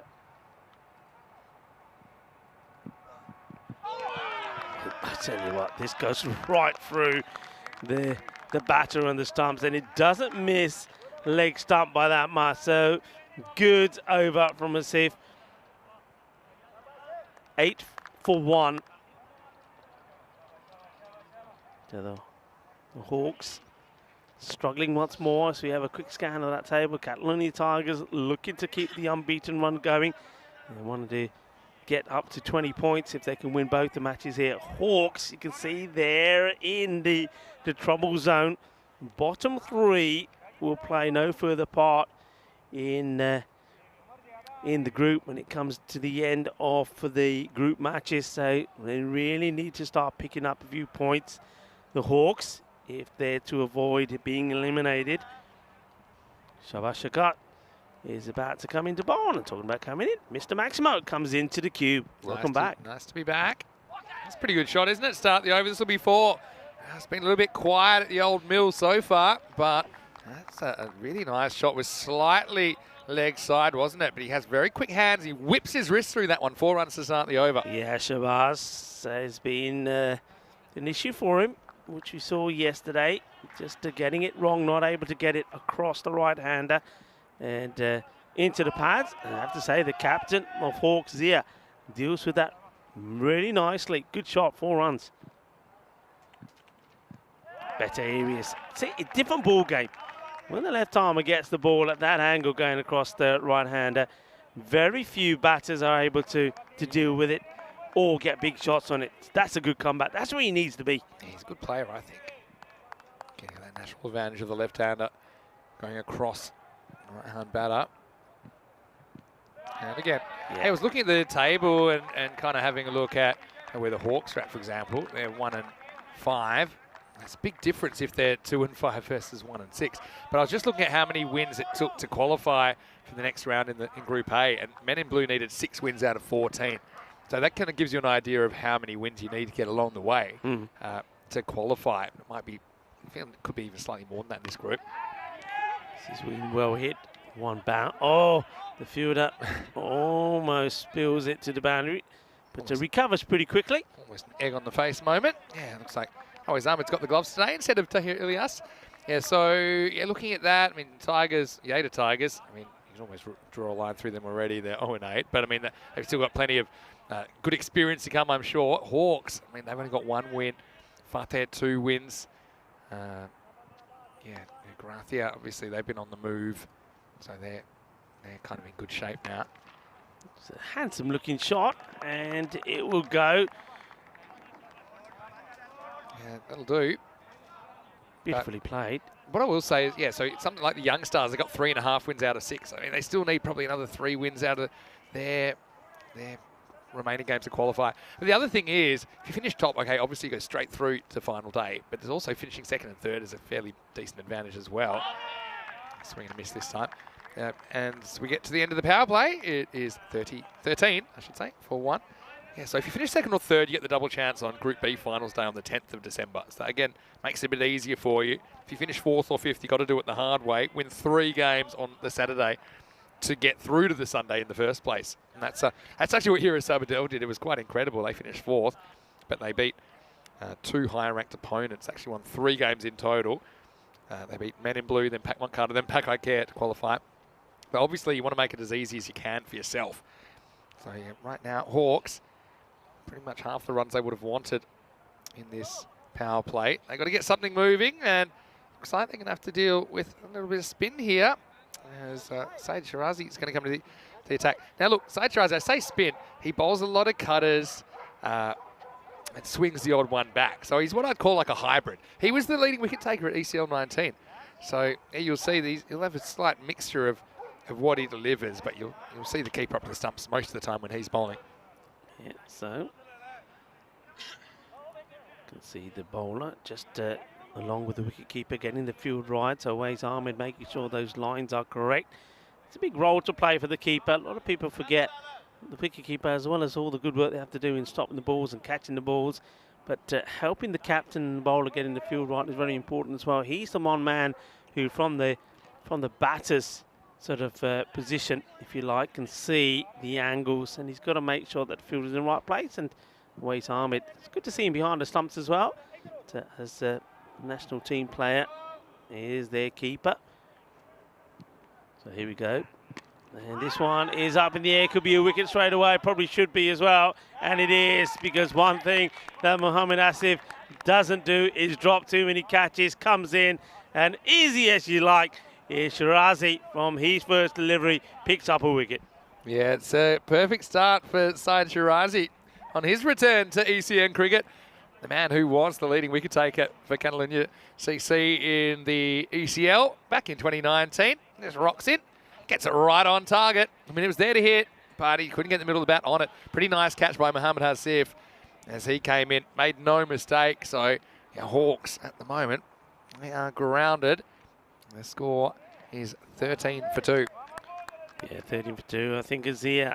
And I think to make that shot work, you've got to get your feet into play. He doesn't, and therefore never going to get any real power in the shot. Good catch taken from Asif. Look, a very important day today as well. I'll mention this one. It's the 2nd of December, World Pollution Prevention Day.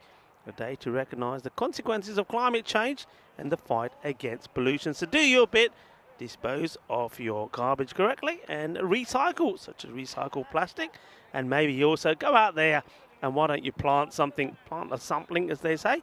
It's nice to see here at the ground. There's plenty of recycling bins and all the plastic and everything being recycled. So ECN doing our bit. Make sure you at home do your bit as well. Spain's pretty good like that. Some European countries are very good at that kind of thing. New batter out there is Mohammad Sahel. He's a guy that can score runs in a hurry. He might need to at this stage. That run rate required, I mean, it started at 10.4 already. It's up to about 13.5 and over. Now, Wayne's got a question, saying a lot of guys have have different caps on despite being on the same team. They play for smaller clubs and come together for a tournament like this. Well, the thing is, at this level of cricket, they don't always have club caps. They don't always have that uniformity. So it's a bit of a mixture of the two, because we just have 16 clubs involved in this ECS. I think there's something like 70 or 80 clubs now in Barcelona. I even heard the number 82. Again, depends on what level of formality you count it. This should be safe. It has to run quickly. Well, if that hits, he's gone. But he's not gone because he's still there, Hamza. But yeah, so that's the reason. So there is a bit of player mobility. So yeah, someone like Syed Shirazi that's bowling right now. We've seen him playing for Catalonia Cricket Club, which is distinct from the Catalonia Tigers. There is a bit of player mobility as well in this region. People just want to play cricket as much as they can. And certainly if my club wasn't playing in an ECS and I was available and I was keen to play, I'd be trying to seek out a club that would take me. So that does happen a little bit. Yeah, it does. I think Yasir, it looks like that Yasir Ali, probably the cap he's wearing, looking from the colour of it, it's probably his Cricket Hispania cap. I think it is. That's always a big dog move to wear the cap from a higher level down in club cricket. There's a whole thing about that. No, I think maybe Awais Ahmed's helmet as well may have the Cricket Hispania logo on it. So the way you meant to do it, and it actually makes it more conspicuous, is when you use the tape to put the bat over the badge. So it's meant to say, okay, I'm just wearing a red helmet here, but really everyone knows under the tape is the coat of arms. I think Justin Langer was a classic one for doing that when he played for Scarborough, his club, which is also green. Oh no, mix up. Wrong end. Well, the direct hit came in the end, but it was a little bit too late. This is a total communication breakdown.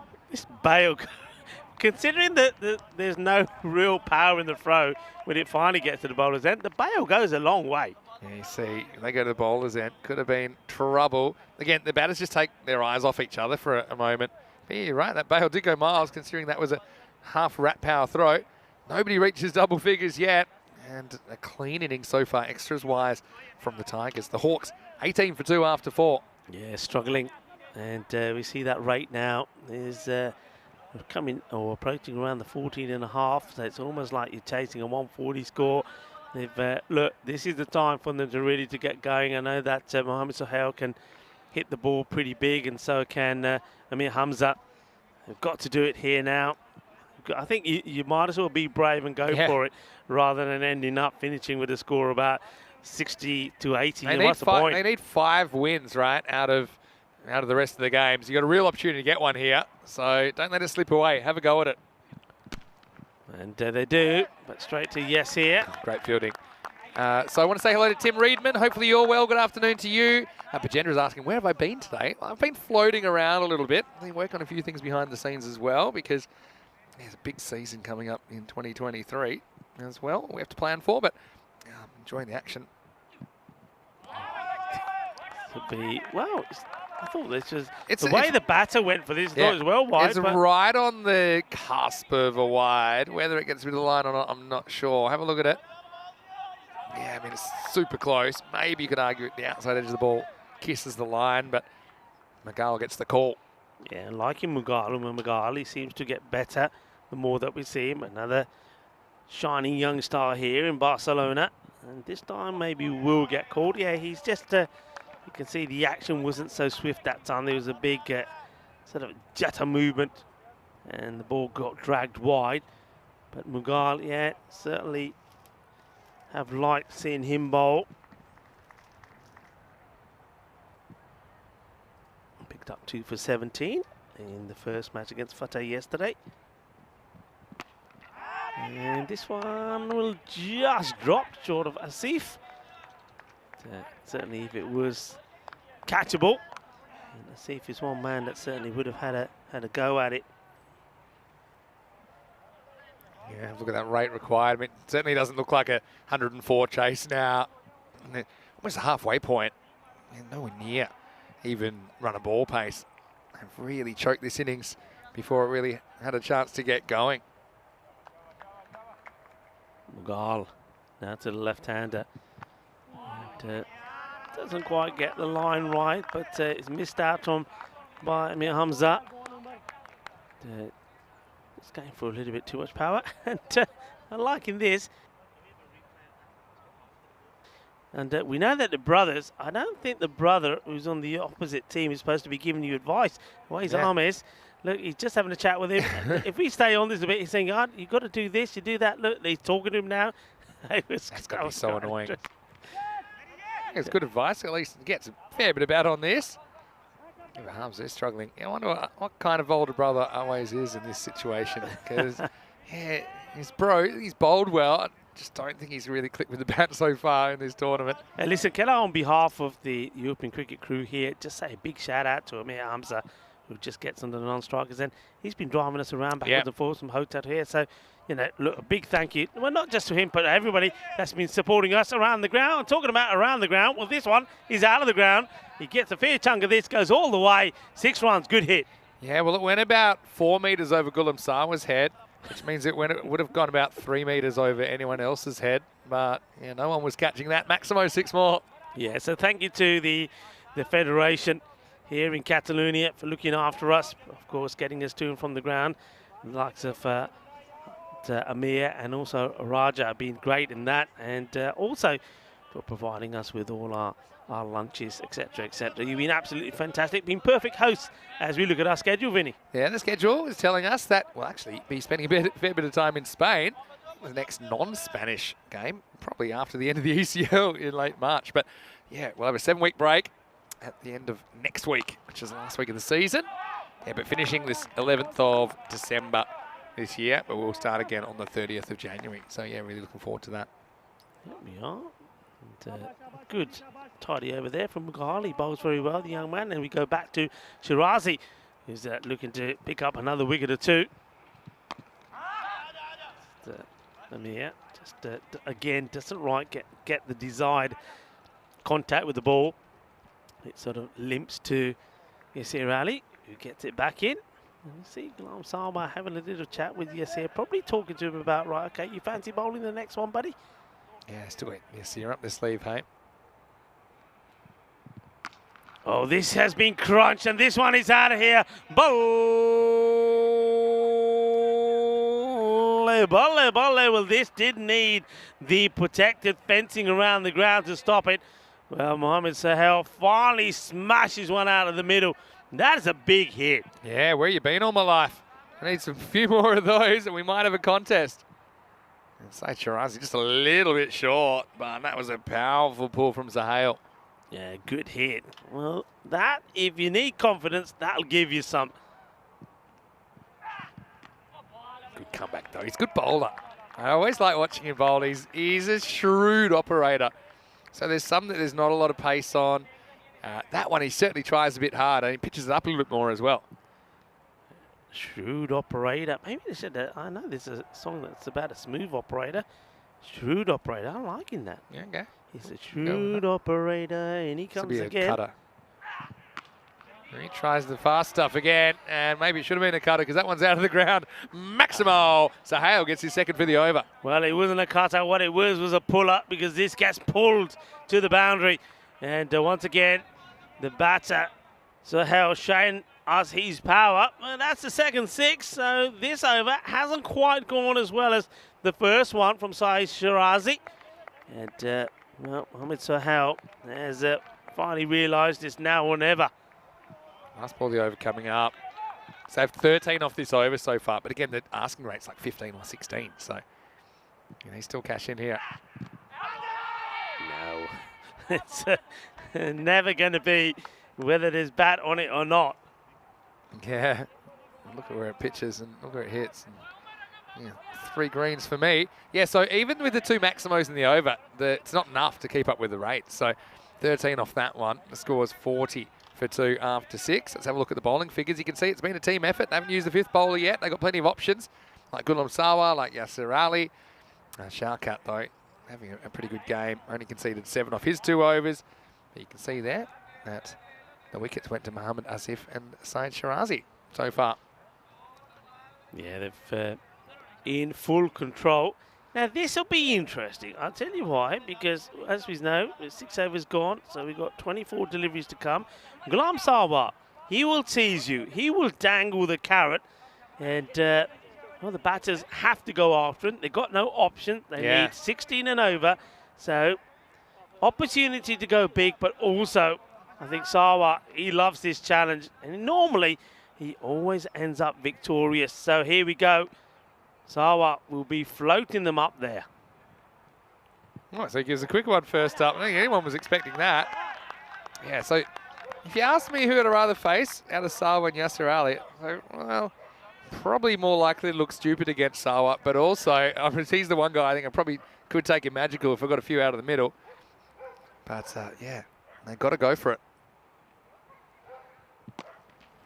Well, he makes that initial movement, which I like, towards the off stump, but I think Sawa sees it and he just delays. It's almost a split-second delay before he bowls this because he thinks, okay, I'm going to change my plan, and he changes it into just a dot. So now, okay, this is it.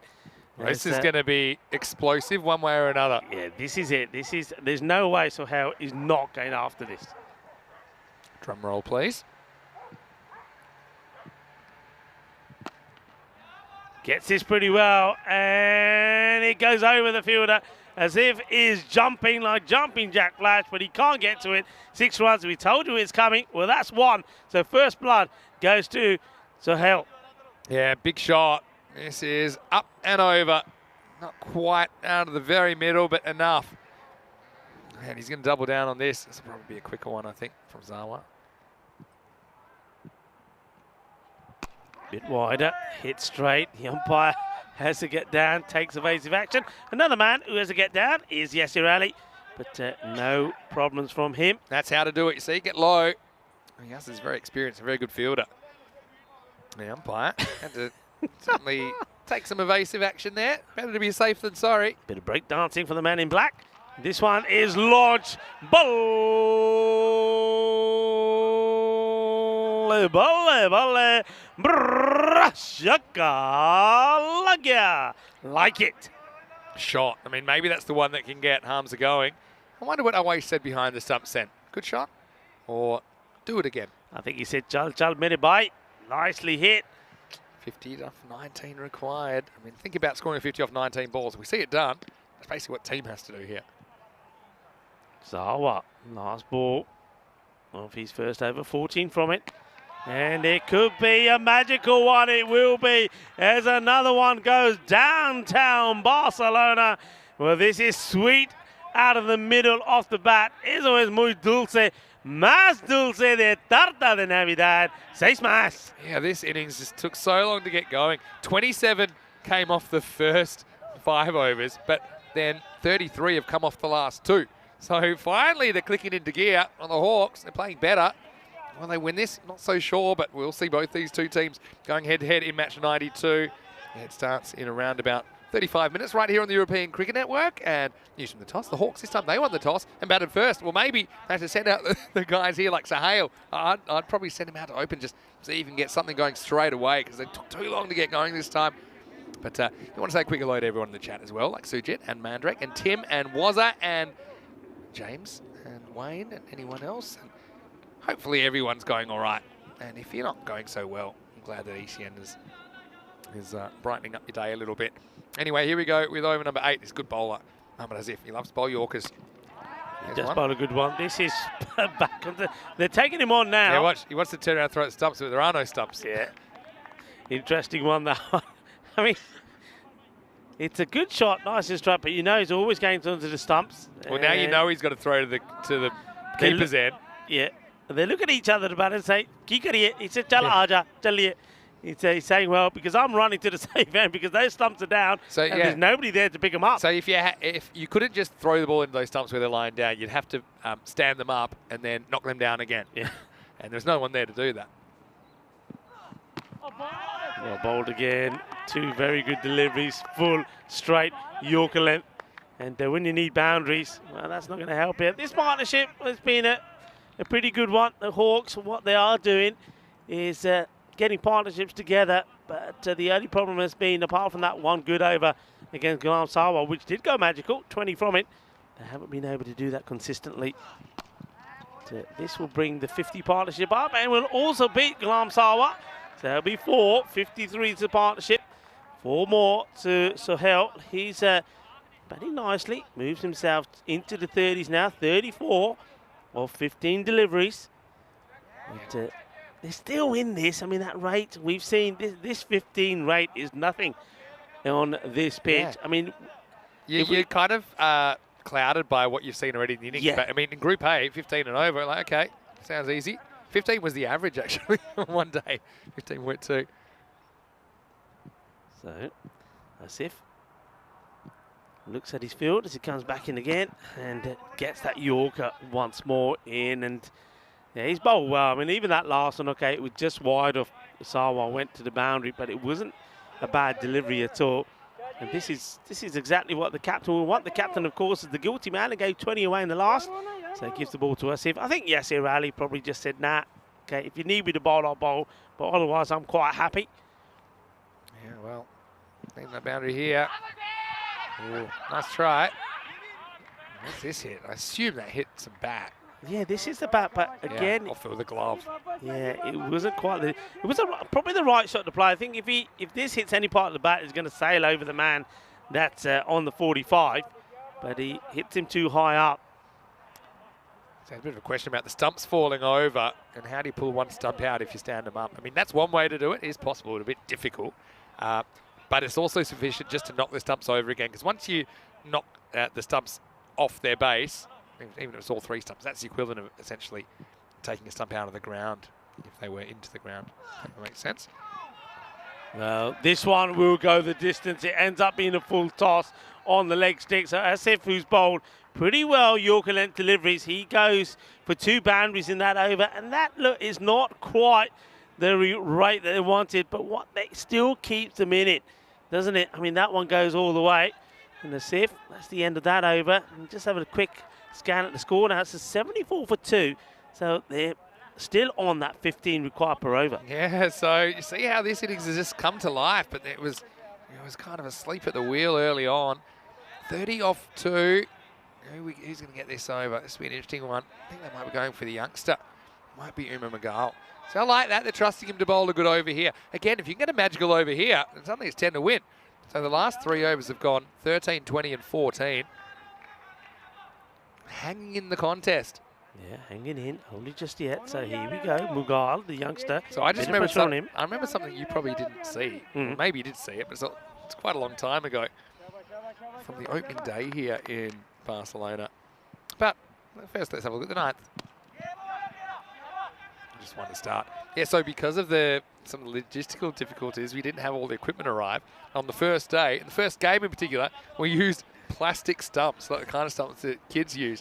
And they were exploding everywhere. Somebody just mentioned them when we were talking about getting stumps out of the ground. Yeah.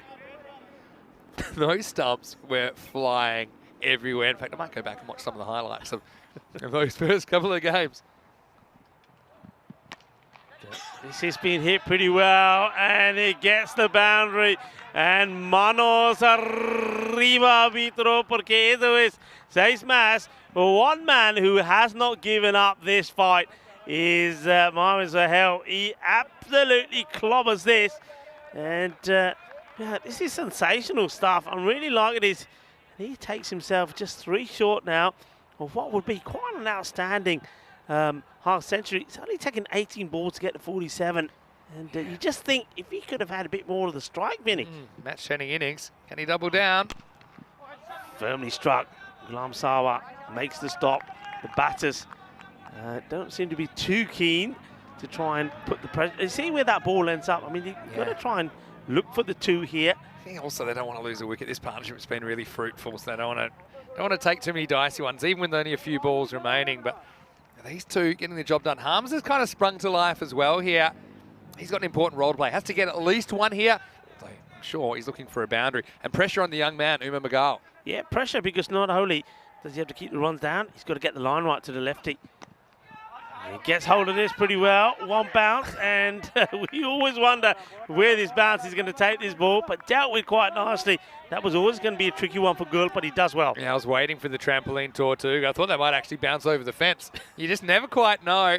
Magal gets away with one there. If Hamza gets that away from the fielder either side, had enough pace to go to the boundary. 2 to come. Here we go. Needs another boundary here. He's going to go for it, that's for sure. And he hits it pretty well, but a good delivery from the youngster. He gets it right up there. So even though Sohail advantage to him, he's not able to get anything more than a single. For me now, I don't think I'm going to take a single here. 2 reasons. Number one, I think the value of the run isn't as much as the value of having Sohail on strike. The other reason is they might bowl Yasser Ali in the 10th over, in which case I think you want the right-hander on strike, not the left-hander. So a couple of reasons. They're probably not thinking that right now. But what it means is, now Hamza, for me, if I was in his ear, I'd be saying, look, you got a free shot to just hit a boundary here. Yeah. Not looking for a 1. Give me a 4 or a 6. Yeah, let's go. You know, we missed something as well. As this one's clipped away. Won't be a boundary. Great one-hand pickup. Nicely done. And Shirazi, you know what we missed? What did we miss? We missed the 20,000 runs coming up. Oh, wow. That came up, I think came up in the last over, right? Yeah, it came up at the end of the 8th over when the score was 74. So 20,000 runs plus. Incredible. It came in a rush. 20,000 runs. Crazy. Now, if you had a euro for every run, then what should you be buying? A nice motor vehicle, maybe. Anyway, it takes us to the end of the 9th. They need 19 off the last. It's a tall order. Now, we'll see who they're going to go with. I've got a feeling that Yasser Ali might be called into action. We have seen him bowling the 10th over sometimes. Pacing out his run now.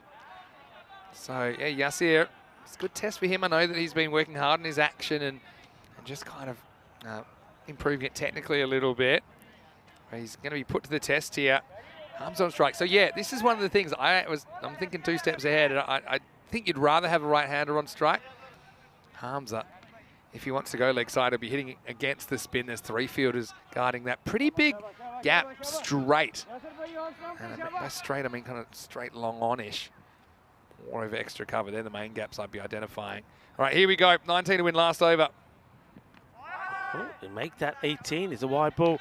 Yes, I never quite noticed this before me yesterday. Look how he's holding the ball. He's like hiding it behind his back. Doesn't normally do that. No. No, he's got a few different tricks. That was just, yeah, it's like a half sling. Look, he doesn't do it this time around. So nope.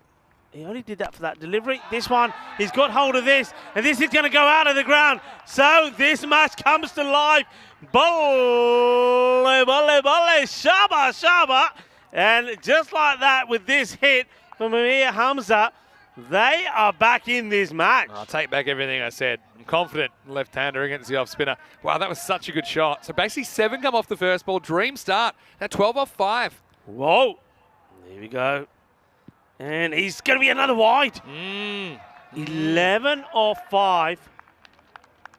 This is such a good game. Such a good game. Well, Yasser is feeling the pressure. Amir Hamza says, come on, give me another one. Oh, gets the dot in. Ooh, well. 11 off 4. You need to hit 2 boundaries here to win. Got 4 balls. I'm just saying, they get 10 off these 4 balls. We're going to have a golden ball in our hands.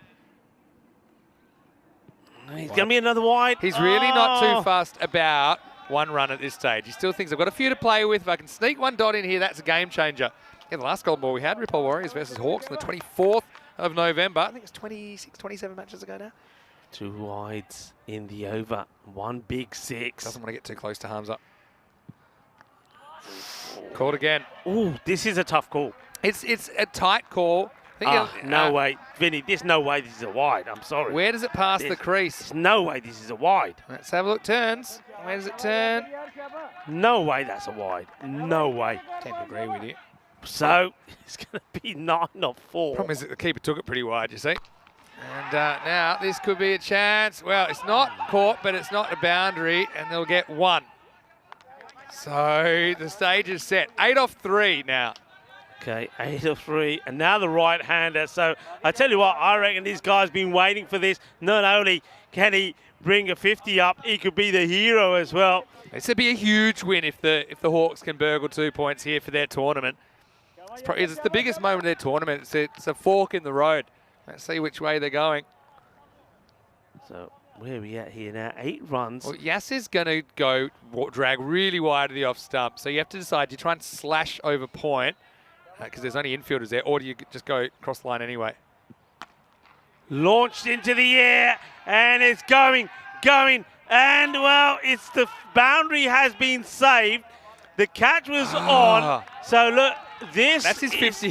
Fahad Hassan puts the catch down, but he saves the boundary. But they don't run, really. I mean, they run one, but you know what I mean? They don't really run it out. They would have gotten 2 here on the drop, and he would have got back on strike.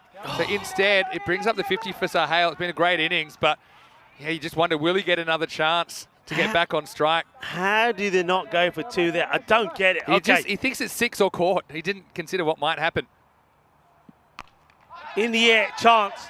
Yasir is after it and takes it.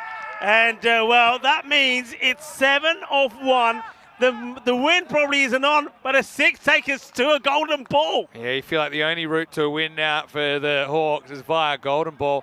And, yeah, they'll go back and they'll regret not running harder. I mean, it's only natural when you hit the ball straight to an outfielder that you're not sprinting. You're wondering, is it going to be caught or not? Is it going to be 6 or not? And because they don't take the second, Harms is on strike. I still think it's a bit more difficult for the left-hander. And he holds out. What a good catch under pressure by Yasser Ali, though. I mean, this is a guy who's a class performer, and he performs under pressure that time. And this is the golden ball timeline. You can see the bowlers have had the better run of it lately. But look, whoever it is that comes out, and I can't see who it is yet, looks like it might be Umar Latif that's coming out. He's got a chance to be a hero. Because if he hits a 6 here for a golden ball, I doubt he'll face it, because I'm pretty sure Sahel will face it. But, yeah, Yasir, this is where he doesn't really want to bowl a wide, because then it'll be 4 to tie. I still can't believe that only round 1 there. I still can't believe it. I can understand why, because he froze thinking he's either out or at 6. He watched his shot, basically. Okay, here we go. 6 for a golden ball. Will we get a golden ball here? It needs to be a 6. Yes, here to Latif. Latif swings and misses, and that will be the end of the match. Well, the Hawks, they never looked in it, did they? They never looked in it. Let me remind you, they were 27 for 2 at 5 overs. And, well, somehow, all started off in that 7th over. Glam Sawa, the captain, went for 20. Somehow they take it right the way down to the wire. And you got to say, Vinny, with 3 balls to go, you thought they were the favoured team. Yeah, you did. Again, cricket's an aggregation of a lot of small moments. There's one small moment that really cost them a chance at glory there. But then also another small moment that Yasser Ali created by taking that good return catch. So that's towards the end of the innings. At the beginning, there wasn't much going on. Okay, there was 1-6, 1-4 in the power play, but a whole bunch of dot balls. In fact, I counted 13 dot balls out of 18 on the power play. So then with those couple of wickets, you felt that the game had just dragged. But, well, there would be some drama throughout the middle and late overs as the Hawks got so close. But again, I think they rue the bad start. Yeah, they really do. Well, we've gone past 20,000 runs. We've gone past 1,000 wickets in this series. And we almost got to a golden ball as well. It never looked likely. But the Hawks, well, they'll take a lot of heart from this performance, but they will also know that if 1 or 2 things had gone differently, they could have been celebrating what would have been a fantastic victory over the Catalonia Tigers. One man that kept their hopes going was Amir Hamza. He batted beautifully. It took him a while to get going, but when he got going, didn't he hit it well? Mughal, he bowled pretty well, but it all went down to this over. And when this one, after the wide ball, was blasted for a big 6, it was game on. This was an opportunity. This could have ended it. And the catch goes down. They got a single. Well, if that was a big opportunity, this was even bigger. Well, all the time. First of all, you've got to give credit to that man there, because if that went to the boundary, it could have been all done and dusted. He keeps it in play, but they only got a single. Then that's the moment you're talking about, Vinny. Yeah. What a good catch. Yeah, because, I mean, at worst, it would have been a single. Might have even been 2, and it just changed the narrative, really. So a couple of key moments that last over. Working out in favour of the Tigers, even with a drop catch. The fact that it didn't go over the boundary, I mean, that was huge. Yeah. Because it could have been an extra 5 runs or even an extra 3 runs if it went for 6 or 4. As it is, Sahel gets stranded at the wrong end. Not 50 not out, but a very good effort from him. He'll be disappointed because that was a real opportunity. The thing is, they're batting first in the next game, so maybe you send him out there. He's got the hot hand. I'd certainly be tempted to do that. apart from that, Amir Hamza, he certainly hit the ball better, 29 of 22 with 3 sixes. And at the end, he was the last man to fall. As far as the bowling went, I think Shabazz Shaukat bowled very, very well, just conceding 7 off his 2 overs. The wickets went to Mohammad Asif, Saeed Sharasi, and Yasser Ali at the end. But yeah, when it came down to it, it was a close one, just 6 runs the difference. And the Tigers, they hold onto their unbeaten record. We'll take a break. We'll be back in about 20 minutes. And when we do, it'll be the final match of day 23, match number 92 on the way. The Hawks, they get the chance to set the scene with the bat this time. Until then, it's Vinny Sander here, Mr. Maximo with Rico Full. We'll see you very, very shortly for more action right here on ECN. You're watching the FanCode European Cricket Series.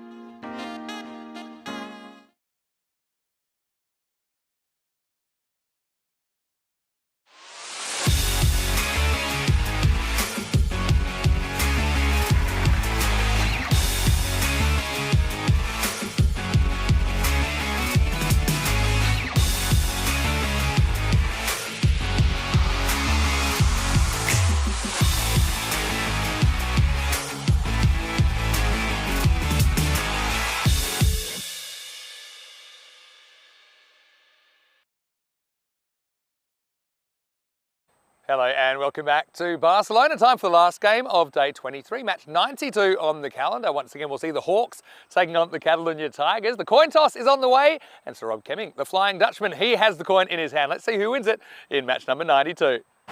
Your call. Hand. Heads is called. It is heads. Bat first. So Cameron Zia wins the toss for the Hawks and he elects to bat. So it surprises me slightly because I thought they did a pretty good job bowling first, at least in that last game. But this time he wants to set the target again. Always the question with the Hawks, will they make enough runs? We know going in today they were only scoring 90 per 10 overs. It's probably not enough to be competitive and go up against these higher ranked teams. But I mean, the Tigers, I think they'll be a little bit upset that their batting let themselves down in the previous game and couldn't quite fire on all cylinders. But at least this time they'll know what the target is. Maybe they can set their tactics accordingly. Well, last game of the day, it's time for random questions as well. Don't forget to put them in the chat right now. We're going to go across to Rico Full, who's looking fantastic on his Peacock Friday. Let's go over to you now. The news from the toss, this time's Hawks. The better batting first. Rico, after they win the toss, is over to you. Let's get ready for match 92. Thank you very much to Mr. Maximo there. Looking pretty dashing yourself and liking the peacock jumper as well. And, well, he says he's going to add to that. Got more to add to it next Friday. I can't wait. Certainly can't wait for this match as well. Yeah, Vinny, you're absolutely right. The Hawks will be slightly disappointed because they got themselves back in this match. And that's by, well, crunching 70 of the last 5 overs after they had a really slow start. Only 27 off the first 5 when they batted in that last match. So they have shown what they can do. And I think Cameron Zia doesn't want to change this too much. I mean, I was sort of expecting to see a bit of a change to the batting lineup here. Maybe go with the 2 batters that were on song in that last one. So maybe go with Amir and also with Mohamed Sohail.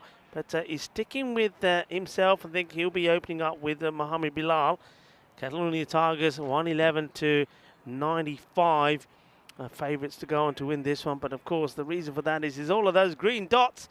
It's all those victories. They're looking to make it. Well, another one. So can they go 10 and 10 here? And the Hawks, well, we know the frailty's been with their batting, but they started to show what they can do if they click. And let's see if we're batting first without the pressure of the run chase, if they're able to put a good score on the board. But what's a good score up against this side? And Ghulam Dastgir comes back into their side. He's such a good player all-rounder, bats left-handed, and his bowling is class. I mean, him along with the likes of Yasser Ali, I think we'll probably see more of Yasser Ali bowling in this one as well. And with the pace, I mean, Shahbaz Shukat has been good, the left armour. Mohamed Asif also starting to perform. And then Sahid Shirazi coming into the side as well. I mean, there's so much talent there. Maybe a little bit light than normal with the bat, the Tigers. So they'll be looking to, again, keep this down to around about 100, 110, no more than that. Hawks, though, they know that they've got to try and push past that. Push past the 100 mark, maybe get to a 120 on the board. And then one thing they do very well, and they've done that all the way through, is they do bowl and field very well. So I suppose if they can get the 120 on the board, certainly put a bit of pressure on the Catalonia Tigers when it comes to the chase, and maybe cause them to play a few rash shots and pick up some of the key wickets early. Cameron Zia, the captain, will be facing the first ball, and it's going to be Shahbaz Shukat to bowl it. It's been a little bit leg-sideish at time. I think today much better than yesterday. And let's see if he can continuously keep this ball full and right across the right-hander. That's what he'll be looking to do. It's coming left arm over. So Shukat gets ready to bowl the first delivery. And he goes just a little bit too wide. Good work there from Awais Ahmed. And has a look round. And that's a look to say, I weren't quite expecting that. He does very well, actually. Look, it's not just a case of having to dive. He gets the little step that he needed as well, the extra step to try and get there. So a wide first ball. Hello to everyone on the chat as well. The last innings of today. That's better. Just played away, and Ghulam Sawa gets to a ball that Shahbaz couldn't, as he comes across to try and cut it off.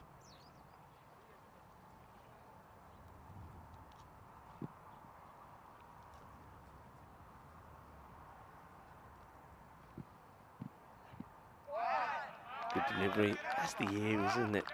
And, it's one that not too many right-handers face often, that line. That's why you see a lot of right-handers trying to imitate this when they're coming round the wicket.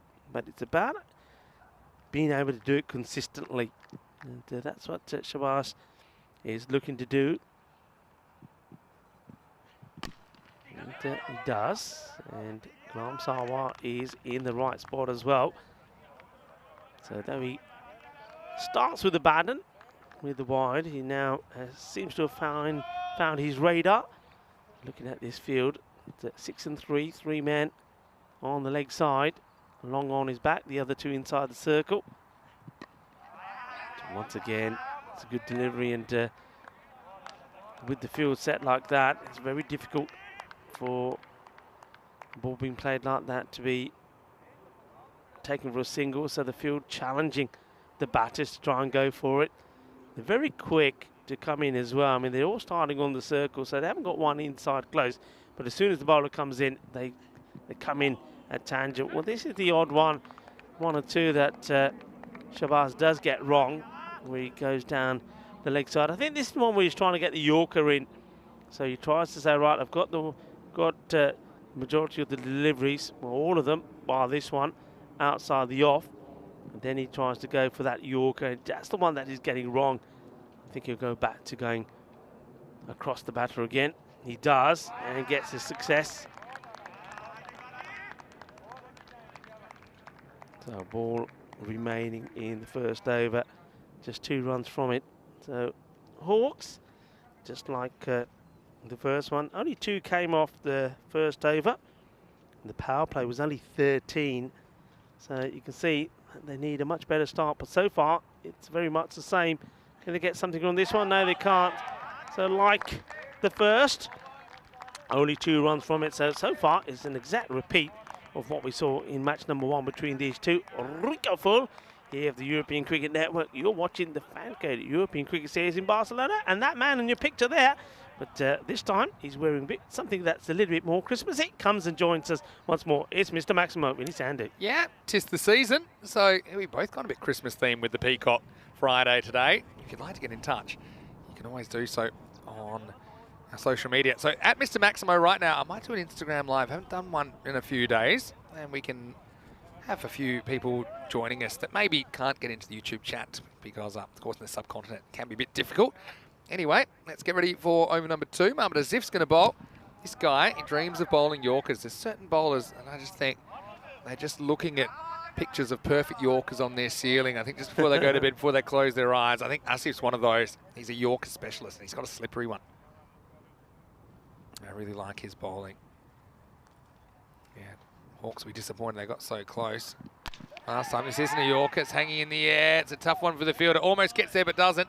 And that's 4 runs and a welcome boundary. The first one of match number 92. Yeah, it's almost gets enough hand on this. Shiraz Iqbal to keep it in play. Does really well, doesn't give it up. But the ball, as we know, once it hits this deck, it can do one of 2 things. Bounce pretty high, skid onwards or backwards. This one skids on, and too much. Think about another single here, but Ghulam Sarwar, well, he is a tiger. He's prowling all the time. He is the skipper. I'm just opening up. Yeah, they need a good start, don't they? It was the start that cost them really last time. They got within 6 runs of the total set by Catalonia Tigers. Catalonia Tigers have the advantage, I suppose, of knowing what they need to do in the second half. Sits from the back pad. Umpire walks away. I think, I think impact is going down the leg stick. It looks different where he finishes, but when it first hits him, it's going down the leg. A good appeal, good shout from Asif.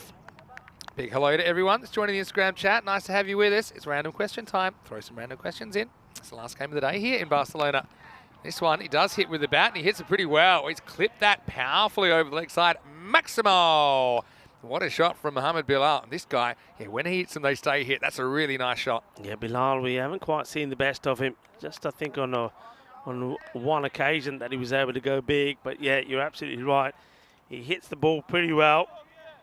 Just needs to get into some sort of groove. And if he can certainly make things happen for his side, Bilal. Here's Asif.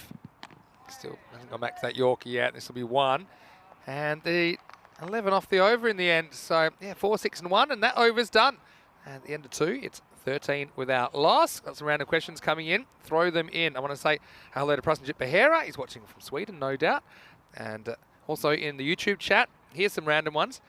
Random one for me. Have I bungee jumped or similar? I suppose bungee jumping or skydiving. I have bungee jumped. I did it on my 21st birthday. Did you? Bungee jump. I loved it. Actually, Where was that from? How high were you? it wasn't a very big one. It was about 45 metres. But I know my brother does crazy ones in Macau. I think he's done one of the biggest ones in the world. Wow. The thing with bungee jumping is that it's terrifying until the moment you first spring up. Because then you know what? You're going to be fine.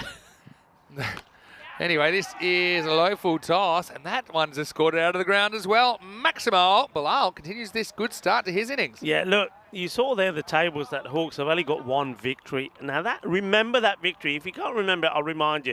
Match number 64 was on day 1 of Group B when they played the Ripple Warriors. Ripple Warriors scored 140. It was the day that Prince Demand scored 115 to 41.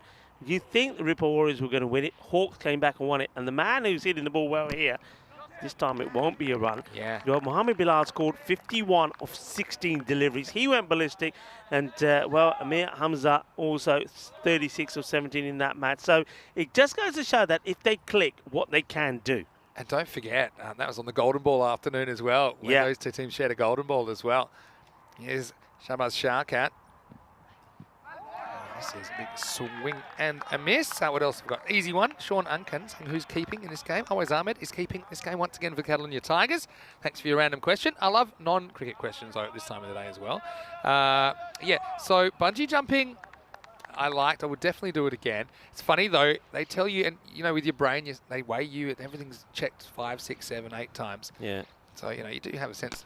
Hopefully it's checked that many times. Anyway, this is up in the air. This might fly as well. It does, out of the ground. Maximo. Well, nothing stopping Bilal at the moment. He's making something out of this power play, especially with Zia at the other end, 0 off 6. He has made something of it, and he gets 6 more there. Yeah, this one, well, it does go out the ground because it springs off the deck as it bounces over, but the ball, not before it goes over for 6. So, yeah, Bilal, I mentioned if he gets going, he can score runs quickly. He is brutal. He moves to 23 of just 10 deliveries. New balls, please. Keep the questions coming. I'm going to get back to them. I know it's not so easy when the pace of the game is this fast. He wants to go up to this too. Umpire says okay. Well, I mean, the one thing is here, the angle is quite extreme. Left arm across. So when it passes the crease, I think it might be okay. No, I don't. Ooh. But look, you got to pinpoint. It's difficult for us. You got to pinpoint the exact moment it goes past the crease, and I can kind of see where the umpire was coming from there. It's a really tough one. This time, swing and a miss. Let's be a couple of dots. Finish the over then. 25 for no loss after the power play. Okay, so would you bungee jump? No. No? So the weird thing is when you jump off, after everything you've told, they say pick a spot out in the distance, go don't just collapse, dive. And I did everything in my head, yep, cool. There's a big thing that says chicken out, no refunds. I remember seeing that sign. And then you see videos of people doing it on like rollerblades or bikes or all sorts of stuff. And at the last moment, your body basically tells you physiologically, why are you killing me? Yeah. Because it doesn't add up. But actually, it was heaps of fun. Skydiving, I'm a bit more apprehensive about. I don't know if I do skydiving. But, never say never. Great random question. Okay, keep the random questions coming. I had a question, I think, about the Italian team. And that was from Kat Barcelona, saying she's Italian. Are the Italian team any good? Actually, they are pretty good. We had a great Italian summer there, so a lot of good places there and players. Roma CC will represent them in the Champions League. Starting you over. This is a little edge. It's going to fly away for 4. Well, when you're on 0, and you want runs however you can get them. Cameron Zia goes to cut. It's a thin edge, and it ends up going to the boundary. He's off the mark at the 7th attempt. Sí, hay veces que necesita poquito de suerte y tengo. Otherwise, Ahmed just couldn't get off the deck here. Yeah. And this one causes a little bit of damage to the equipment here. Yeah. Watch this. Look. It goes flying. Boom. Poof. Yeah. Wow. I was wondering why. We saw a bit of a shake. Get the insurance paperwork out. Hello to Harsh Mandian who's watching. Hello to Big D as well. Dan Eckstein is watching as well. So nice to see you guys. And Yeah, thanks for your question about the Italian team. And what else we got? Manav asking, did I ever play cricket? Well, I did a lot, probably between the ages of 8 to 32. We never stopped, probably. So, I mean, probably a good quarter century there that I played straight. Don't get to play that often anymore, but of course, surrounded by it. Now, this is in the air. Now, who's going to catch this? I think Yassir's going to call everyone else off it, and he's going to take the catch. Well, it's the second catch he's taken in that area under pressure. And Bilal was a man that was motoring, but his innings will finish on 23. Thanks to a sharp piece of fielding. It's the first wicket of match 92. It's 30 for 1.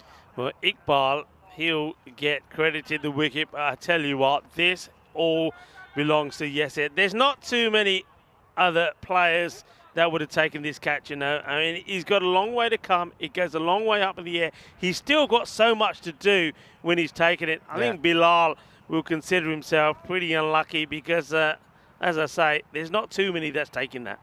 Fielding, so important. So important. And the value of a wicket like Bilal in the 4th over. Okay, if it's the 9th or 10th, it doesn't cost you that much. But to get him at this stage, it might save you 30, 40, 50 runs. You never know. Yeah, so thanks again for all the questions. I'll keep my Instagram on for a little bit. Question, have I visited Rico's home yet? Well, no, I haven't. I really want to visit your restaurant, but that last time in Alphas, it was a little bit far away. I only had my scooter. I saw it was like 2 hours, and then there was rain forecast. I actually did plan it. It was when we had a little break, but yeah. We had it on the cars, didn't we? But yeah, we got time ran out, and secondly, the weather wasn't kind on the particular day. It will happen though. I'll feed you, don't you worry. I'm looking forward to it. Yeah, I just worried. It was like a 4-hour round trip on the scooter.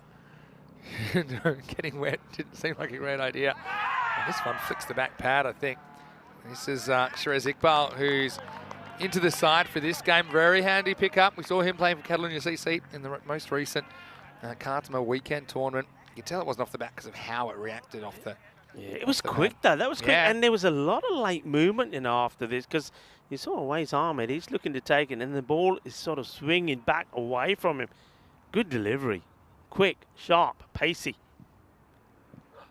Wow, takes on one of the most audacious shot you could imagine, Hamza, and he's accidentally hit this for 4 on the offside. No, there's no. What do you mean accidentally? Well, no, he tries to hit it this way, but look at the way it comes off his bat. He's trying to hit that fine leg, but look how it goes. I don't think there's nothing accidental about that. That is not on purpose. That's a sexy shot. That's what I like to see. Sun and sexy cricket. I love it. I'm not saying it wasn't a sexy shot. I'm just saying it wasn't the type of sexy he was expecting, unless he deliberately hit it off the side of his bat, which I don't think he did. But yeah, I mean, that could have gone anywhere. And luckily it went for 4. Showtime here. I know you love those. Montjuic cricket ground, and this is where the younger brother is saying to the older brother behind the stump on different teams, I bet you can't play that. A little bit of fake footwork, and no real footwork. We had to end the over. It's 34 for 1. Well, I'm being told it's Kat Bartolone's birthday. Can I give her a shout out? Well, I'm not sure if that's true, Kat, but happy birthday whenever your birthday is. How about that?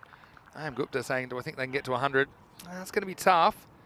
And certainly averages would say that that's unlikely, but you never know. They've got someone like Mohammad Sahel. He's coming off 50. And also Hamza's there, who batted better in that last game. But the thing about Tigers, they don't give you too many for free, just the 2 wides. And Kat saying thank you, so maybe it is her birthday. So that's good to hear, Kat. I'm happy about that. So more random questions. Who do we think will win the Football World Cup? I don't know. I don't think anyone can predict this World Cup. No. You expect a few upsets. I think I said the teams I'm going for: Australia, England and Spain. It's weird that I'd go for England, but for some reason I do in football. Here's Said Shirazi, who's going to start with a little edge that goes past the keeper. This will be 4. Said Shirazi took a wicket with his first ball on his return, but yeah, this is just a bit of an unlucky one. And well, I know you thought maybe the other one was deliberate. This one certainly wasn't, but it will result in 4 more runs to Kamran Zia. Yeah, so, well, his first ball, when we saw him in the first match between these two, resulted in a wicket, but this time round it's going to be 4 runs. Yeah, interesting World Cup. I mean, I think all the Spanish, as I said earlier this morning, were saying thank you, gracias Almania, thank you to Germany, because it weren't for them, well, Spain could have been out of it already. It was a dramatic match. I was watching that. This is up in the air. It's going to be over the field, and this is going to be 4 as well. Fahad Hassan in the short third man position, couldn't do too much about it. Another kind of thick edge, and Shirazi, he's got a good head of hair, but he might not have it for long because he's pulling it out at a furious rate here, and 4 more runs to the Hawks. Well, the captain He's living bravely. He's throwing the bat hard. And so far, he's getting luck going his way. Getting asked for the score on my Instagram twice. Well, it's 42 for 1. There you go. And the other way you could do that is by turning on the TV. It's on FanCode in India, and it's also on a YouTube channel, ECN European Cricket Network. Oh, this one pitches outside. Next time goes straight over middle. See ya. He's kind of living a charmed life after being 0 off 6. He's had a couple of edges away, but he's certainly not short of intent. He's swinging hard, isn't he? And this time, it misses everything, including the edges. Yeah, hello to Kaylee as well, who's watching from Australia. Baska's asking me, max wides 1 innings. Well, I don't remember exactly. I think something in the mid-20s. This is whacked off a length, and it's whacked pretty well. Well, that's what Zia can do. That's why he's at the top of the order, even though he's not having a great time timing the ball, but this is a lot better. That'll give him a lot of confidence. 48 for 1 now. Yeah, good hit. And you can see it's a similar ball that Shirazi was able to get through him last time, but this time it's a much better shot. It got better shape, kept his eye on it, and he smashes it over the square leg boundary. So he's moving along nicely. So it's a good, much better start from the Hawks. That was what was wrong with the first match. They didn't start very well. I think the 5-over score was about 27. And this time around it's different. Well, the umpire, I thought the umpire was diving to take this catch for a moment. I thought, what's he doing? He's diving. Well, look where he ends up. He's supposed to be watched. I don't think we'll get it in this shot, but the umpire is certainly, well, he doesn't want to get down. He doesn't want to get dirty, but he was certainly running scared. Well, I think some of the umpires there have been in the battle a little bit in this series, especially today. We see 1 or 2. The umpires had to be ducking and diving. All right, last ball of the over. They've made something of this at least now. Hamza. Let's see how inventive he gets here. He just stands tall and he blasts this out of the ground. It's just a modern piece of batting, really. He clears his front leg. He goes straight down. It's a sight screen buster. Maximo to finish the 5th. It's 55 for 1 at the halfway point. Yeah, I'm liking this and liking this response. Like I say, they're almost doubling where they were first time round in the first match. So it's a better start. If they can maintain it, well, can you imagine if they go in the first match, the last 5 overs went for 70. If they go at that sort of rate, you're going to really challenge the Catalonia Tigers here. Yeah, definitely. Well, Finny Sander here, Mr. Maximo. Rico Fall with me. And more random questions coming in. We'll get to as many as we can. We love it. A random question the last game of the day. And, yeah, day 23 of 31 match days here in Barcelona to finish the season. Been a huge season. Expecting even bigger and better things next year. So stay with us because European cricket, every year we seem to clear the bar again. Anyway, time for the 6th over. And yeah, thanks to everyone that's just popping in to say hello. Ghulam, this guy can certainly make a difference. Up in the air. And it's going to drop short of Shabash, who comes in from a long way.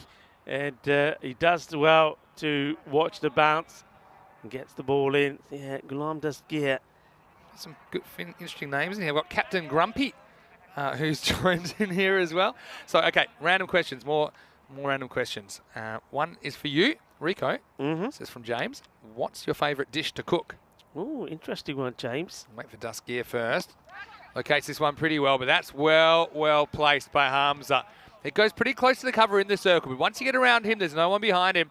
That's a good shot selection from Amir Hamza. Yeah, this is a really good shot. I mean, I would say a good dish. I'm going to go by what a lot of people would say. I mean, I've got so many that I prefer and like, cook and enjoy. But my garlic mushrooms. People do like my creamy garlic mushrooms, and it can be with or without meat, sometimes with a bit of chicken. But yeah, just the plain garlic mushrooms with a creamy cheesy sauce with some nice bread. Well, that goes down well. I could definitely go for that. Big inside edge onto the pad that time. We could see that. Here's Ghulam Dasgir. Oh, this one, I think, flicks the pad. I'm not sure if he hit the bat first. Maybe not. Well, the only thing that saves him here is it must have hit him outside the off stump. Let's have a look on the replay. It comes in a long way. Yeah.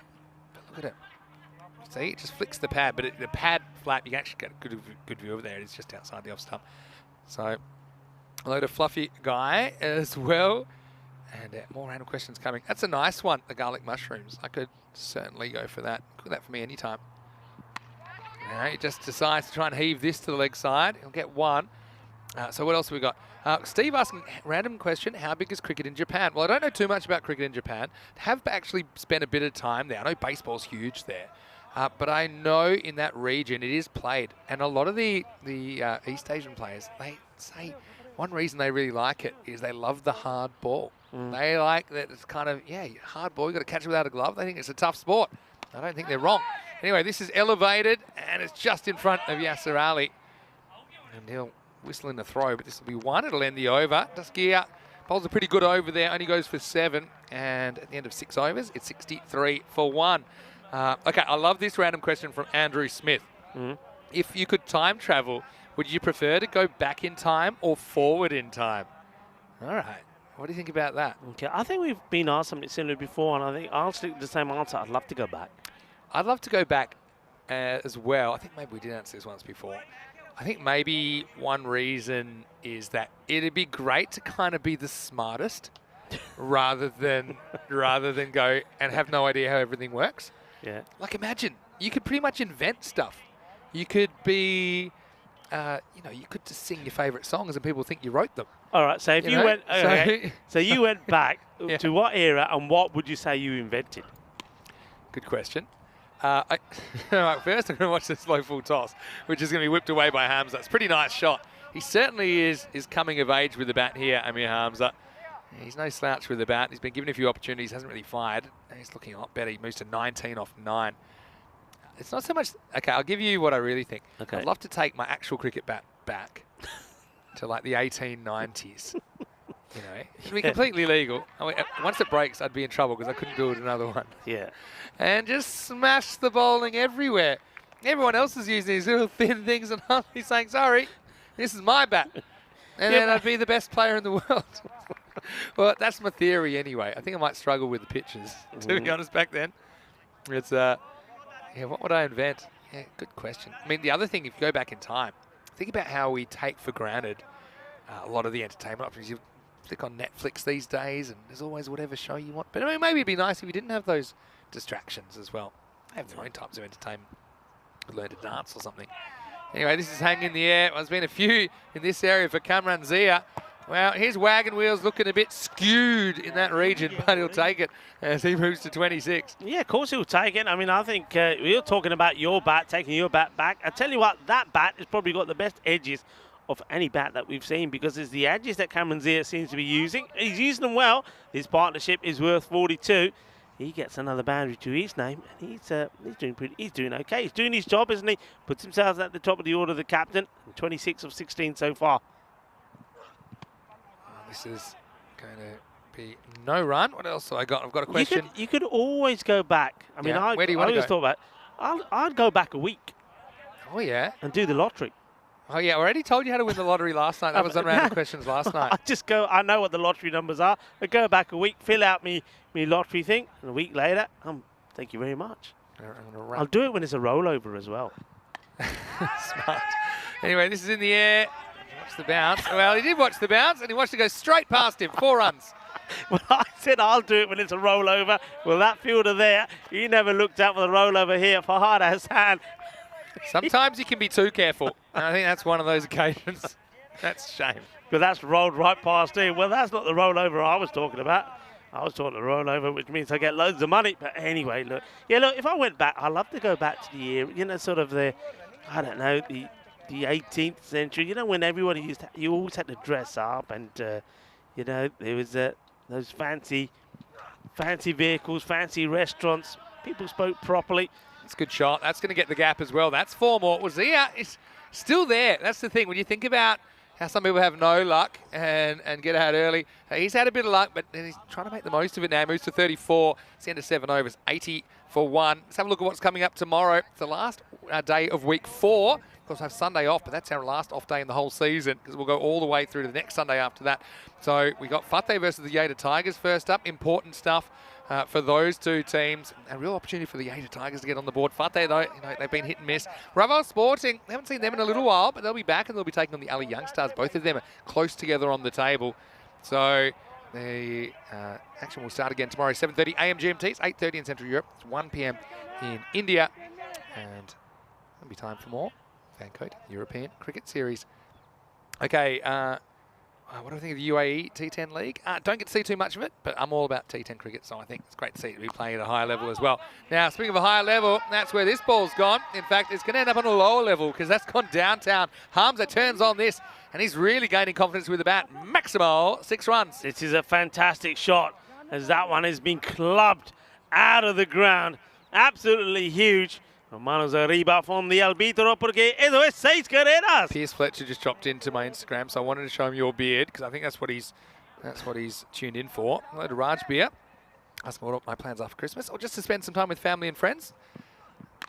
Because this is high-ish. I think it's just below borderline, but it's just punched away for one. They'll probably have a look at this. Well, let's see. I think it's.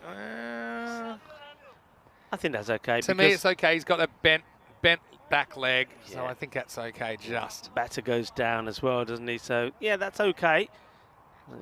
Hits it pretty hard, so they'll be happy with that. So here we go. Asif under attack once more. This is in the air chance, and it's been well taken. Well, I'm liking that. He takes the cap off first. He says, right, I'm in the action. That's Shabaz Shakat. Takes his cap off and takes the catch. And now after he gives a high five to the batter, who's done pretty well, he'll go and pick his cap back up again. He said, hey, why don't you walk with me while we walk towards my cap? I'll pick my cap up. We'll keep talking at the same time. And, well, that is the end of the captain. But, look, he played a very important innings. And you know what? It's not a bad time to get out because we know who's to come in next. And he can certainly keep this acceleration going. yeah, that's one thing that's a bit of a head scratcher. That you got a guy that just scored 50 off 21 and he doesn't get a bat till the 8th over. Sometimes you can't plan these things unless you do something dramatic like a retired out. What have we got here? Oh, Bachendra has a good question for you. Well, you live in Spain, obviously, Rico, have for 22 years. And he's got a question after this ball, which is hit in the air. It should be caught. It is caught. So Yasir Ali comes out and Sahel had to wait till the 8th over, but he only lasts one ball. So that's how quick your luck can change. As suddenly, Mohamed Azif, he's on a hat-trick and it's 87 for 3. Danger Man goes for a golden. Yeah, and that's always the danger. I mean, we did say, didn't we, that it would be nice to see if Amir came out there with Sohail because both of them were in good form. The captain, though, look, I mean, credit to him, he doesn't do that, but he scores 34 of 20 himself. But Sohail, that's the way it goes. He knows he's got to go out there with the match situation the way it is. They're in the 8th over. He's got no time to hang around. Goes for it, doesn't get it. So now an opportunity for a hat-trick. We've been here several times today. We've called it a few times. We think it's going to happen. It doesn't. Mohamed Asif, now I've said before all the way along this week that he's probably the most unluckiest bowler that we've seen. He hasn't had the luck. He's gone for loads of runs. Maybe there's about to change here, and what a way to change it if you can take a hat-trick. Yeah, well, you haven't seen a hat-trick here yet because, of course, I was with Corey when the last one was taken by Jahan Zabaskar in match 27. So Mohamed Azif gets an opportunity here. And who knows, pretty good chance with just 14 balls left in the innings. More random questions coming up after this. But first, let's concentrate on the hat-trick ball and see if Sonny tries to attack it. Here is Mohamed Azif. Watch out for the Orca. Oh, he does try and attack it and he completely misses it. So close but no cigar.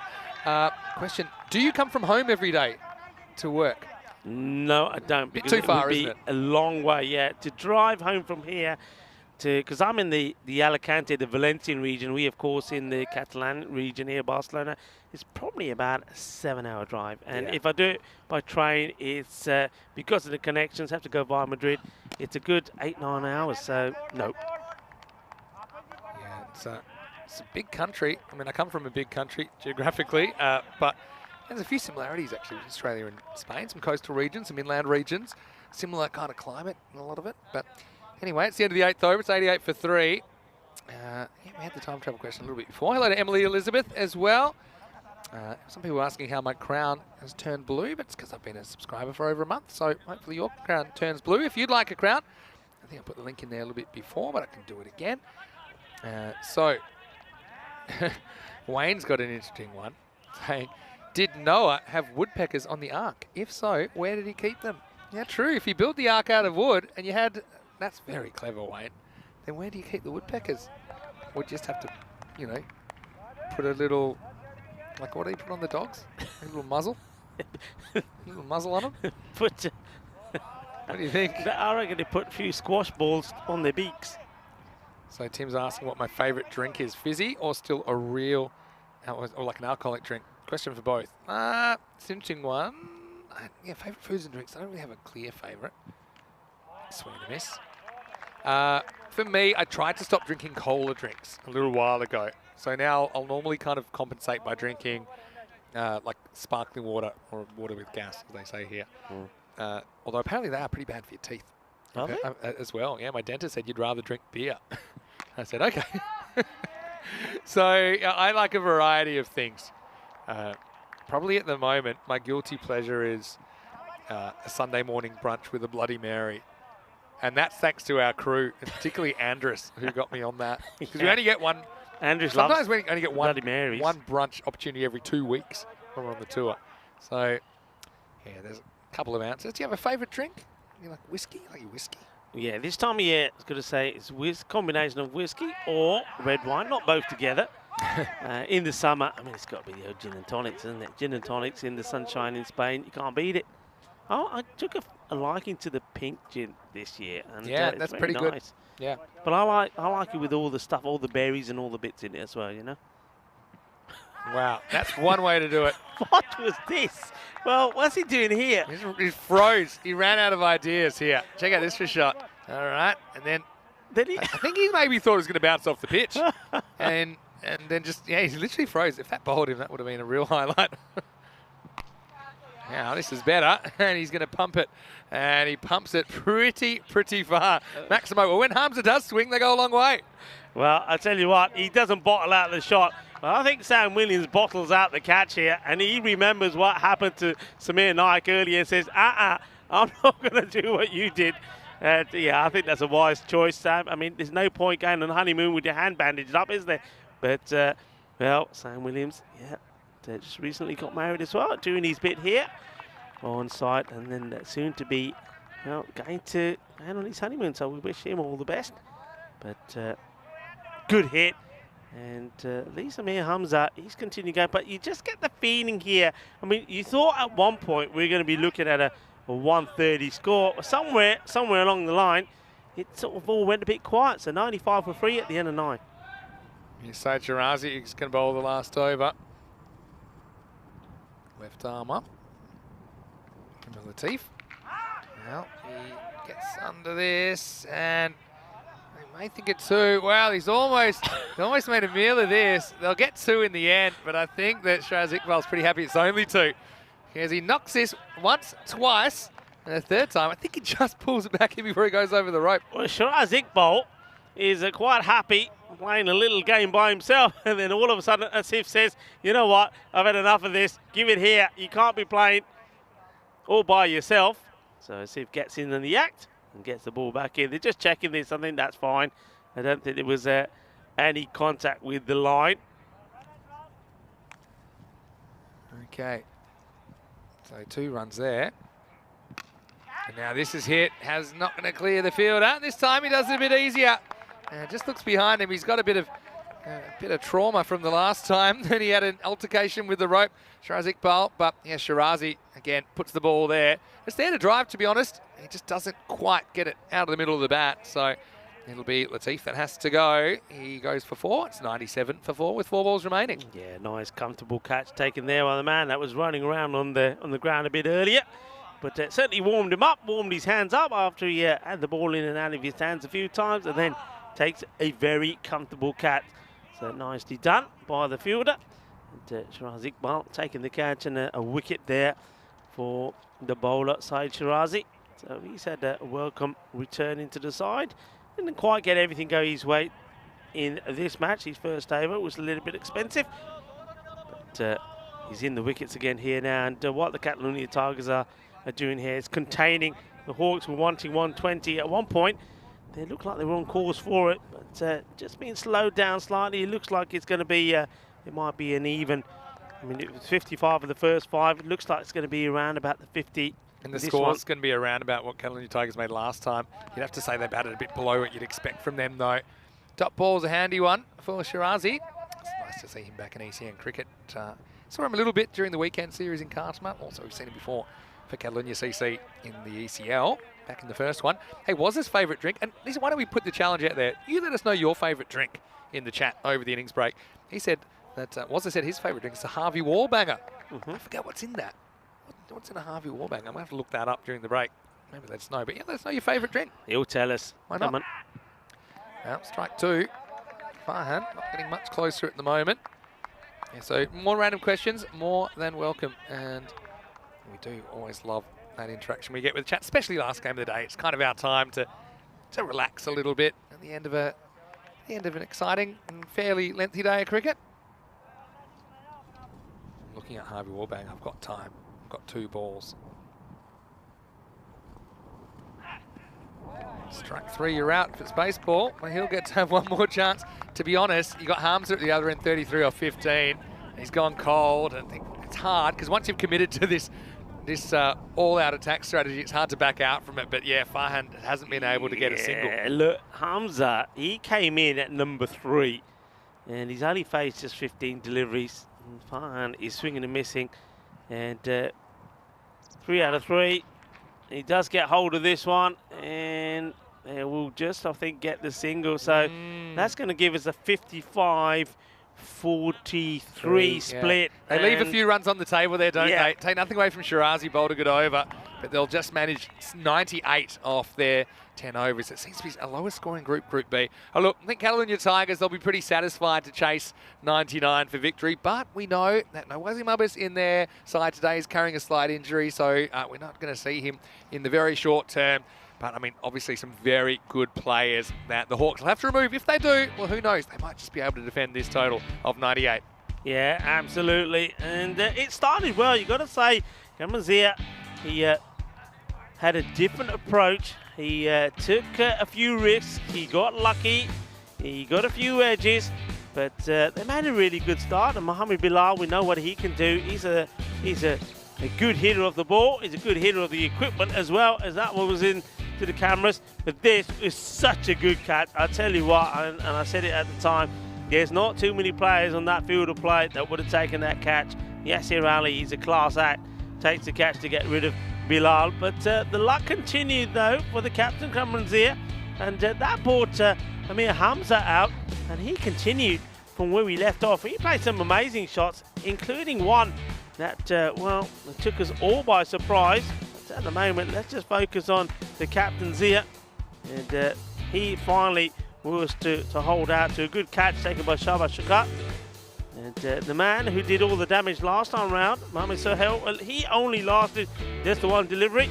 Well, that was the fielder, Shiraz Iqbal, having a few problems trying to hold on to the ball, but he had no problems holding on to it when it was hit in the air straight to him. That's a nice, easy catch taken by him.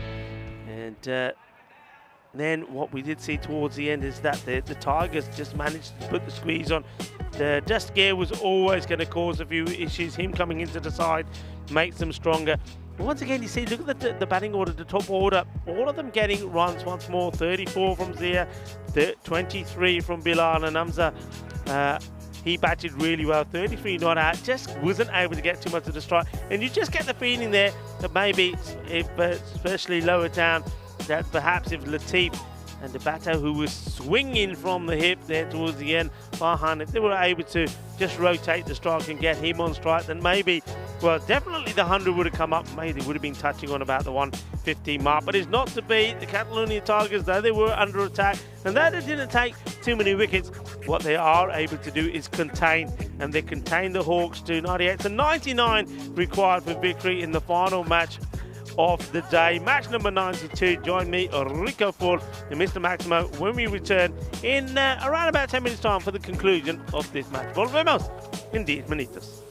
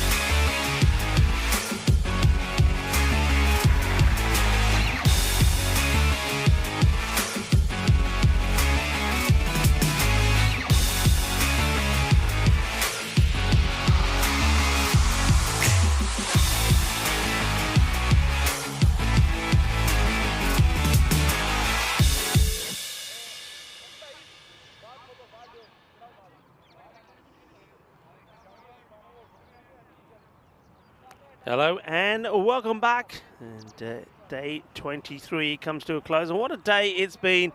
It's a day where we saw 20,000 runs passed in this series in Barcelona and also 1,000 wickets. So it's been quite incredible.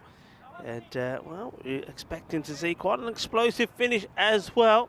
The Hawks, they've posted 98 on board. So 99 is the target. Yasir Ali and Awais Ahmed of the Catalonia Tigers are opening up here. Slight change with the bowling, going with a bit of spin. And Yasir hits the first one out of the ground as it smashes into the border fencing. And stop this one going all the way down the hill, and a positive start. So a change in tactics with Mohamed Sanullah coming in to bowl the first, but no change in the way that Yasir Ali deals with it. Hits the big six, and now hits this one across the line. A big shout of no from the batters. These two have had a few issues with their running in between the wickets. Not too mad. You'd think they know each other pretty well, not just playing for the same club, but also both are guys that have played for the Spanish national team. Cut to the fielder this time from Yasir. Very good cutter of the ball, but not able to pierce the field this time round. Well, welcome back to everybody on the chat as well. Hello, Emily Elizabeth is in there with James Stewart and Waza and Mandrake.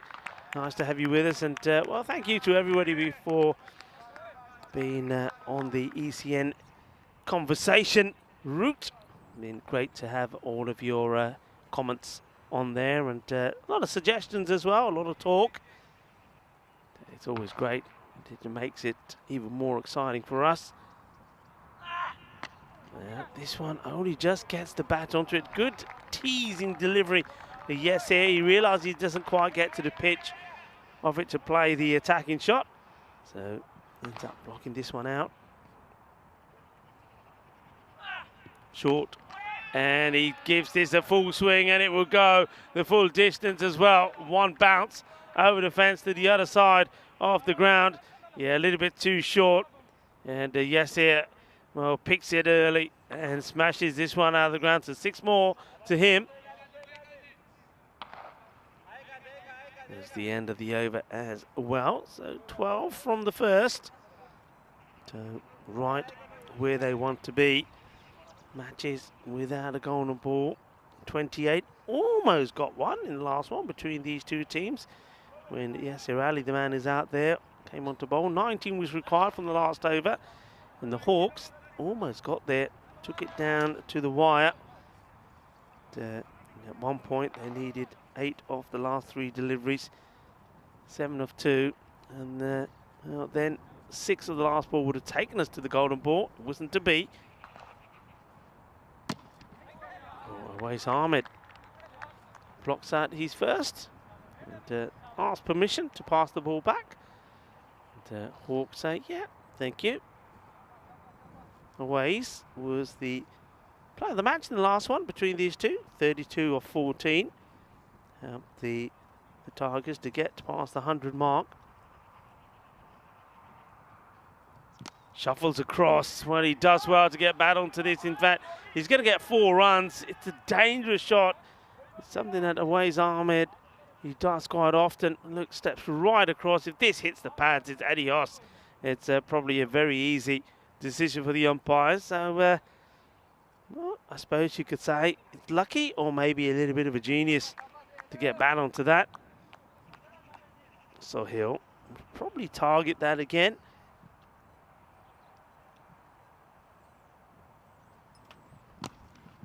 Time a little bit wider out the off. The fielder gets down, does well, gets down, gets dirty for his side, gets a few rubber pellets to take back home with him inside his shoes. They go everywhere, these rubber pellets that are underneath this artificial surface. I've got a nice collection of them back home. I'm putting them in a vase, and pretty soon I'll be able to put some flowers in it. So here, Yorker length delivery. Gets punched back to him, he does well, gets hand on it, no run. Tigers looking to continue their unbeaten run and stay at the top of the table. They were started today 4 points clear of Raval Sporting, having played 2 matches more, and they've gone 6th and now looking to go 8. But Raval, we know, are back in action tomorrow. It'll be an interesting match tomorrow. In fact, Raval Sporting taking on the Ali Young Stars. The Young Stars have made a good debut themselves.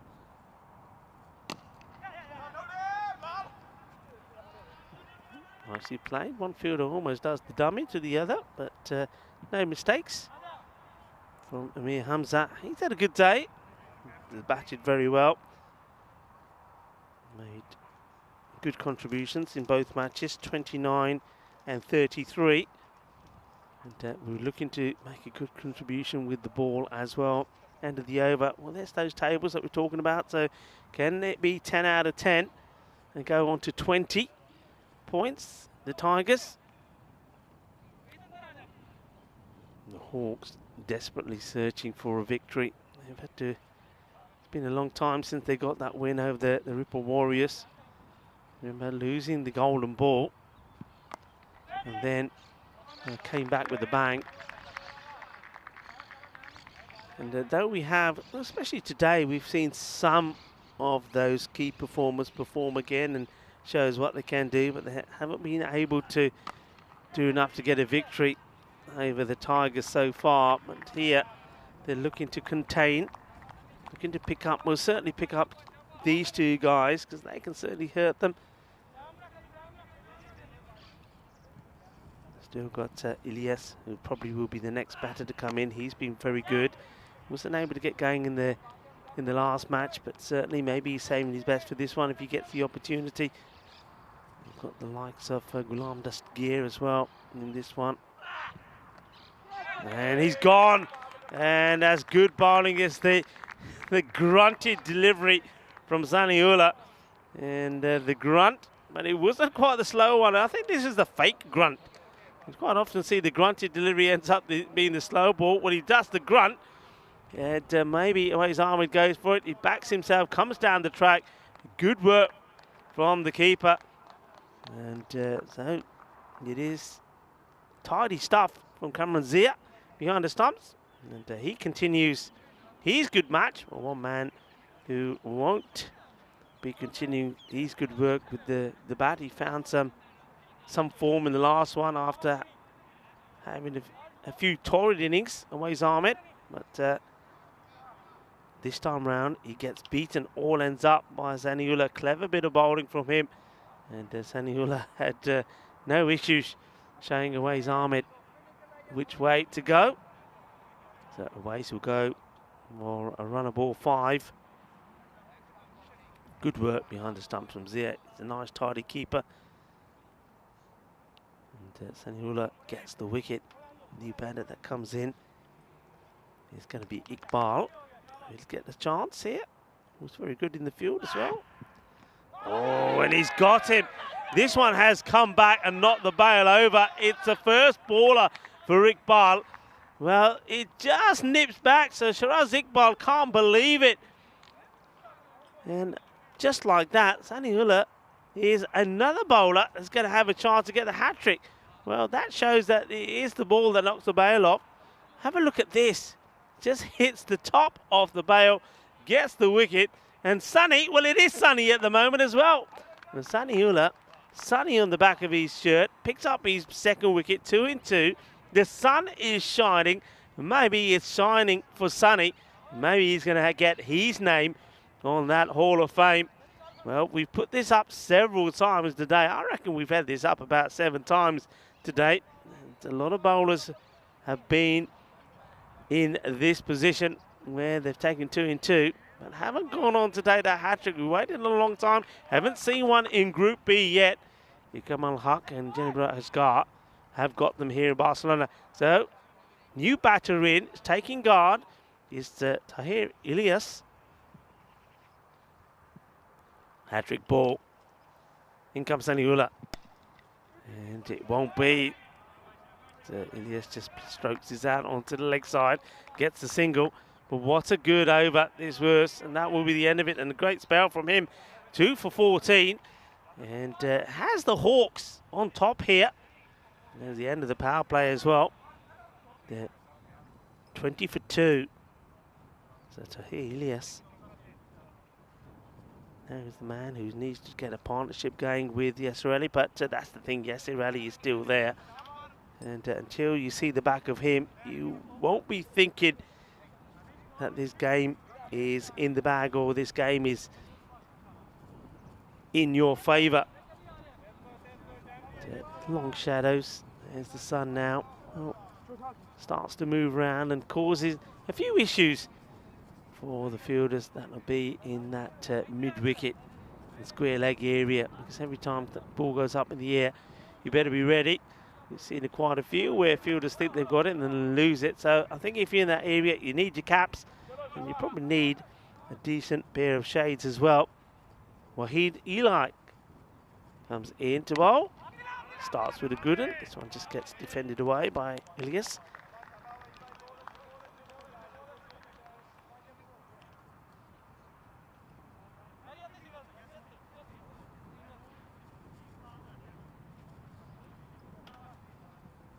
Tahir Ilyas hoping to find the sort of form that he started with. Hits this firmly, tries to get it in the gap between long on and mid wicket. Doesn't quite get it right. Nicely done by Latif. Keeps it to 1. So this is the big moment here now. Yasser Ali, wonder if he'll change his approach slightly with those 2 wickets going down, or whether he'll remain aggressive in his play. It's like changing the field, so they bring, looks like they bring mid-wicket back into the circle here. Short delivery, oh, this is a cracking shot. It's the old uppercut, which will go all the way for 6 runs. Well, this is a tremendous hit. I can see the thinking here, you know. I think Yasser had a few issues with the short ball yesterday, and in fact, it was the short delivery that got him out against Fateh fairly cheaply, and he took one also from Ranjot Singh on the shoulder. So they thought, well, let's try it. It doesn't quite work. And this one finds the outside edge of the bat. I think about 2. Yasser. Oh, wow. Yasser decides late to say no. He turns like he wants to go, and then he sends back Ilyas. Ilyas has to dive to get in. If this was a better throw, I think Ilyas would have been done. Now, he would have been left up the Swanee, because look, he reacts to Yasser, and then Yasser says no, and the throw wasn't a good one. A better throw, a stronger arm, Ilyas would have been gone. Well, speaking of gone, Brave goes for this one. He gets past the field in the in-ring. That's an amazing stop. Step inside before you pick it up. Yes, he does. This is excellent done. Well, I tell you what, Sonny, the sun is shining on him at the moment. That is brilliant. And I just want to see this. I think we need to look at this again, because I reckon when he's rolling, when does the ball hit him? Look, he stops here. Does the ball touch him when he's the other side of the rope? Oh, you know what? I think you're going to have to slow this right down and have a look at this. Keep an eye on this ball. He does superbly well. He flicks his bat, but I think the ball rolls onto him when he's on the other side of the rope. Keep an eye. It's touching him. It's touching him. It's touching him. Is the ball touching at this point? Oh, well, I tell you what, that's too close to call for me. I think the benefit of the doubt should probably go to Sonny here. And I think he could have pulled off a remarkable stop. Has he saved 2 runs for his side? They're still looking. I think you got to maybe just look at it one more time and make a call. I think you're going to say it's okay. Yeah, I agree with that. It's a great work from Sonny. That's a great stop. Up in the air, now catch it. And he's lost it. He says, I've no idea where it is. We knew that this would be the issue at this time when that sun comes out, because it causes all sorts of problems. And you can see the fielder there. That was Umar Latif. He goes up, everybody shouts, catch it again. And he said, "Ki fara, pela the distal of it. Can't see it, can't catch it." And he's just signaling and gesturing to the bowler, saying sorry. And I didn't see it at all. So score moves to 31. Oh, if that was the end of the 4th over, 2 wickets down. And he'll consider himself a little bit unlucky there, Eli.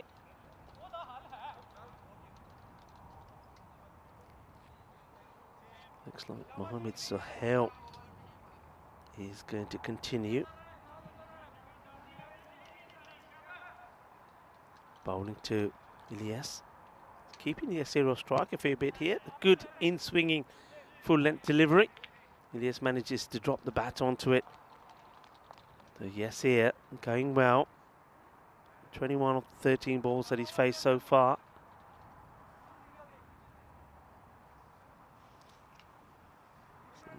Evenly poised this match at the moment. Could go either way.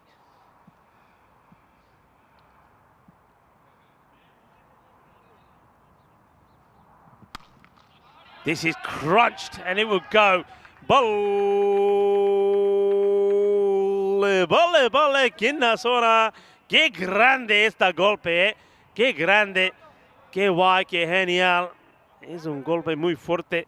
And that one, I think that bounces onto one set of nets and then moves across to the other.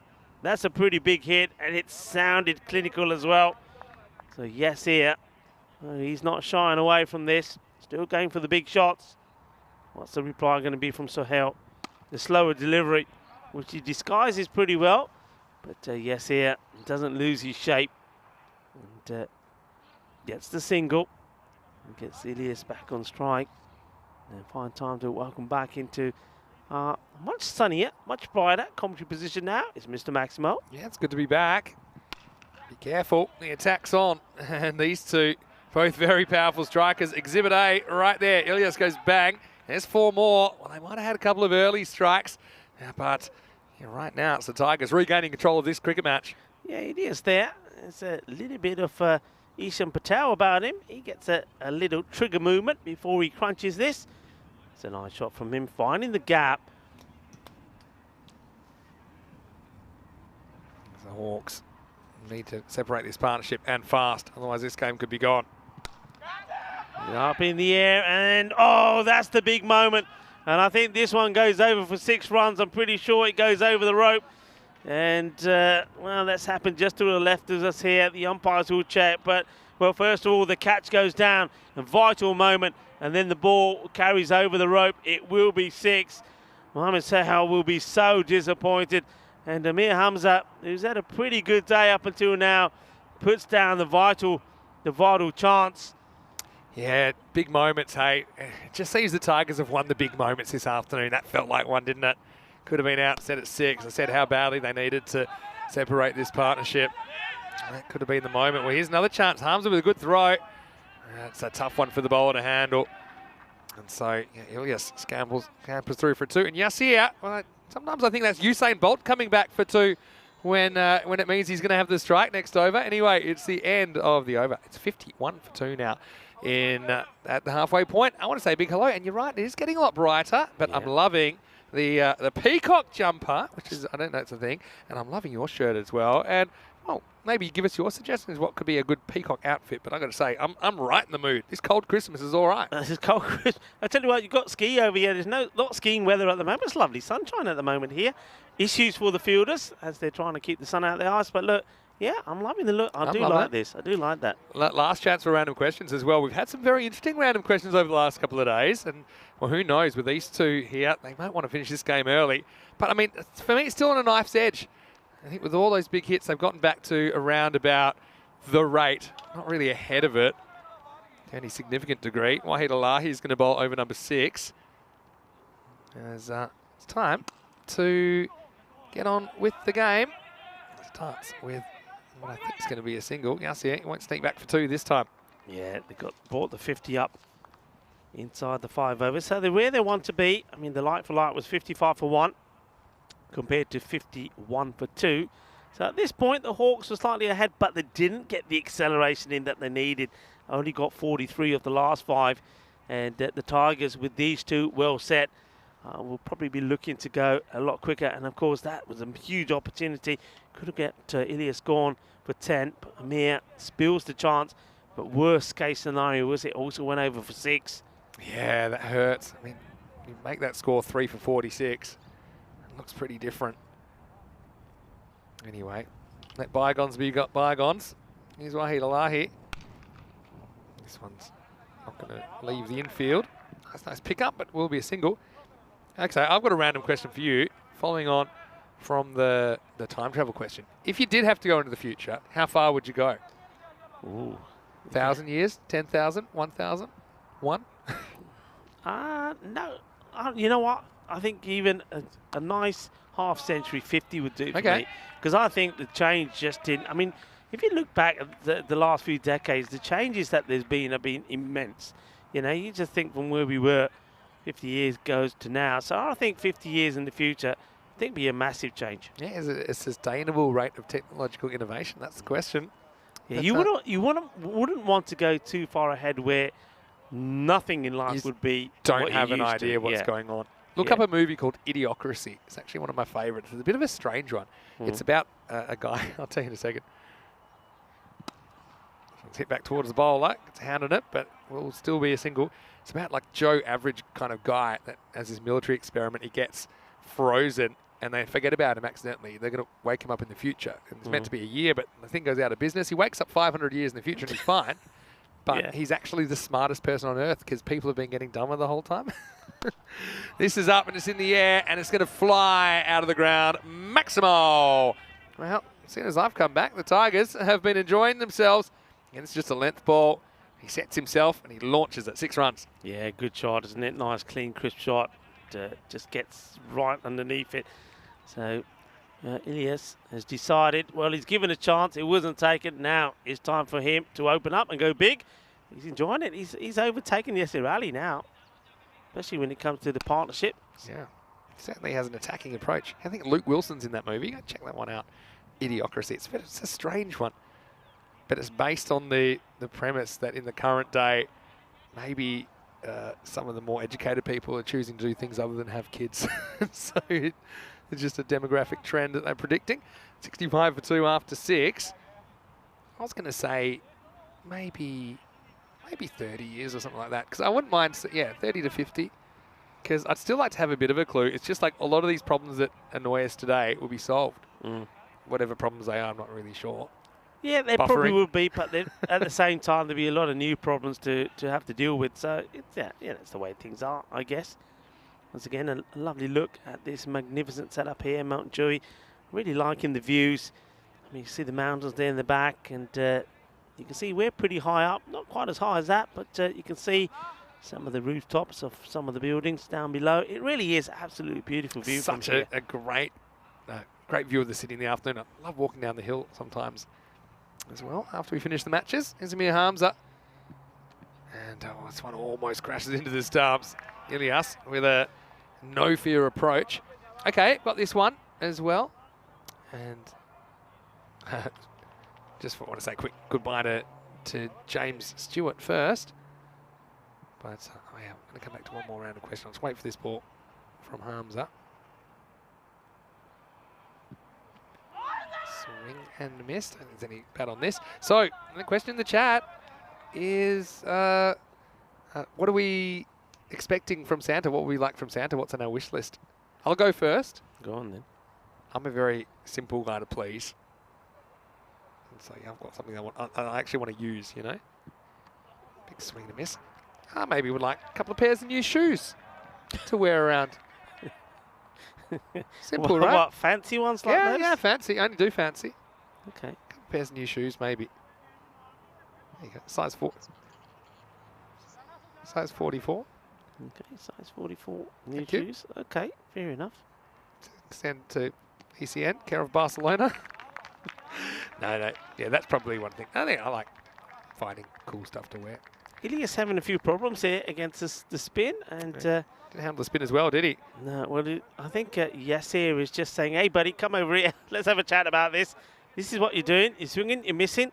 Dot balls. Try and emulate the dot balls." That's what he's saying to him. I think Ilias would take no notice, and he'll go for the same shot again. Wonder if Yasir charges for coaching. Anyway, it was like 4 dot balls from Amir Hamza. Maiden alert here.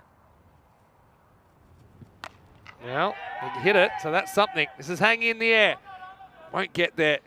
Again, these backward bounces off the rubber. Kind of throw you a bit, but it'll be a single. Yasser will get on the strike. He's only got one ball to deal with here.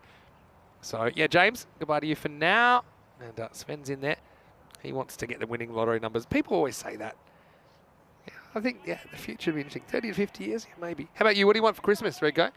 That's a tough question. What do I want for Christmas? I was thinking with that when the question came through. Nothing really comes to mind, I have to say. Well, yeah, excited about this. He likes it, but to be honest, it does break a lot off the pitch. It spins a lot. So let's just get a good view of this one.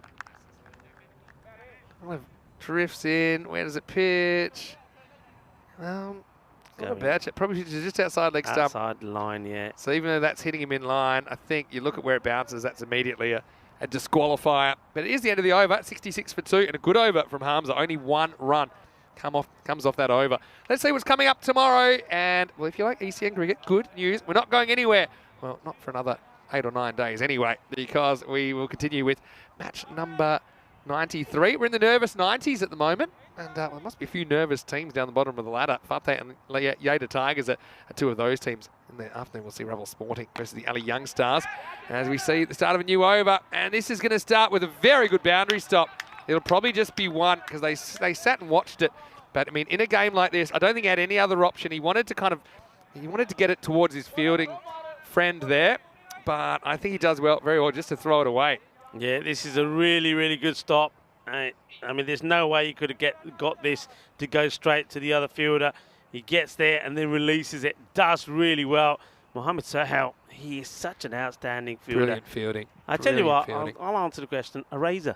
A good razor. A good Start shaving your legs, are you? 4 runs. Nicely played. And Samir, well, it's a bit easier now the sun's out, Samir, isn't it? He's got a smile about this one.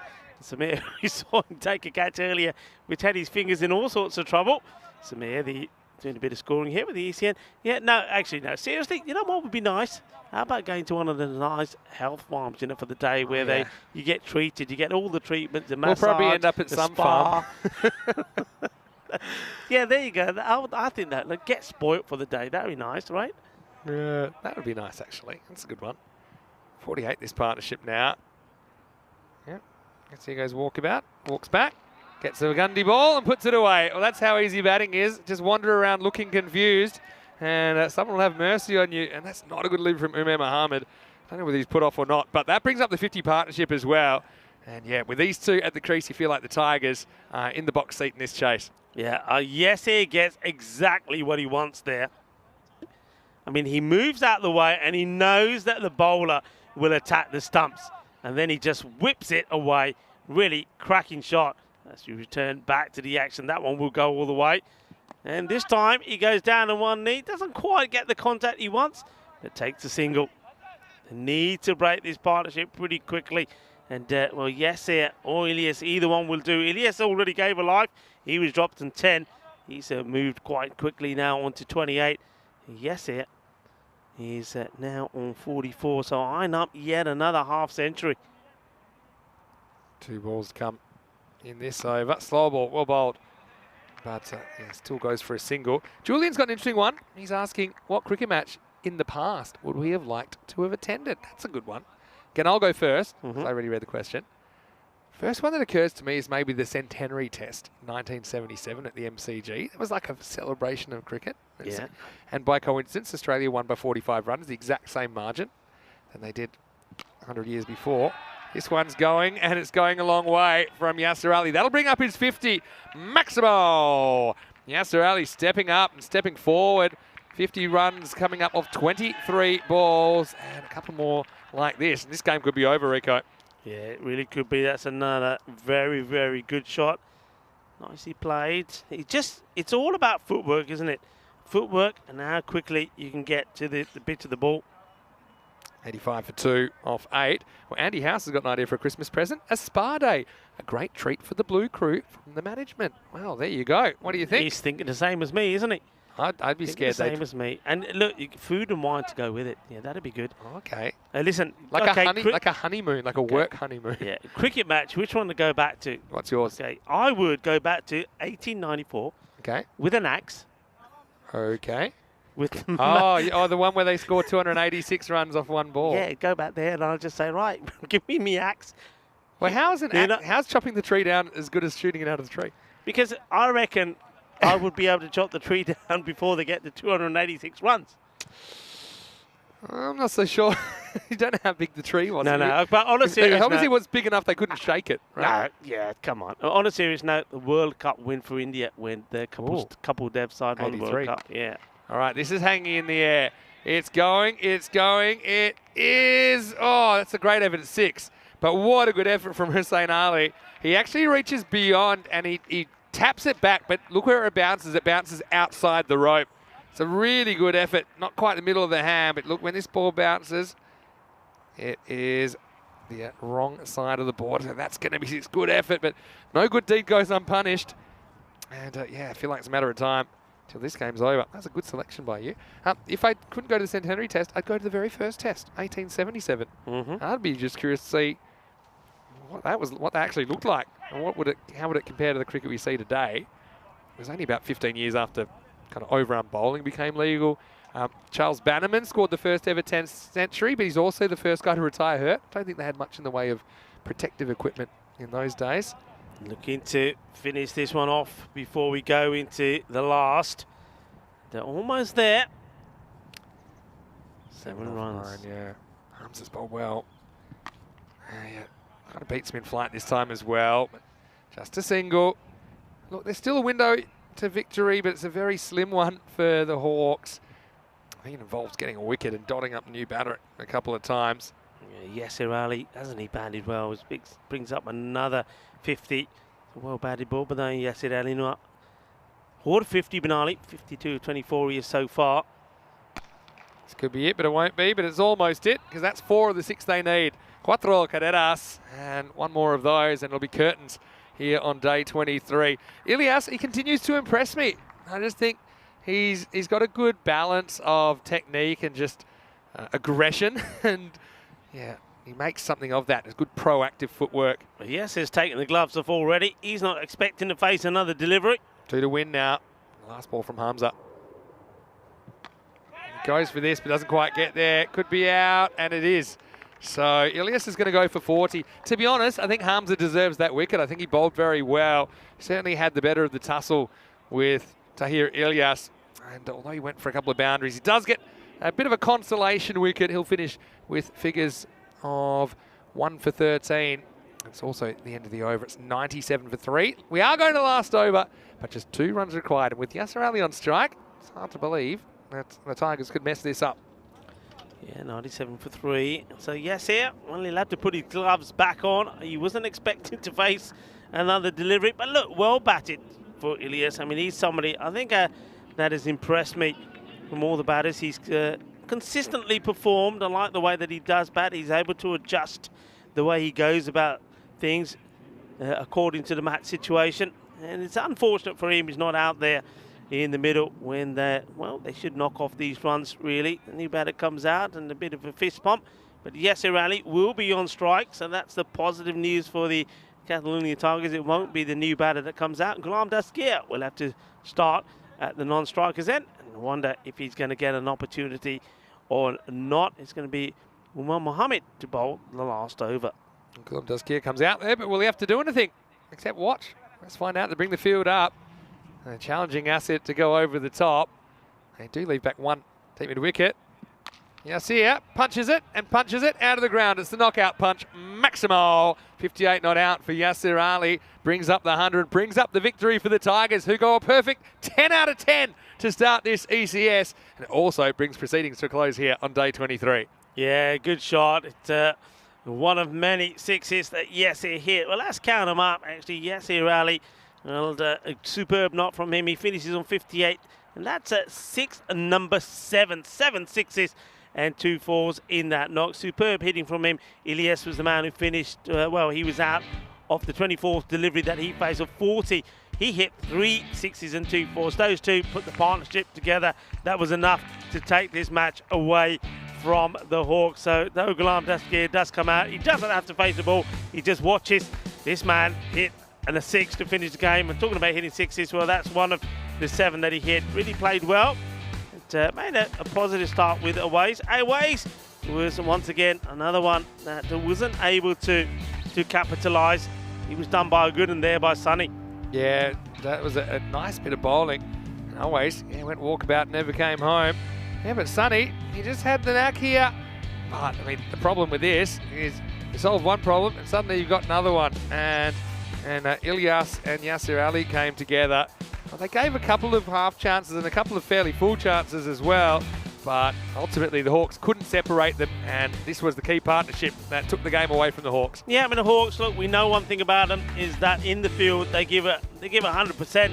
The bowling's decent, the fielding is good. We saw there a great stop on the boundary, but little moments like that catch chance, and that would have removed Ilyas pretty early, would have kept them in the game, but it wasn't to be. And really Ilyas, he was dropped on 10 at the time. He then used that as an opportunity really to cut loose, and he did. He hit the ball pretty well. This one was another one that almost was kept inside the field of play, but it was 6. And then this full toss was smashed down the ground, and that just meant, well, it was only a couple needed to win. He went for the big one, wasn't able to get it. So there was another wicket that went. Ilyas was caught well there by Bilal. Amir does get a wicket, but off the first ball, off the final over.